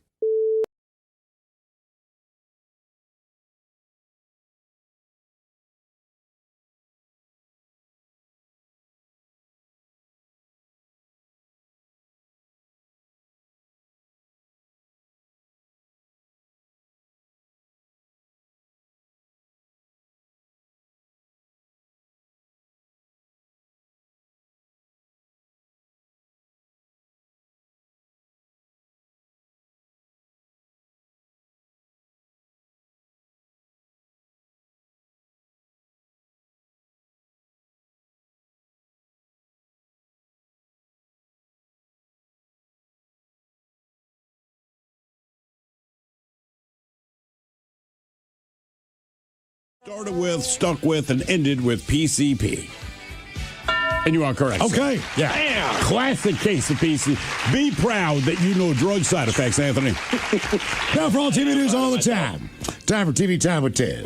And now, because your pathetic life is confined to countless hours in front of a talking box, the Men's Room presents TV Time with Ted. I would start by saying it's going to sound kind of silly. If there's one thing I really missed traveling overseas, sometimes my clock was messed up. Oh, of course. In Ireland. He said clock, by the way, clock. Like, I couldn't just find, like, Sports Center or something. So, one morning I was up way too early or up way too late, so I watched one show that's on repeat constantly. Miles, can you take a guess of what it was? I believe it was on repeat in your house for years. Oh, God. Frasier? Frasier! Why are they watching Frasier? They love Cheers, and Frasier was on. Everybody, I said that I worked in radio in Seattle, they were like Frasier. I was like, just like that. Yeah, same penthouse, same old deal. That's right. But it was weird. Like, I didn't realize how much I just default to putting on Sports Center when there's nothing really on. Yeah, well, they default to Frasier. Yeah. That and, like, I watched a couple episodes of Cheers. I was like, oh, damn, Cheers was a good show. It was hilarious. So that was kind of interesting. Earlier today, you were telling a crazy tattoo story, right? About the dude trying to get the Raiders tattoo off center on his forehead. Yeah. I know, it must have hurt. So it's kind of an interesting list. It's like TV characters that had kind of the best tattoos. All right. Okay. So did you guys ever watch Arrow? I did not. I was aware of it, but never watched it. I did watch a little bit. That was Stephen Amell, who he might actually be from out here. I think he is. Right, and it's the Green Arrow from DC. Yeah, is who he played. Oliver Queen, whatnot. He's hello. Yeah, is that like a DC comic? Yes. Okay. It is. It was on CW. It didn't get a whole lot of traction. Was it any good? I liked it. First couple seasons, they were good. Yeah. Yeah. Well, they just say like his tattoos and scars. It was key to like the character. Okay. All right. He learned a lot. Little Pete Wrigley in the Adventures of Pete and Pete. This is like a little kid with like a big forearm tattoo. All right, like a Jessica Rabbit. Oh, all right. That's on PBS probably Saturday mornings. Yeah. So again, some of these people I'm sure have real tattoos, but these are just kind of the character tattoos they had. Gina Carano played Cara Dune in The Mandalorian. Yep. Right, so they were just saying the Rebel Stripes tattoo on her arm, pretty cool face tattoo. I really miss her on that show. And she was hot. Yeah. Yes. And she was. Yeah. Speaking of hot, it's hot in here. Sorry, give me a second. So take off all your clothes. Yeah, Ted. Oh, look at that. You're wearing a shirt underneath your sweatshirt. Who does that? Yeah. See? Oh, no. Oh, yeah. Did you? What, is that real? Oh, yeah. No, it's what? not. Hold on. No, it's not. Why do you go wearing long sleeves? Yeah. I thought you were anti. Oh, dude, you should have washed your hands. I thought you were anti. You have like a bandage on that? Nothing? Well, you could see where they shaved it off and they put the second skin That's on. how I knew it was a real tattoo. Like, wait, you shaved your arm. Wow. What racist symbol is that? It's a Trinitarian cross, red and blue. Mm-hmm. So, DeMatha High School, right? Trinitarians run it. So that's kind of the cross they all wear. And then I wear cool. Brendan Looney on my wrist every day. When his brother was in town, he had that tattoo. So I was like, that was the first time I was like, ooh, I might get that. So I kind of been thinking about it. Yeah. And then. Did you do that here or in Ireland? So then we're in Dublin, and my friends were getting flash tattoos. And listen, I wasn't back to the comics. Just means you go in and get like flash. They already have the design. Oh, gotcha. So we're kind of looking at them, and like, don't get me wrong, I had a few pints, but we weren't like hammered. KISW. We return to the men's room with Miles and Thrill. 10 songs where a band actually name checks themselves coming up as we'll sit and spin. But first time for a few emails to the men's room at KISW.com. You've got mail. You've got mail. Couple from today. What happened when you were out on the water, guys? My story starts out earlier in the day. Taking my boat out in eastern Washington. On one side of the lake, there are hundreds and hundreds of sand dunes and sandbars. We're exploring there. We find a sandbar that was roughly in 3 inches of water, about 50 yards offshore of one of the sand dunes. So later on in the day, a friend of the family had brought his hot rod jet boat, and we decided we should take a cruise. So we're cruising about 50 miles an hour and begin looking around, and I'm thinking to myself, this looks familiar. No sooner than that, we hit the sandbar and went from 50 miles an hour to 0 in about 1 second, causing everyone to slam to the front of the cockpit. Oh, yeah. Have I noticed kind of a theme here with these jet boats on the river? Absolutely. Slow down. Paddle a canoe. Yeah. I'm sure they're fun, but yeah. Old Michelis, a few years back, I was walking to 7-Eleven to get a few beers and a pack of smokes. At the time, the Riverwalk near my place was completely locked down because of drugs and overdoses. So as I'm walking, some dude starts trying to climb over the fence to get onto the Riverwalk. Cop rolls up and yells at the dude to get down. In response, the guy who was clearly not there mentally and or something jumps into the river in the middle of the winter. Jesus. In Utah. It's 38 degrees, and he can't swim, and was clearly barely clinging onto a branch on the bank of the river while yelling and swearing at the cop to save him. The cop called for rescue. Not sure what happened at the end because the cop told me to F off and mind my own effing business. But he wasn't quite as polite as that. Keep on rocking, gentlemen. That from Nathan. Why do people that can't swim decide to jump in the water to escape something?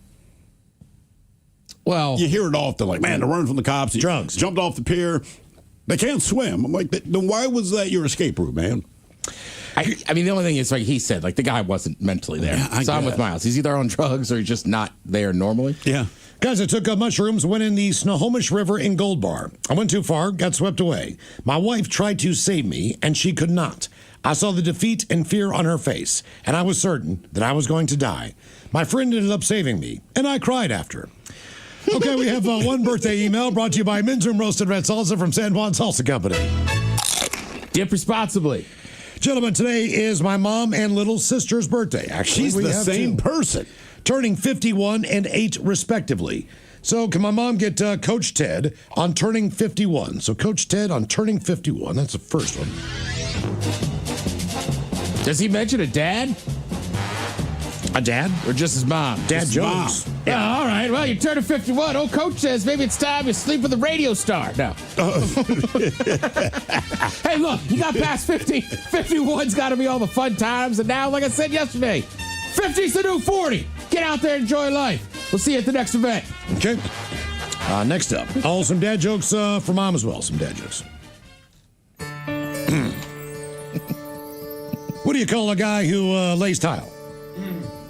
I don't know. Tyler. My cousin has a stutter and just went to prison. Oh, yeah?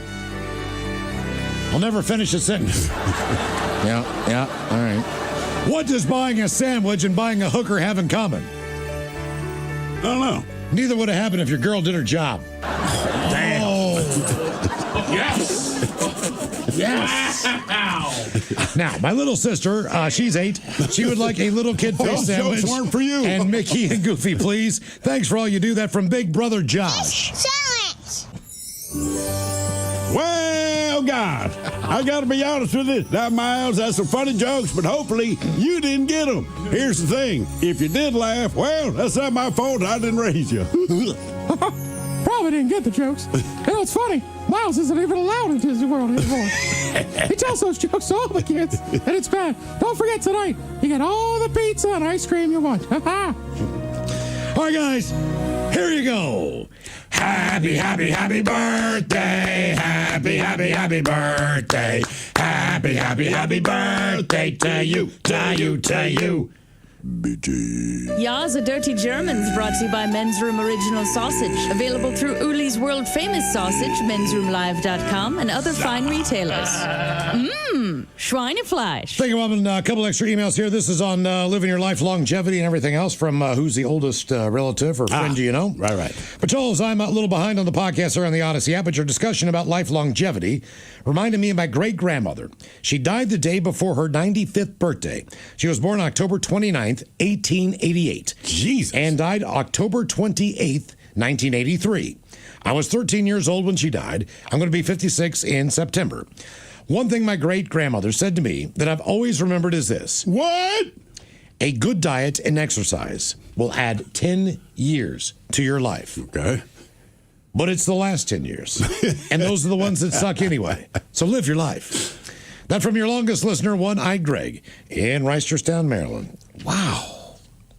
Just to fathom what that lady saw change. Oh, just technologically, politically, everything. Like the car, radio, then TV, the right to vote, color movies. Yeah. Breast implants. This is just a random That wasn't a thing when she was young, man. It's like, wait a minute, you're telling me I can put new boobs where my old boobs are. That is right. Yep. The topic on this one is what happened at the show. Pacholas took my cousin to see a Perfect Circle Key Arena. We smoked 2 of the strongest joints you could buy, got to our seats, and 2 seats next to ours were taped off because they were broken. Turned out the 2 broken seats, they were actually ours.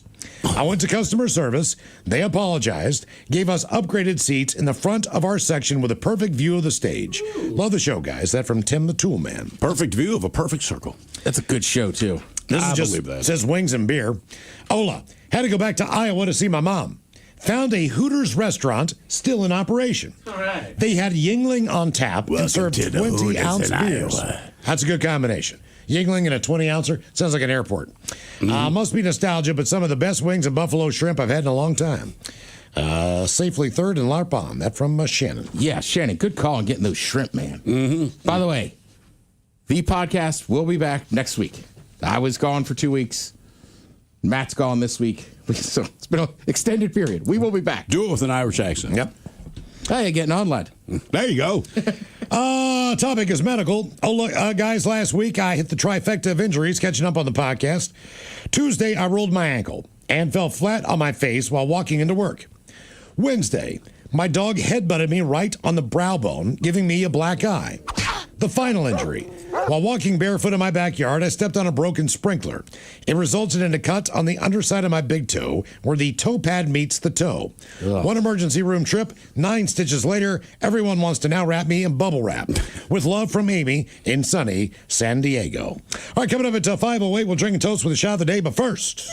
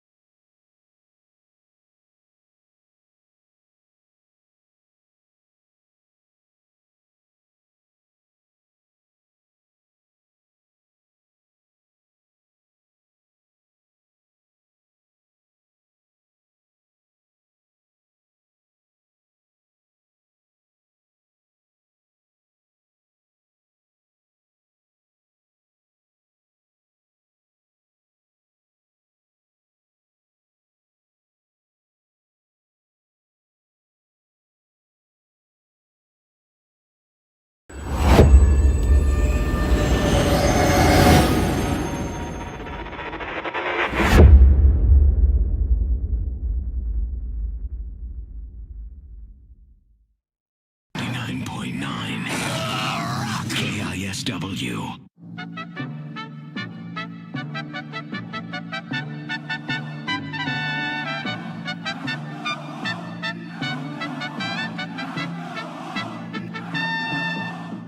Hello, everyone. We're in the men's room. Welcome to the men's room office.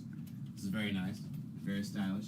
That's Ryan Castle, the drunk at charge. Steve, the Thrill Hill, working very hard. Writing a blog. That's right. Believe it or not, we are probably no more than 10 feet away from the kitchen at Intercom. Now, Intercom Seattle consists of KISW, the End, the Mountain, and the Wolf. Now, we have a woman who's been working here. Her name is Joyce since maybe the beginning of time. We're not sure, but any radio station that's ever been here, Joyce has always been a part of it. And one thing about Joyce is if there's ever anything free, Joyce will go into the kitchen and steal it and eat it immediately. So what we've decided to do is plant some things in the kitchen to see how fast it takes Joyce to get in there and actually take as much of it as she possibly can. So Ben, you have written the email. This is to everyone in Seattle that works in Intercom. Free food in the KISW kitchen. We're Get it gonna while you can. Now, what time is it, man? Without saying. Okay, it 2 is. minutes. It is 104. 104. We're Hit send on that email. I'm going to say about 106 or 107. Joyce is not only is Joyce in there getting the food, Joyce will then go up and down the hall to inform us that there's free food in the kitchen. But even though the email came from you, no.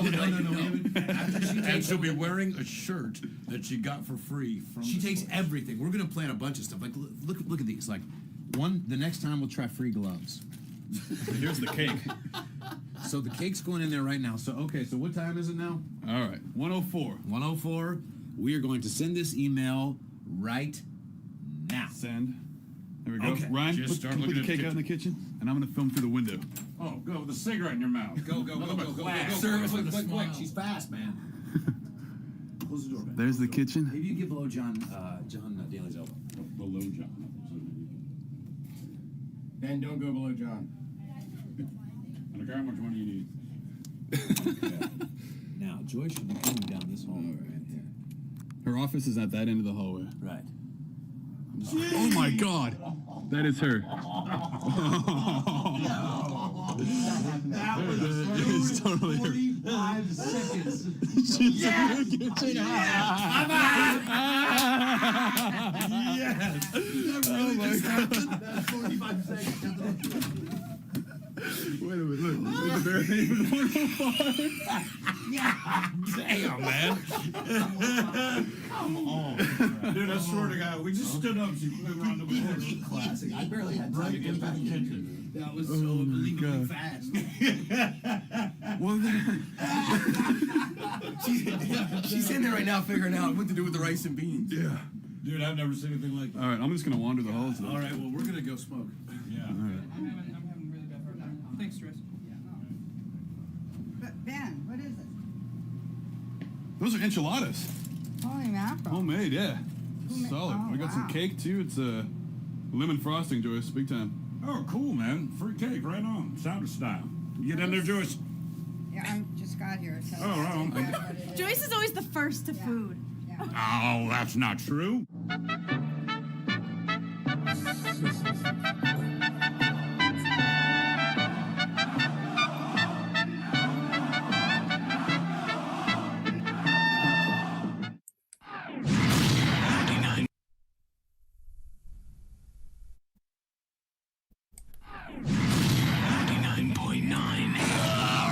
KISW.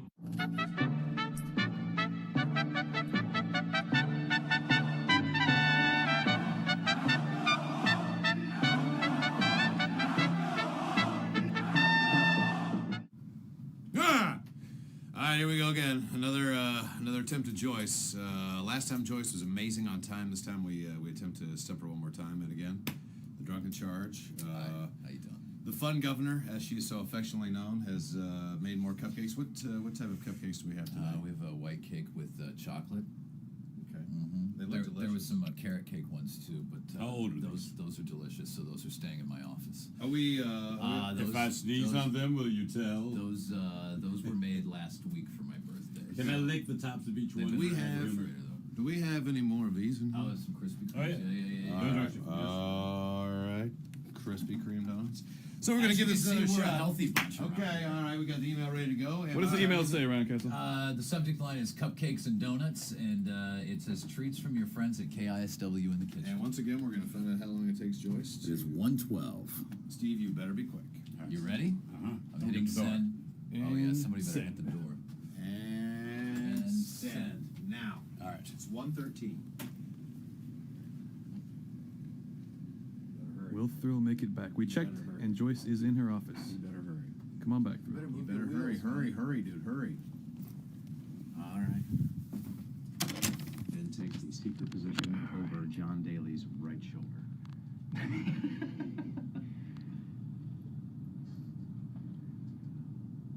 Last time I think it was over 3 minutes. She's got to beat that. She's got to beat that. We know she's in her office. We just checked. Come on, Joyce. 45 seconds is the time to beat. All right. Steve has not gotten the email yet. So let me see if I... Oh, there she is. No way. Jesus. No way. What time is it? It's still 1:13. 1:13. Get it up. Look. She did it. Yeah. Hey,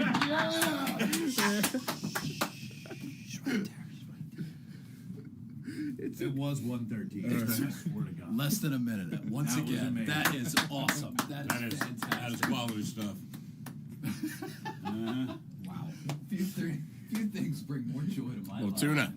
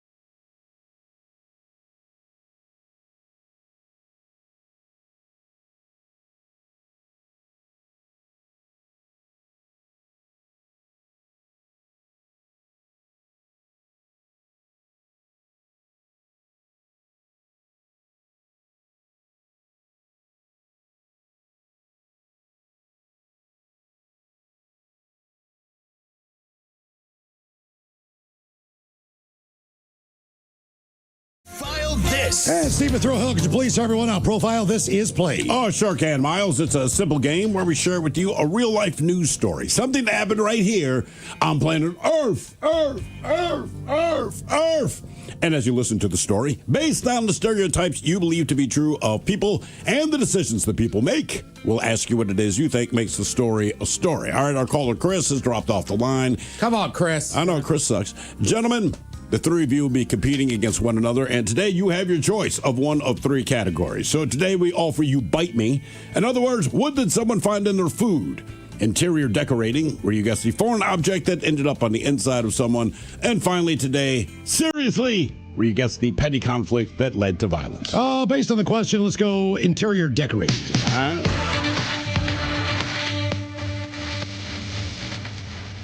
Darn you, didn't much.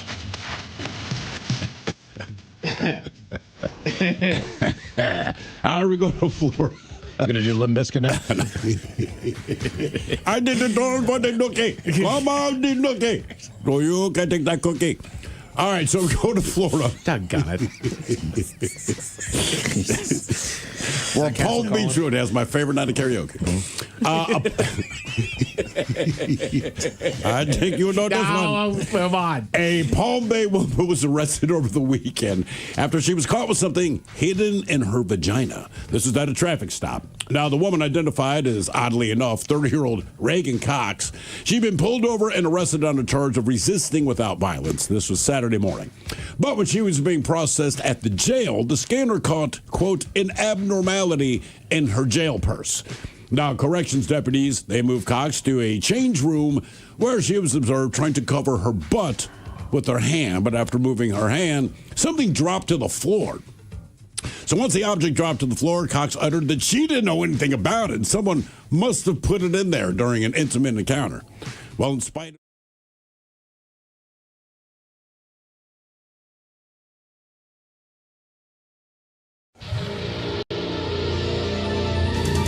from coast to coast and around the world.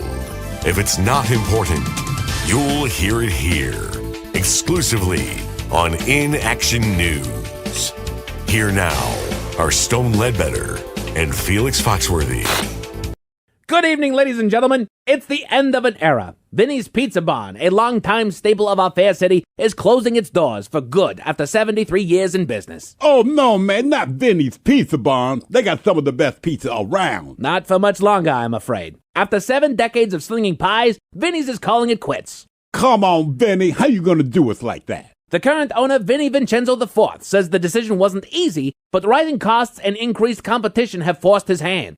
That's too bad, man. Vinny is one of the last sit-down, dine-in pizza joints in town. Well, that was part of it. People are more inclined to have pizza delivered to their homes than going out to sit down and enjoy a fresh pie.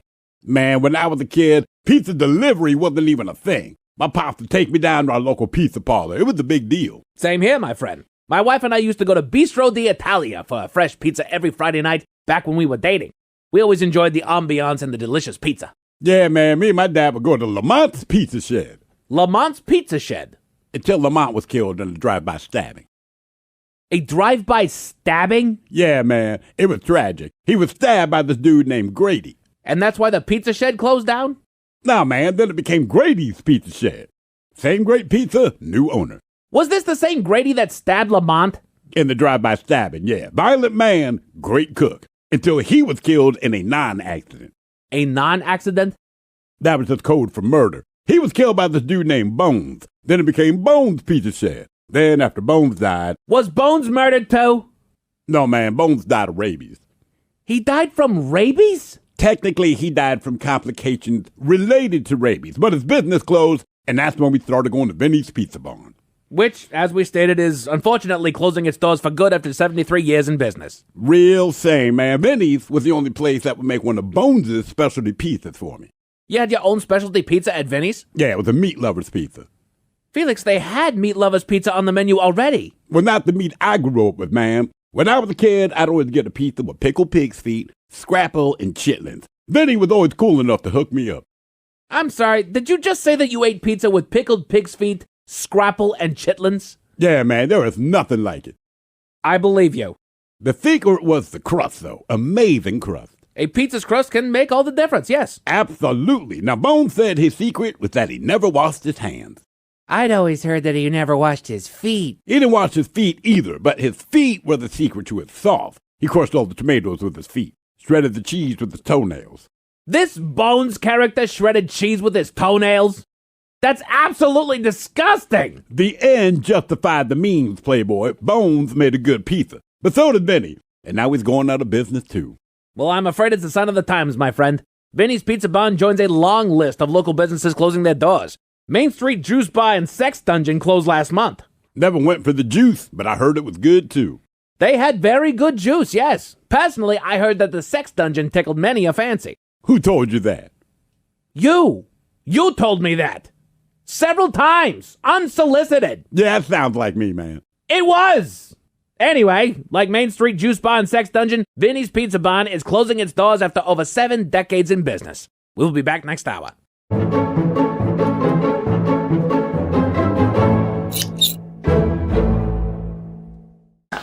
Pizza. I auditioned to be the pizza guy. I also auditioned to be the Cadbury egg bunny. See, you'd have gotten hired with that. You'd have gotten hired with that. That was good stuff. What did you do?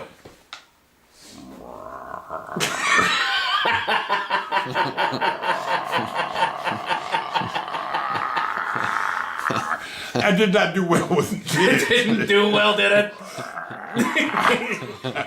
You can talk your face.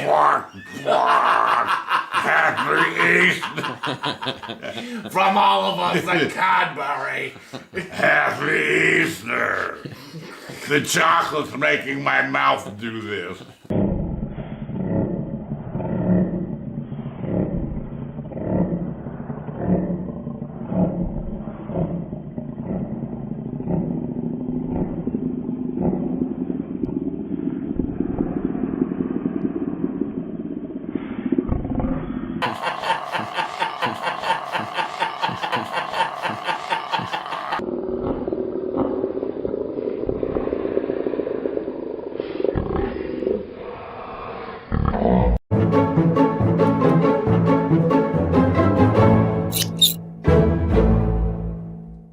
Thank you for watching. Please like and share this video. It helps us a lot. And be sure to subscribe to our YouTube channel and social media pages at InAction News.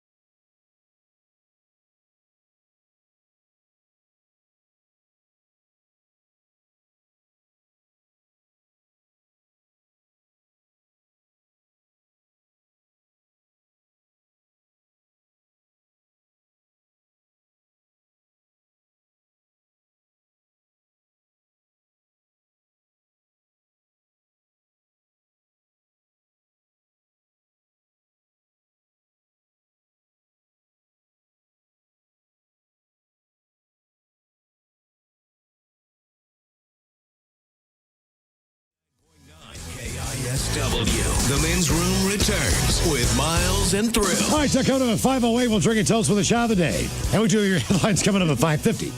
But first, quick check-in with Mike Hogg and some of the stories and headlines he is not working on. Thank you, Miles. Britain's biggest energy supplier has urged their customers to not use too much electricity during the upcoming solar eclipse. What? I don't know. I don't get it. Just don't use too much energy during the solar eclipse. I don't know what. Are they all solar energy? I don't know.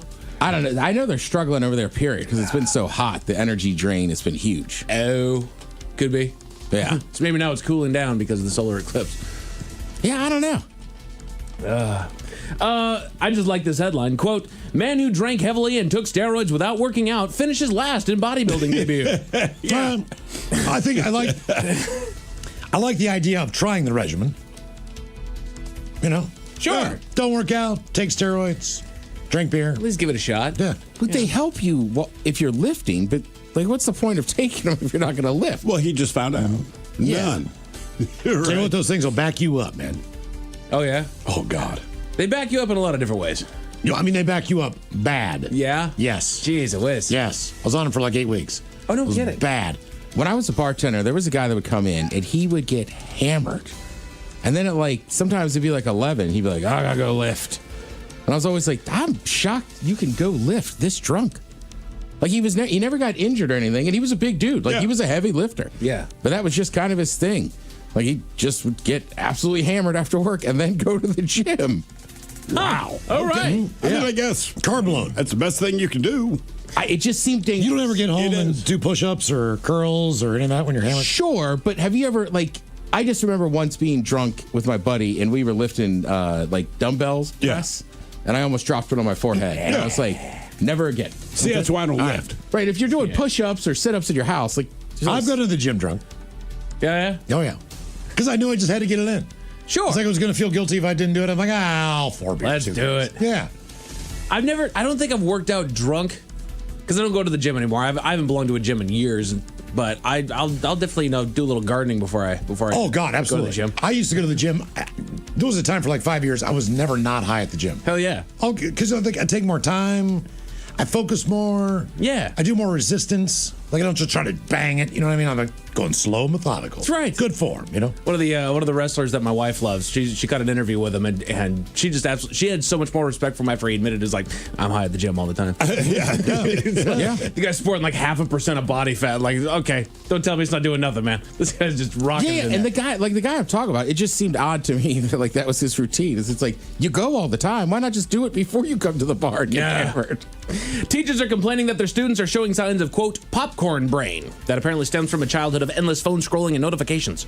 Our teacher said that about us watching TV. Right. They called it no attention span. I mean, I get it. Like, you fill in the next thing with the next thing, right? I mean, that's essentially what happens. Kids don't like to be bored.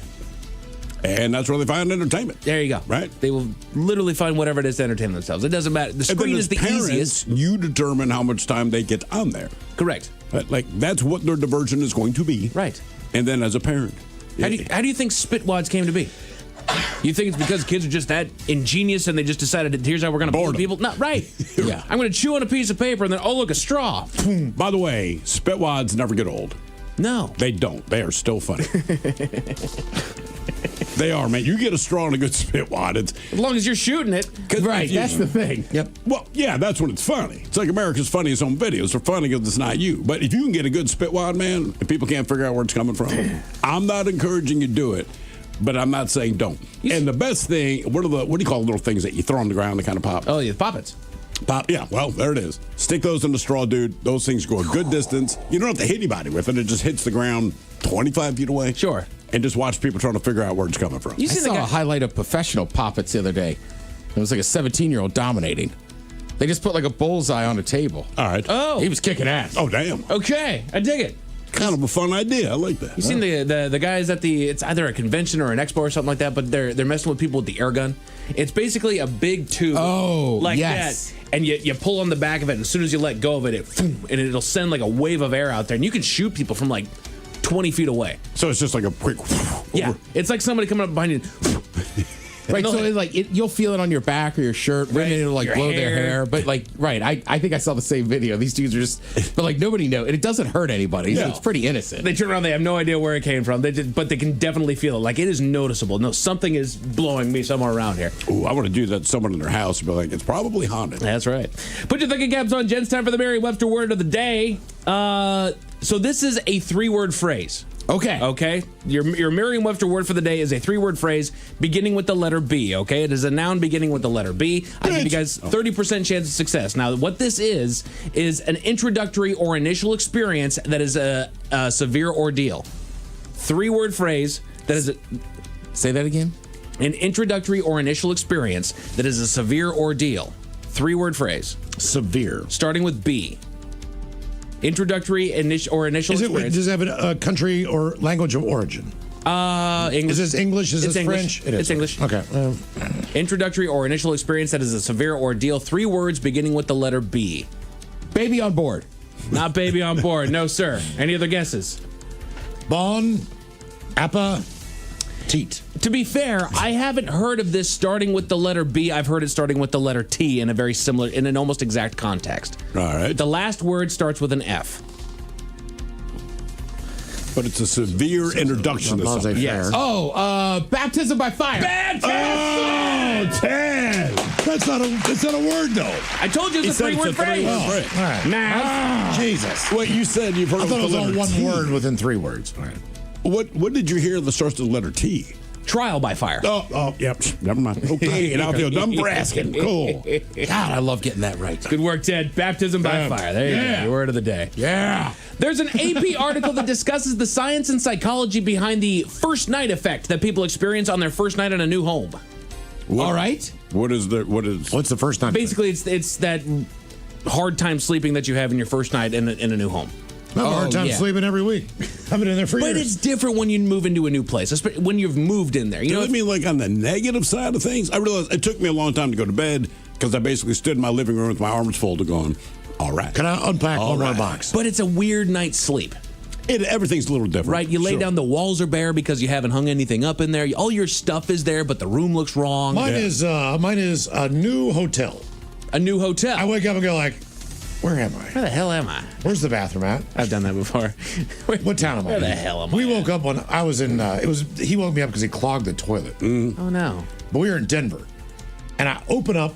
But in Denver, I open up. Well, this was before this even happened. I opened up the curtains because I woke up and I'm like, where am I? There's nothing familiar. You're just like, we're in a skyline. You know, he's asleep. I don't even know he's there because he sleeps under the covers. Yeah. So I pull the curtains up and I'm like, what city is this? I'm like, where are we? How messed up did you get? Oh, we were at a beer convention, bro. Okay. And then went to the bar afterwards. Do the math. Where am I? Damn it. But you know what? There's a lot of things that are weird about moving into a new home. The Men's Room Top 10. The Men's Room Top 10. So I decided to look up the 10 annoying things about settling into a new house. We all have moved at one point or another. We all have those annoyances that we have there. And they actually break it down into 3 different categories there. Basically, we're going to start with the packing and finding things issues that you have into settling into a new home. And they start with the heavy lifting. Your back hurts. Sofas are heavy. Stairs are steep. The amount of heavy lifting that you have to do. Honestly, I haven't not hired a moving company since before I was married. My wife and I, the first place we had here was in Belltown. Then we moved to Greenwood. And we're like, you know what? We're going to save money, do it ourselves. We agreed after we almost divorced each other. You know what? We're going to hire movers after that. And we have. And it is completely worth it. So worth the money. And even for me, like the last time I moved, like I hired movers for like the heavy stuff. Yeah. But even just taking the kitchen stuff and everything, It's like annoying. you got to make so many trips and it's pain. And it's amazing at how nothing fits into those boxes. You can have 1,000,000 boxes and you still don't have enough room. It's amazing. They actually go with the box maze. Your rooms are full of tall stacks of brown boxes. You have to open 5 boxes just to find a fork. Yeah. And the problem is that honestly, after the pandemic, because we moved at the end of 2020, if I'm not mistaken, and at that point, we had moved legitimately 4 times in 4 years. Yeah. We were reusing the same boxes. It got to the point to where I was saving boxes from the last move because you knew in a year. Right, I'm shell-shocked, man. I know I'm going to have to move again, and the problem is these things don't go into the same boxes that I moved them in because they're just broken down boxes in the middle of a storage area. So you take a Sharpie and scratch out the last room you wrote on it. Yeah. Life hack, if you're moving, go out there. You can buy an array of different colored duct tapes, and they come in a sleeve of these different colors. Find whatever rooms that you got that you're moving into, put one stick of that duct tape on that, and then stick boxes with that duct tape that everything needs to go in. Keep it easy, man. Exactly, and that's what we told the movers, and that's they'll how, do it. How we showed them. Yeah. You bet. That's exactly how we showed them. And then lost items as far as packing and finding things. You pack things well, then you can't find your scissors, your phone charger, your important papers for days. In every move that I've ever had, I've been convinced that they stole my gaming stuff. That's a weird one. Well, I couldn't Well, it's find worth it. money. They're gonna steal something like that. You know, I had my stuff. I don't have a whole lot of stuff. There's us things, there's a lot of wife things, and then there's just my little things. And I don't have a whole lot of boxes. And I get my boxes unpacked fairly quickly, but I'm still sitting there like, where's my Xbox? Oh, yeah. They stole my Xbox. I know it. And I find it after a little while, and They should almost put a note like, by the way, we didn't steal your stuff. Right. You just can't find it. Right, and I know they didn't. I'm just telling myself that because I don't know where else it could be. Oh, here it is. Right. For whatever reason, it was with the iron skillet. It's a weird place for it. That means you packed it last. I feel like you're very, very organized until you get down to like 3 boxes left, some weird disparate stuff around. Just put it all in the same goddamn box. We'll find it. It starts organized. It starts out, okay, we're going to put all the appliances over here. We're going to put all the clothes over here. There we go. We're going to pack this shelf over here. After a while, it's like, I don't know where the hell this thing goes. Yeah, we just put our clothes in trash bags. Yes. Yeah, just like, guys, it's not trash. Just throw it in your truck. It's all good. Exactly. House fixes and setup. Broken things in general. You turn on a light, but it doesn't work. A door might stick or a faucet might leak. Different, again, these are annoying things that you have to deal with about settling into a new home. I was pretty anal about going through the house. Yeah. So anything that may have been going wrong, I already knew. With the exception of the aluminum wiring in the walls. Oh, no. That one caught me by surprise. Yeah, that was expensive, wasn't it? Hey. It was super expensive, and it's not sexy. It's very good to get done. Sure. But when you spend that much money, you'd like to see something different. About to say, it's in the walls. And it was actually Xfinity that let me know, because we were like, you know what? Let's put on some TV for some background noise. And whatever. So they show up day one, and the guy starts laughing, and he goes, hey, man, like, the wiring that you have in your wall, we don't have anything old enough to be compatible. And he's like, and I have some old boxes. He's like, none of this will work. Like, cool. It's funny you mention that because no internet yet shows up there. The tech person's late. You have no Wi-Fi to work or to watch a show. And our problem wasn't the Wi-Fi. The house that we bought, the guy that owned it before, he had rented it out because we're near a college down there, and so he rented it out to a bunch of college kids that were down there. At some point, somebody defaulted on a payment to PSE, and so our gas was shut off. I didn't know about that until after I'm done moving for the day, and I'm ready to take a shower in my brand new home. I got a good stand-up solo shower. This is my bathroom. Here I go. Water's not getting hot. Oh, yeah. That's a problem. And, of course, it's 9 o'clock at night. PSE shut down. They're not going to be able to get anybody out there. My heater's already shut off. I've got no hot water whatsoever, so we had to break back into our old rental, and I had to take a shower there. That was fun. Cleaning twice. The last person left the place dirty, and you got to scrub the floors before you put your own bed down. Not much was dirty in my new place. It shouldn't be. Yeah. Because in theory, if a real estate agent is showing you the house, it should already be pretty clean at that point. Correct. Right? So, yeah. 10 things annoying about settling into a new home. Let's work into paperwork and different routines. The bill changes. You spend hours on the phone. You have to set up power, water, gas, trash, all of it in your name. Yeah, it's just annoying. And my problem is the way that Puget Sound, not PSC, TPU works, is they actually have a grid on there that'll show, here's this property here and the bills that you owe there. And if you have multiple properties that you're paying for, say if you're running a rental situation or whatever it is, they'll have it all broken down there for you, which is great. The problem is that it takes like a year after you close one account for it to get off of the doggone screen. Correct. So I'm sitting there the entire time like, do I owe that bit? No, that's not mine. No, that's the other guy now. Okay. No, we had the same thing. We got into this house. I just made it clear. I said, look, we're not going to pay that. Right. Like, that's not going to happen. If you got a problem, it gets worse for you. But it's not going to happen. So figure, because this is on your end. Right. And I think they do that intentionally because they can get a double payment sometimes. And I get it, but it's like, I'm just not stupid. I'm not doing that. Right.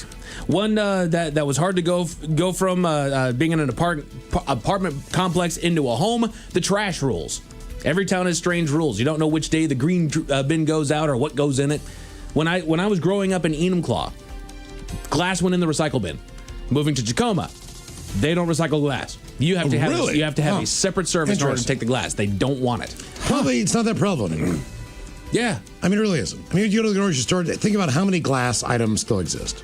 Sure, a lot of jars. Maybe really small jars of beer bottles, like wine jellies. bottles. Mm-hmm. Yeah, depending on your drink. Yeah, that's true. We just didn't know. So and look, they do a fine job in this. I just didn't know that you have to have these city-sanctioned trash cans. So we went out and bought trash cans. Right. And on trash day, because they was already set up in our house, we had a little grid about the days, and they wouldn't take the trash. So my wife calls, and they're like, oh, because they have your address, and they're like, you don't have the right trash cans. We're like, what are you talking about, man? It is a trash can, and we put the trash in it, see? Right. And like, no. You have to have the ones that we give you, which was exactly the ones that we bought. It just doesn't say City of Seattle. Go.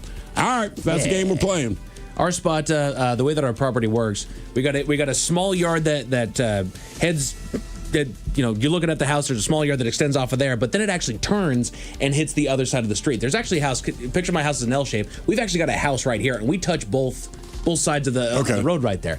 And when I got there, our garbage cans were kind of right in the middle of that crook right there.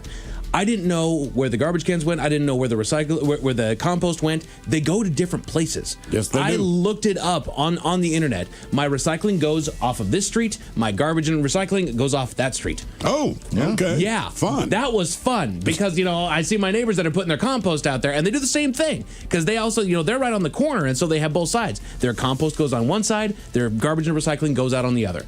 It is insanity. It's weird. It was a hard thing to figure out. I was nervous because our garbage can filled up fast. But then the number one annoying thing about settling into a new home is being called housebroke. You have no food in the fridge. You're too tired to cook. The closest grocery store is miles away. Your pans are still in a box. You don't I have don't any mind money. that, man. Pizza and beer night, man. That's kind of the way it goes. Yeah, but you just spent a crap ton of doggone money, man. That's the problem. That's my problem. It's like, son of a gun, I don't have any money to go out for friggin' pizza. Oh, well, that is how it is. A drunk driver was arrested in Arizona, but his vanity plate is why he's making headlines, Miles. What was the plate saying? How about it at 5:15? Thank you, sir. Headlines are coming up at 5:15. In the meantime, have we made it to drinking time? Somebody out there deserves to be recognized. And the men's room knows just who it is. So to you, we say, bottoms up, sailor. You're the toast of our shot of the day. Drink time it is, and as usual, we head to the drink desk. And Steve at Thrill to find out who we're toasting. Yes, indeed. And today we toast 34-year-old Lauren Bruce of Newport, Rhode Island. Now, earlier this month, Lauren got married in a small ceremony at her local church. And after exchanging vows, she started getting a little bit emotional. So the priest reached out his hand. He had a piece of cloth attached. Lauren bent down, used the cloth to dab her tears, quickly wipe her nose. Yeah, the priest was not offering her tissue. It was his freaking robe. He's doing his thing. He's holding up the robe. She does not realize that. So you look at the video, and like I said, it's a sweet moment. They've just done their vows. She dabs her eyes, wipes her nose, then kind of looks up and realizes, oh, God. The groom's looking out in horror. The priest was like, dude, it's cool. Don't worry about it. They all eventually laughed, but she said she was rather embarrassed for a little while. Man, I just like that move. Like, thank you. Like, I'm not handing that. Don't touch my robe. The hell are you doing? So we pour this booze and we drink this booze because we think it's yummy. Yummy. So over the tongue and down the throat to party in our tummies. Down the hola bichola. All right, let's get a contestant online for Profile This, 206-803-ROCK. Profile This is next.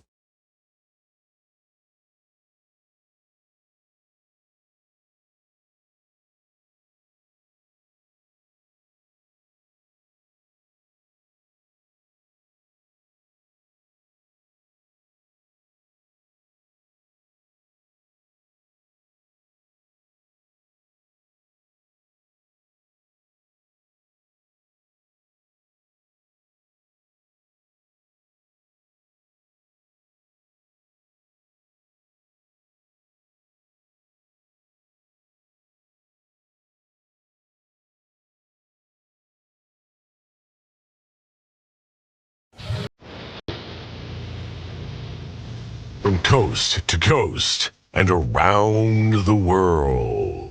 If it's not important, you'll hear it here, exclusively on In Action News. Here now are Stone Ledbetter and Felix Foxworthy.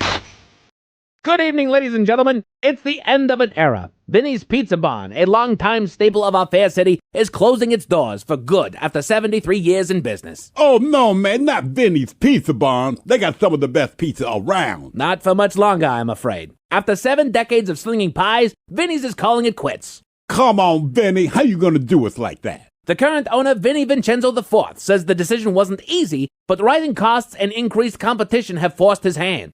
That's too bad, man. Vinny is one of the last sit-down, dine-in pizza joints in town. Well, that was part of it. People are more inclined to have pizza delivered to their homes than going out to sit down and enjoy a fresh pie. Man, when I was a kid, pizza delivery wasn't even a thing. My pops would take me down to our local pizza parlor. It was a big deal. Same here, my friend. My wife and I used to go to Bistro d'Italia for a fresh pizza every Friday night back when we were dating. We always enjoyed the ambiance and the delicious pizza. Yeah, man, me and my dad would go to Lamont's Pizza Shed. Lamont's Pizza Shed? Until Lamont was killed in a drive-by stabbing. A drive-by stabbing? Yeah, man, it was tragic. He was stabbed by this dude named Grady. And that's why the Pizza Shed closed down? Nah, man, then it became Grady's Pizza Shed. Same great pizza, new owner. Was this the same Grady that stabbed Lamont? In the drive-by stabbing, yeah. Violent man, great cook. Until he was killed in a non-accident. A non-accident? That was just code for murder. He was killed by this dude named Bones. Then it became Bones Pizza Shed. Then after Bones died... Was Bones murdered too? No, man, Bones died of rabies. He died from rabies? Technically, he died from complications related to rabies, but his business closed, and that's when we started going to Vinny's Pizza Barn. Which, as we stated, is unfortunately closing its doors for good after 73 years in business. Real shame, man. Vinny's was the only place that would make one of Bones' specialty pizzas for me. You had your own specialty pizza at Vinny's? Yeah, it was a meat lover's pizza. Felix, they had meat lover's pizza on the menu already. Well, not the meat I grew up with, man. When I was a kid, I'd always get a pizza with pickled pig's feet, scrapple, and chitlins. Vinny was always cool enough to hook me up. I'm sorry, did you just say that you ate pizza with pickled pig's feet, scrapple, and chitlins? Yeah, man, there is nothing like it. I believe you. The secret was the crust, though. Amazing crust. A pizza's crust can make all the difference, yes. Absolutely. Now, Bones said his secret was that he never washed his hands. I'd always heard that he never washed his feet. He didn't wash his feet either, but his feet were the secret to his sauce. He crushed all the tomatoes with his feet, shredded the cheese with his toenails. This Bones character shredded cheese with his toenails? That's absolutely disgusting! The end justified the means, Playboy. Bones made a good pizza, but so did Vinny, and now he's going out of business too. Well, I'm afraid it's a sign of the times, my friend. Vinny's Pizza Barn joins a long list of local businesses closing their doors. Main Street Juice Bar and Sex Dungeon closed last month. Never went for the juice, but I heard it was good too. They had very good juice, yes. Personally, I heard that the Sex Dungeon tickled many a fancy. Who told you that? You! You told me that! Several times! Unsolicited! Yeah, that sounds like me, man. It was! Anyway, like Main Street Juice Bar and Sex Dungeon, Vinny's Pizza Barn is closing its doors after over 7 decades in business. We'll be back next hour. Oh, hi. Congratulations for being you. You have one job. Go and subscribe to the YouTube channel and social media pages at In Action News. I did it slowly for you.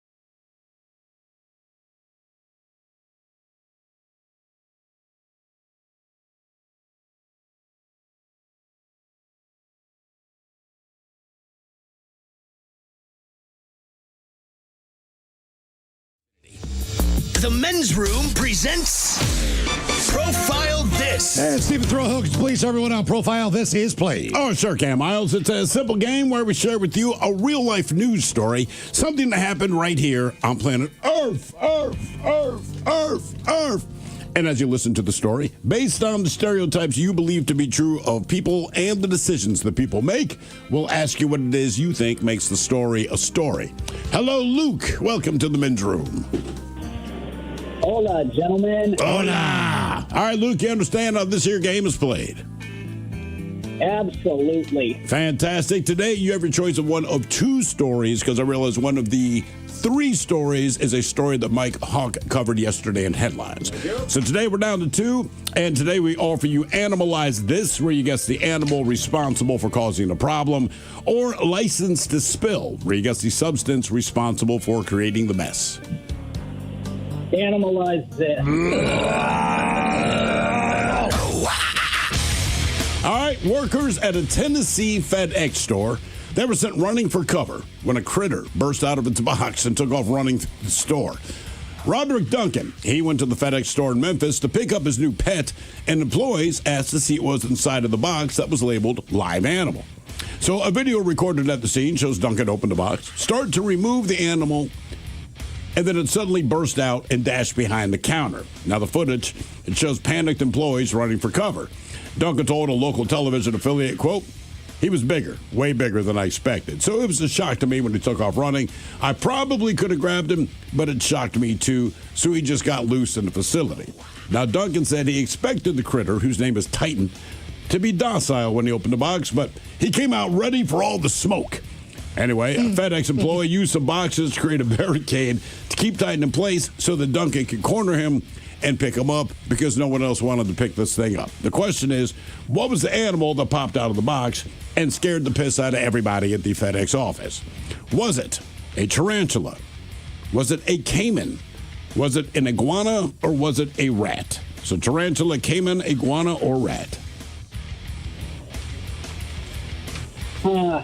I've never heard of the second one, and where was this FedEx office located again? Memphis, Tennessee. Oh, Memphis. Let's see. You can picture the scene, can't you, Ted? I can. Vaguely. Oh, Luca, I'm going to go Cayman. What is a caiman? It's a smaller alligator. Yeah, it's like a mini alligator. Oh, okay. So, in that case, yeah, I'm going to go with a caiman. All right. So we got two caimans. What are you thinking, Ted? Make it three. Three. Oh, three We're on the caiman. Cayman train. I just have a feeling this guy has a giant fish tank, and he wants that caiman. Yeah. So I was picturing the scene in Memphis. Like, oh. What was in that box? Was it a tarantula, a caiman, an iguana, or a rat? We'll find out next.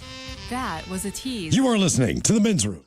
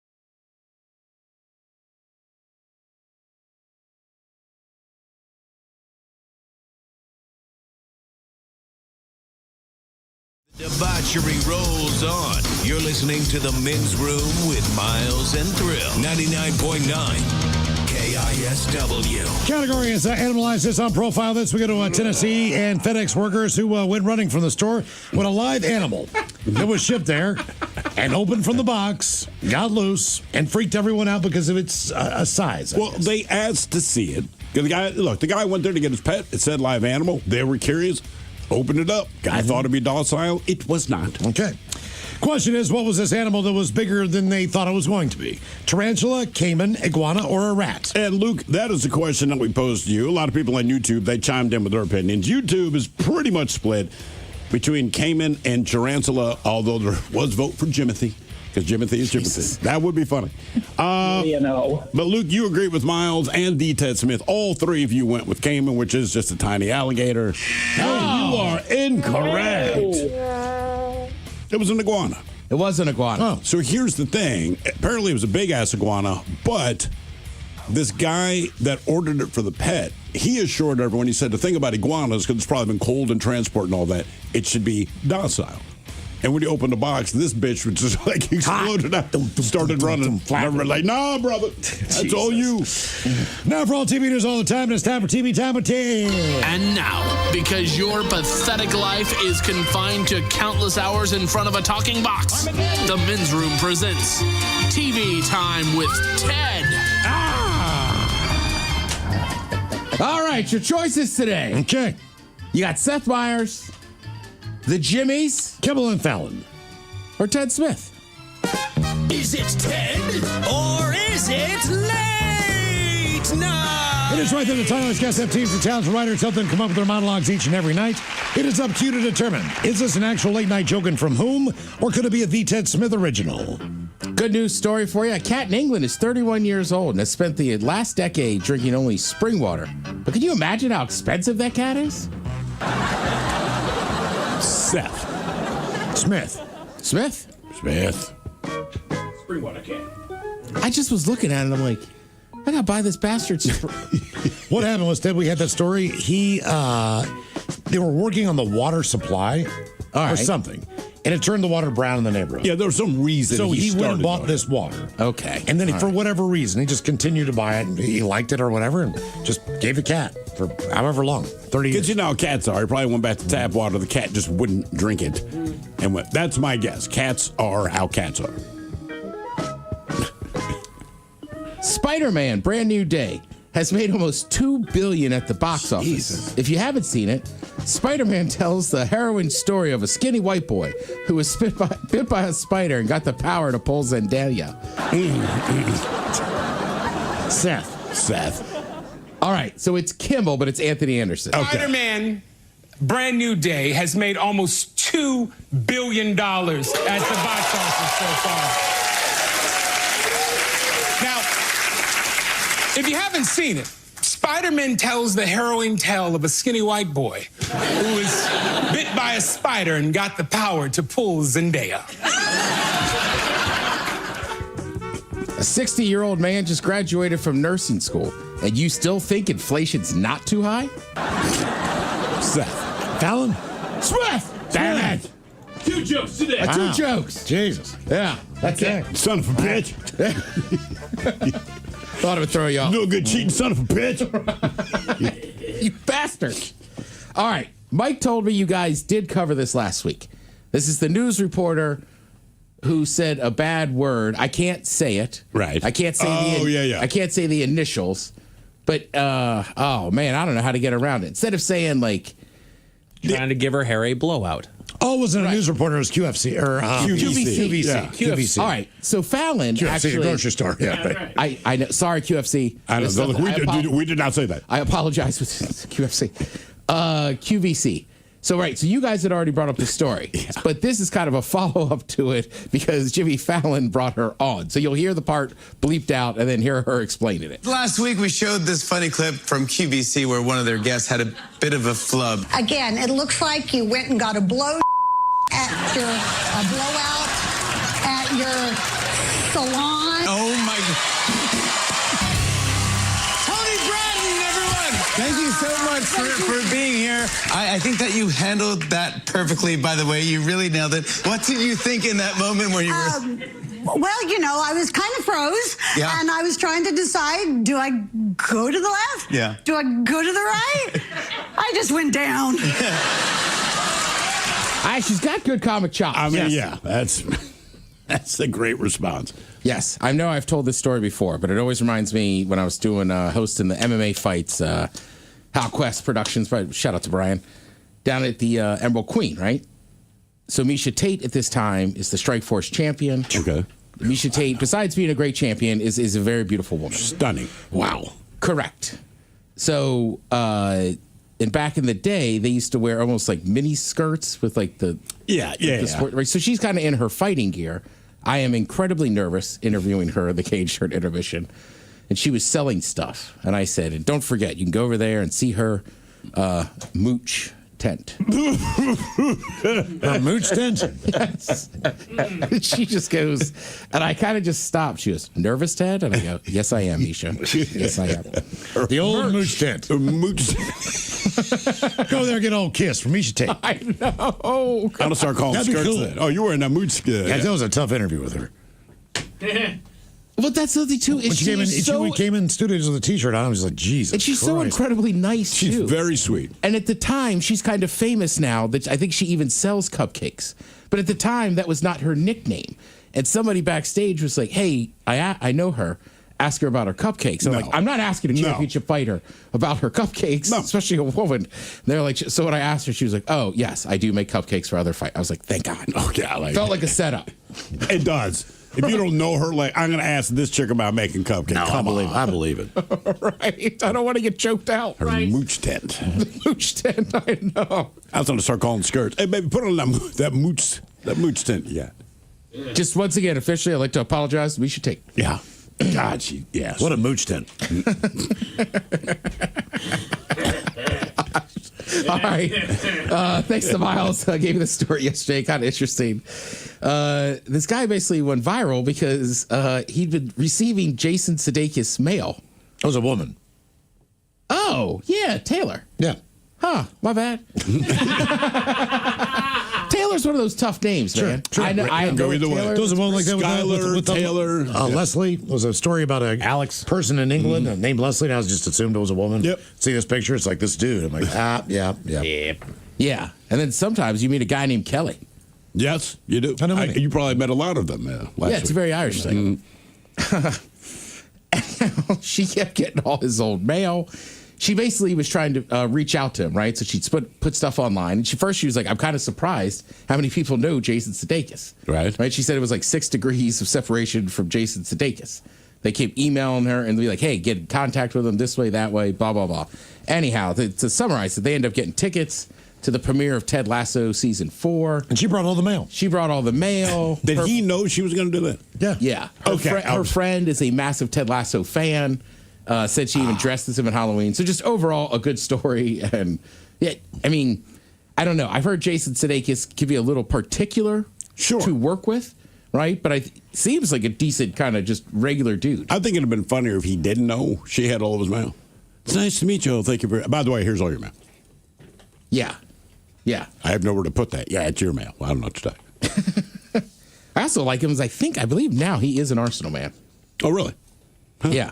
I think it's funny because when he first started doing those ads, remember, Ted Lasso was an ad campaign for NBC Sports when they got the Premier League. Right. That was the whole thing. He was Tottenham's manager. And then obviously AFC Richmond's not a real club. But I'm pretty sure like he spent so much time over there, somehow he ended up like really becoming an Arsenal fan. I can believe that. And like, yes, I think whatever that big thing they have in Kansas City with him and Paul Rudd. Yeah. That was the morning of an Arsenal match. And he was like in the bar watching the match just with like normal people, which is super awesome. Also, I was kind of impressed, like I get sometimes like, I think American football is different. Like whenever I meet a foreigner that's like really into football, I'm like, cool. Yeah, absolutely. I think for some of those English clubs, like they like having American fans, but obviously it's neighborhood specific. A lot of time it's like Catholic or Protestant kind of stuff. But like when I was in Dublin, Arsenal happened to be playing a match that day, like an preseason friendly. Yeah. So it was fun to kind of just drink with some of the English people and stuff. And like I was shocked how much they were like, You get up at that time in the morning? Yeah. And I'm like, yeah, dude, like those Saturday like noon kickoffs, right? I'm like, I'm up at 4:30, and they were like, some of them, like, I mean, one guy had a tattoo that was so old. I mean, it helps that I'm a psychopath and I know enough about the club in Highbury, but they were very nice and like seemed pretty pumped that like Americans are into it. Sure, of course, man. Let's see this. Another kind of confusing identity. ESPN college football analyst Darius Walker. He received a free hotel upgrade after they thought he was Darius Rucker. Right? He posted the video online. Of course, Darius Rucker said, "You're welcome." Yeah. And kind of laughed at it. I've also heard that I believe Darius Rucker now lives in like London. What? Really? Yeah. I don't know if he's over there doing Mushrooms must be legal there. All right. I will also say this. I'm not going to say how I know this, but I know some people in Nashville. They had very nice things to say about him, and I guess he got remarried a couple of years ago. They were like, "Oh man, it was awesome." He's like the nicest guy. He was always out. He was a big tipper. Oh yeah. And they're like, they weren't trying to talk S. They were just kind of like, we miss single Darius. I was like, yeah, I mean, I guess you have a big star that's coming in and treats everybody right. I mean, we met him the one time, dude. You could not be a nicer guy. Yeah. I mean, honestly, he's just that guy. Even like, I think we God, he was stoned. Yeah, of course. I mean, He's you couldn't even always see his eyes. But like when he invited you, if you were in South Carolina to play golf with him, like I believed him. We talked about it in the lobby because we were going to play. That's what I'm saying. Like I don't think he was BSing you. No, I don't either. Yeah. He just couldn't do it. And if you ever go to the University of South Carolina, go to their Hall of Fame, it's a lot of Hootie stuff. No, I believe that, yeah. Which is kind of awesome. Well, the drummer for Hootie and the Blowfish was a goalie there for 3 years. Yeah. Sonny. Right. And two of those guys were from the D.C. area. So there was always kind of that connection. But yeah, Darius seems like a great dude. Also an excellent golfer. I've heard that as well. And I don't mind my, I don't think I mind my music stars getting popped for psychedelic mushrooms. No. Right? Of all the things. I wonder how many hole-in-ones he has.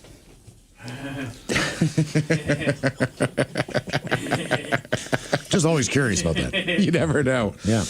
Let's see. Some stuff you could watch that I would recommend. This won't shock you. Do you know what I'm rewatching on Netflix right now? On Netflix. House of Guinness.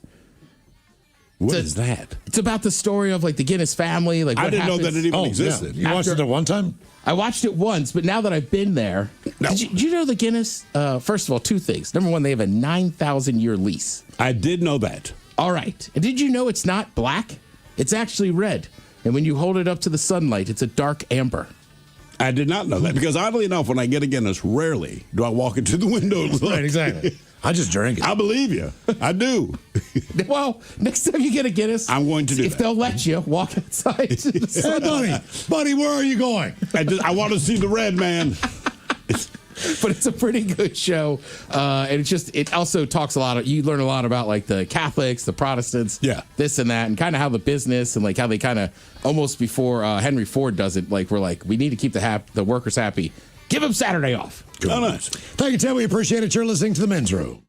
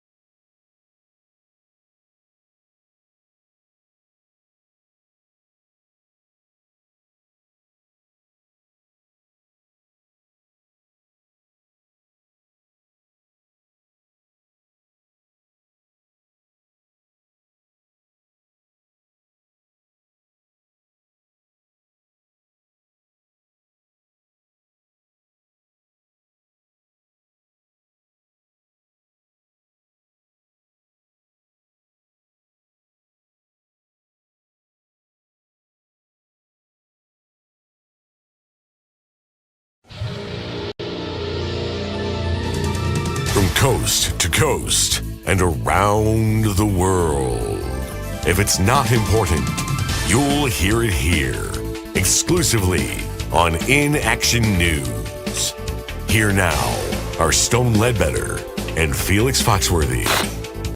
Good evening, ladies and gentlemen. It's the end of an era. Vinny's Pizza Barn, a longtime staple of our fair city, is closing its doors for good after 73 years in business. Oh, no, man, not Vinny's Pizza Barn. They got some of the best pizza around. Not for much longer, I'm afraid. After 7 decades of slinging pies, Vinny's is calling it quits. Come on, Vinny. How you gonna do us like that? The current owner, Vinny Vincenzo IV, says the decision wasn't easy, but rising costs and increased competition have forced his hand.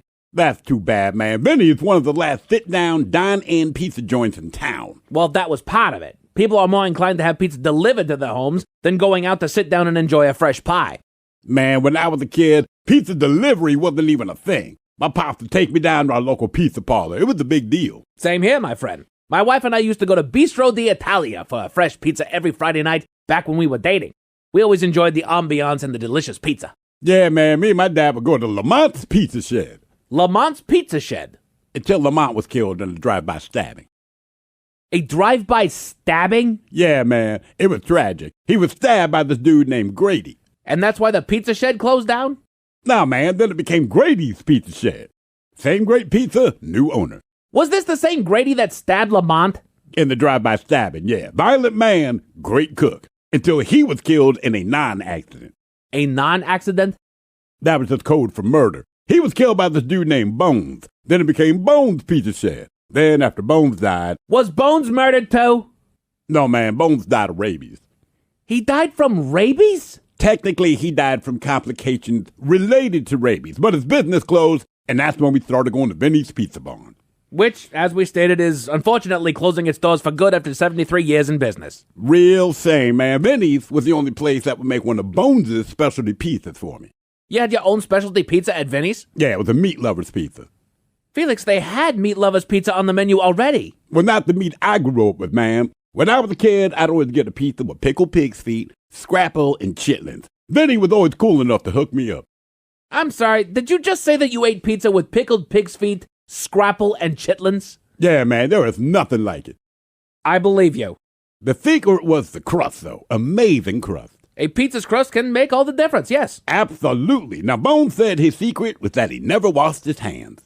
I'd always heard that he never washed his feet. He didn't wash his feet either, but his feet were the secret to his sauce. He crushed all the tomatoes with his feet, shredded the cheese with his toenails. This Bones character shredded cheese with his toenails? That's absolutely disgusting! The end justified the means, Playboy. Bones made a good pizza, but so did Vinny, and now he's going out of business too. Well, I'm afraid it's a sign of the times, my friend. Vinny's Pizza Barn joins a long list of local businesses closing their doors. Main Street Juice Bar and Sex Dungeon closed last month. Never went for the juice, but I heard it was good too. They had very good juice, yes. Personally, I heard that the Sex Dungeon tickled many a fancy. Who told you that? You! You told me that! Several times! Unsolicited! Yeah, that sounds like me, man. It was! Anyway, like Main Street Juice Bar and Sex Dungeon, Vinny's Pizza Barn is closing its doors after over 7 decades in business. We'll be back next hour.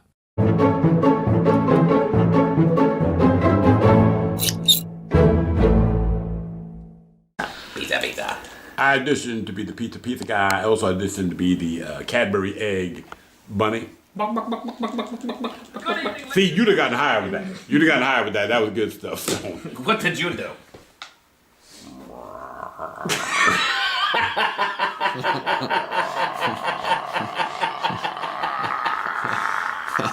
I did not do well with it. It didn't do well, did it?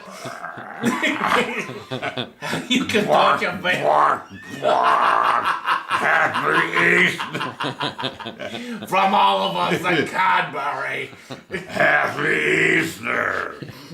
The chocolate's making my mouth do this.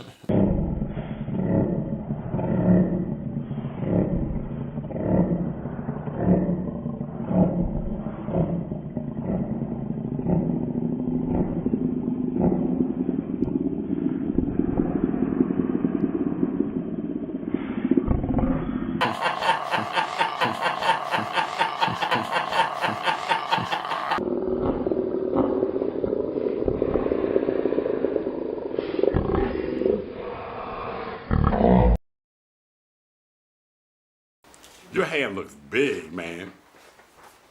Did you know? You got a big yellow penis, don't you? You got a big yellow penis. Stone Ledbetter, proud owner of a yellow penis. It's actually black. I have jaundice.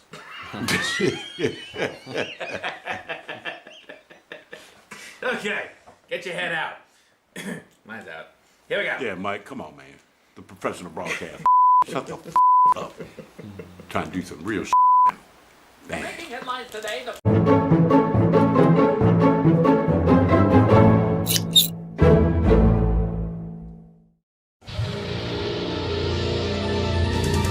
From coast to coast and around the world. If it's not important, you'll hear it here. Exclusively on In Action News.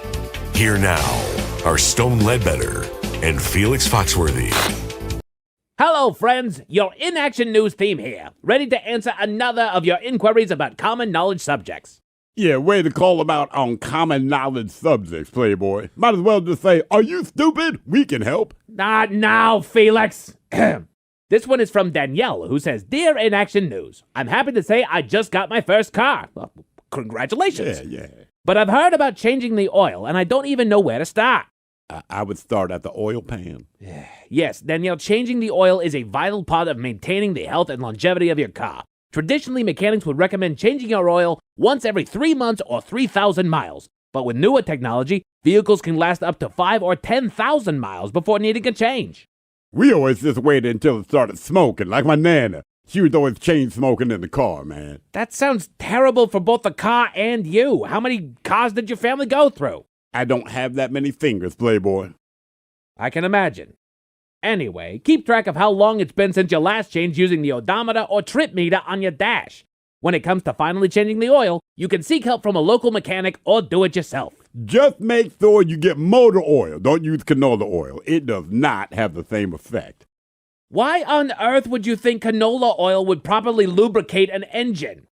Well, we didn't. But my dad worked late, and he put ballpark franks in the oil reservoir to cook on his way home. Saves time and money. You ate hot dogs cooked in an oil reservoir? Yeah, man, we call them reservoir dogs. Be sure to like and subscribe on all In Action News pages on YouTube, Facebook, Instagram, and TikTok. Hello, everyone. This has been an In Action News broadcast, a Comedia Dysfunction. Watch all In Action News videos, new and old. Room returns with Miles and Thrill. Now, let's see what's happening in the real world. All right, here we go. The story is for real about an abandoned boat in Tacoma with 50 cats on board. By the way, now 60. Meanwhile, a Florida man is arrested after $900 in avocados he had stolen and stored. AI gives a farmer advice which wipes out 25 acres of his crops. An ironic license plate for Flagstaff, Arizona cops. And a man divorces his wife in California because she won't stop feeding the vultures. It is time for your headlines. Now, it's time to hit the headlines. Here's my car. Hi, on top today we go to Flagstaff, Arizona, where officers spotted an impaired driver. They spotted a pickup truck that they had found on the freeway driving with a broken taillight. When they got to the window, officers noticed signs of impairment immediately. Luckily for all involved, the driver did admit to driving under the influence right there to make things easy. Though, the fact that he had a blood alcohol level that was twice the legal limit posed a more serious issue. He was arrested on charges of DUI, but officers couldn't help but notice the irony of his vanity license plate, which read, quote, "Drive sober, arrive alive." Okay. Jesus. Good job, buddy. They'll never sniff you out. Well, look, that said, at least he's promoting a positive message. Yes, he is. Even though he's a damn liar. Promoting horrible actions. Yeah.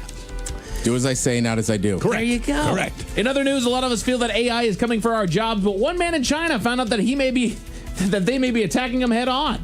A local farmer was having a bit of an issue with weeds in his crop and sought the help of an AI chatbot to find a solution. He has a sesame plantation out there. The fix was simple. Use a, quote, high-efficiency flupyrimethylene and flusulfosulfither to kill the weeds. Of course. and mix it with a thiamethoxamine. Of course. And methyl salt, which should do the trick. We all know this, right? Seeing no issue and not doing any further research, the farmer followed the recommendation to a T. But as we all know, that combination won't just kill the weeds, and didn't, but his entire 25 acres worth of crops along with it. Luckily, he went back to the same AI chatbot for an explanation as to why that was the outcome, to which it had the answer that the herbicide that he used was mainly to kill broadleaf weeds in soybean fields. But because he has sesame seedlings in his field, that classifies as a broadleaf plant, meaning it was all wiped out. Now, Mike, you put it best. You said AI gives you the question you ask is the answer that it gives you. Correct. There was a deal a while back that was, can you trust AI for financial advice or mainly investment advice? And they said yes, but the advice that you're going to get is as good as the question that you ask. Right. All right.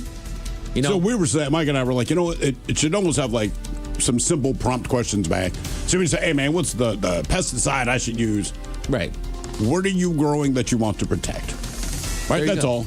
And once you type in sesame or whatever, then hopefully, anyway, it would not. It would give you a different answer. If I type in weed, how to kill weeds, it's going to say fire. That's how you kill weeds. Yeah. Right. Exactly. Right. Exactly. And if it doesn't know that I'm trying to protect other things in there. So you got to let it know. Exactly. We go to Florida where they really like avocados. A sheriff's deputy was conducting a check at a local avocado grove when they happened upon a truck at the end of a driveway that didn't belong. I told Ted that already caught me off guard. There is a sheriff's deputy that routinely makes checks, was just patrolling this area because this happens enough. I think because avocados are so expensive. Right? The deputy found the owner of the truck and had a little chat with the deputy, noticing more than 15 avocados rolling around the bed of the truck. And 4 massive black trash bags filled with more avocados sitting beside it. And 2 more bags that were found in the grove. In total, it looked like our man had gathered near $900 worth of grenades.